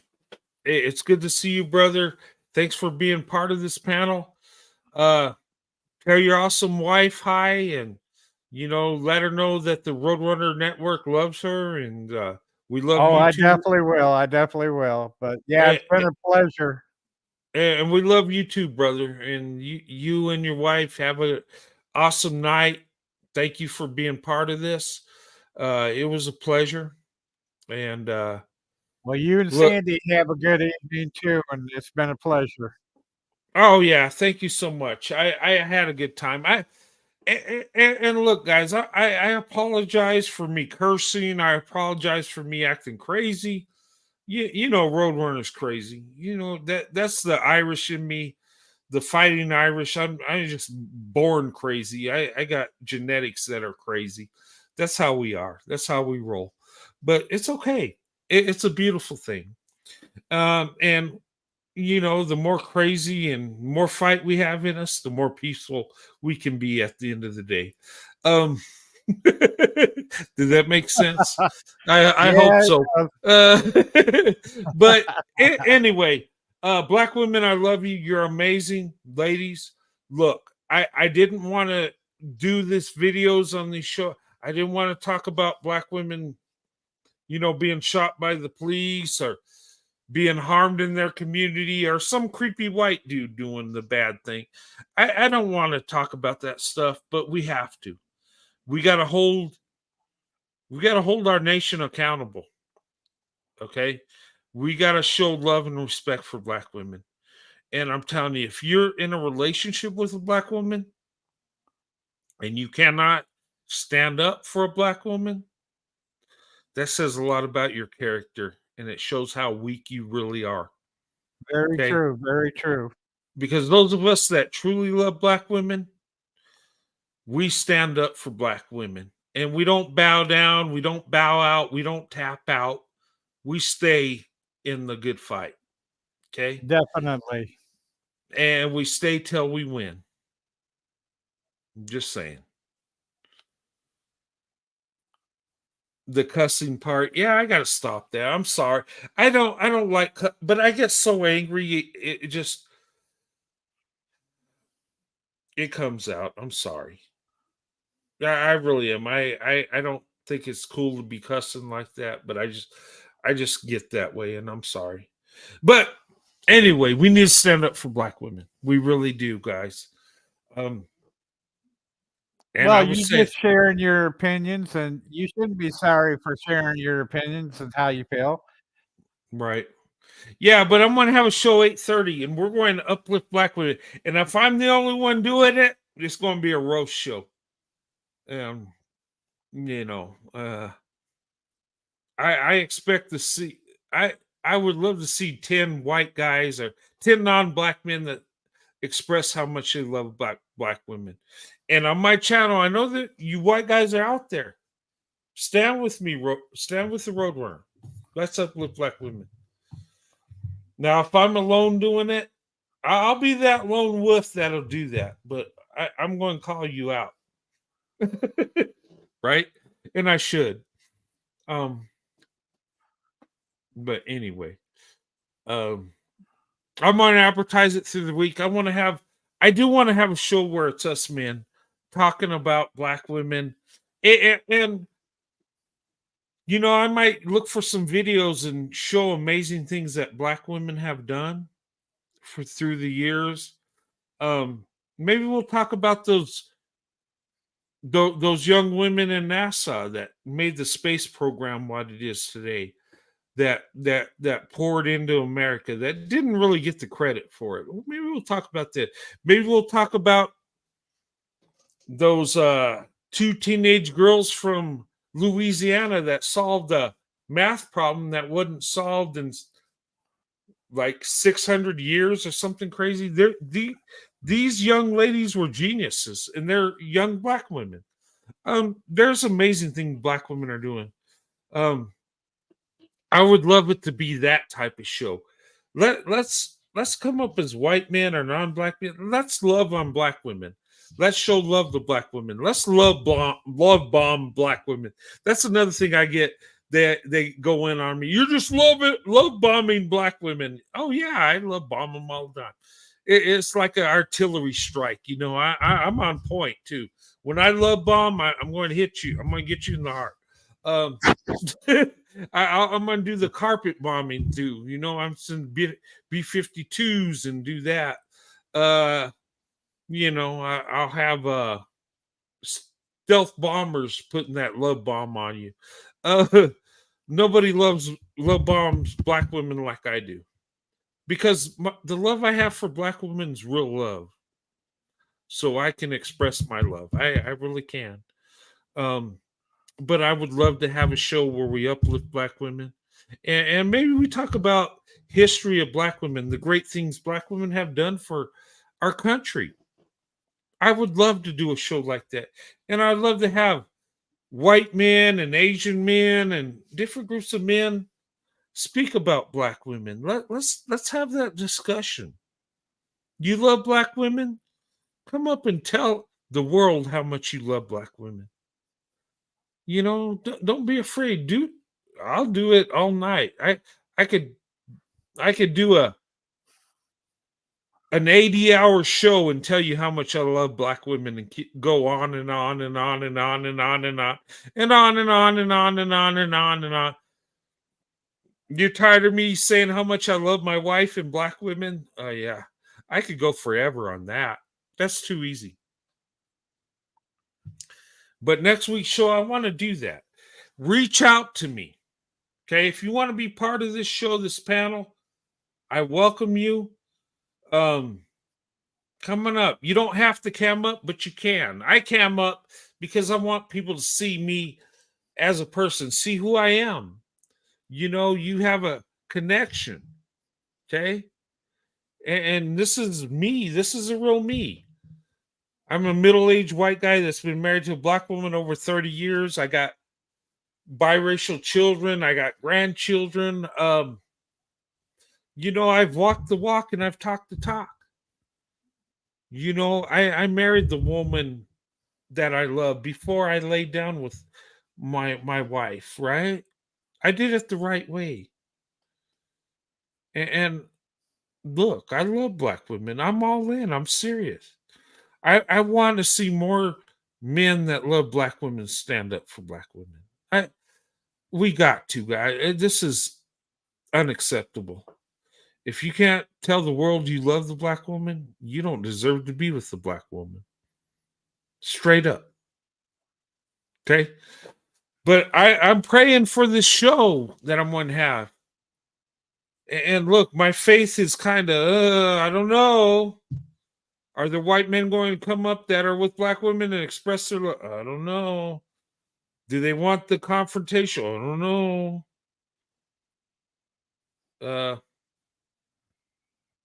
You know, tell me I'm wrong and say, you know what? You should have had more faith in that Roadrunner. What's wrong with you?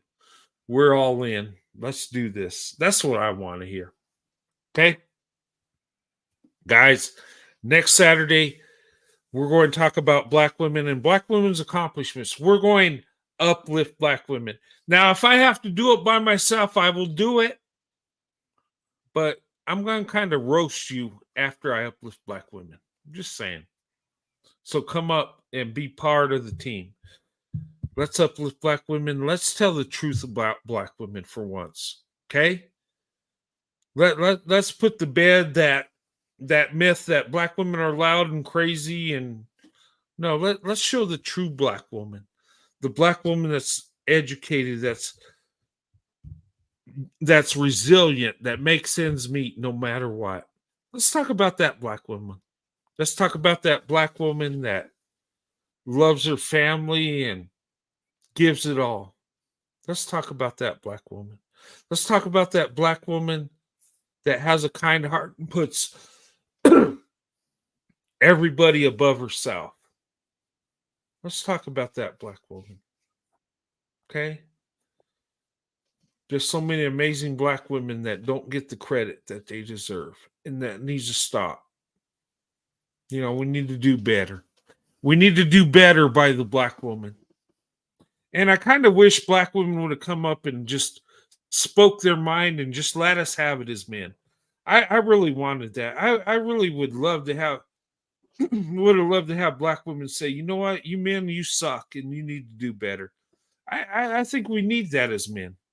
We need to be held accountable, right? I believe that. But anyway, I want to have a show uplifting black women. If you're interested, okay, email me. We'll set this up. It'll be 8:30, or no, not 8:30, 10:30 Eastern time, okay? It'll be 8:30 where I live, but we'll do this. We'll talk about black women, and we'll uplift black women. We'll talk about the history that black women have contributed to our country, our society, and we'll make, you know, at least we can at least express our love for black women, and at least tell the truth of the amazing thing black women have done. Let's do that. You love black women, you stand with the Roadrunner, okay? Don't cower. We love black women. We got to fight the good fight for the black woman, okay? We love black women. Right? Anyway, let me stop. I'll talk all night about my love for black women.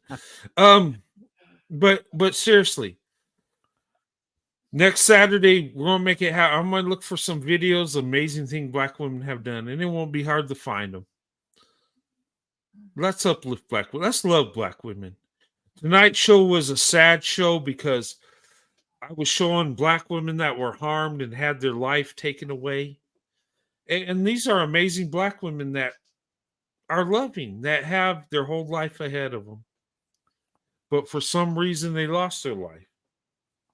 Whether it was a hot-headed cop that had a lot of hate in his heart, whether it was a young black woman that her friends turned on her and abused her, whether it was a creepy white guy that got with a young black woman to exploit her and cut her up, you know, that horrible stuff. You know, all communities are hurting black women. White men are hurting black women. Black men are hurting black women. Black women are hurting black women. We got to stop. Okay? Black women are that hidden treasure that's right in front of us. And I tell you, some of you say, oh, yeah, whatever, women are women. But once a black woman touches your heart, you won't be saying that no more. You say, I love black women. And you'll be looking where they at. Yeah, just like I was. And that's okay. Black women just have a tendency to make you fall in love with them. And it's okay. It's a beautiful thing. It really is. But anyway, let me go ahead and close this. Tyler, thank you so much, brother. I'll talk to you soon. Everybody in the chat, guys, thank you so much for being part of this show tonight. I apologize for my cussing and my craziness, but I'm crazy. You can't. I'm crazy. Hey, like I said, my pleasure. I enjoy each time I get a chance to talk to you, and I enjoy your shows. Oh, okay. Thank you so much, Thomas. It is good to have you, bro. Good to have you, brother. Thank you so much. You're very welcome. All right. Well, guys, have a good night. Happy Saturday. Happy weekend. Hope you guys have a good weekend. I'll see you guys next Saturday night at 10:30 Eastern. We're going to uplift black women, or I'm going to do it by myself. It depends on if these white men have the backbone to come up and stand up for black women. I have it. I got it. I'll do it. Will you do it with me? But you might say, well, I'm an Asian guy. I'm not white. I don't care. Come up, Asian guy. Hispanic guy, come up. Well, I'll definitely be there next Saturday. All right, Tyler. I know you will, brother. Thank you. I look forward to seeing you up there. We're going to stand up for black women. And I'm talking young and old. I don't care if you're 20 or 70. You love black women? Let's do this. Let's speak up for black women. Okay? Because if I have to do it alone, I'm tearing into some people here. I'll be tearing in the white men, telling white men you ain't ish. And I'll do it. I don't care. I don't worship men because you look like I don't worship a group of men. I love black women, and that's it. If you don't do right by black women, you're wrong in my opinion. And you know, you're pretty much the enemy. You don't love black women. I'm just saying. But if you love black women, you're a good friend. But anyway, have a good night. God bless. I'll see you guys next Saturday. I might have a live during the week. We'll see what happens. I'll at least drop a video. But anyway, but we will be back there Saturday night. We'll have another Saturday night, a late Saturday night with the Roadrunner, live from New Mexico. In the high desert overlooking the Rio Grande Valley. One of the beautiful places in America. But anyway, but I'll talk to you guys soon. You guys have a good night. God bless. Love black women. Show black women love and respect. We need to. Okay? I'm asking everybody to do this. Let's all stand up for black women. Whether you're a white man, a black woman, white woman, Asian, let's show black women love and respect. They've been through more than any other group, straight up, from the beginning of our country till now. Okay, we need to recognize this. We need to hold ourselves accountable. Just saying. But anyway, have a good night. God bless you and your families. Open up your options, World to Investment. See you soon.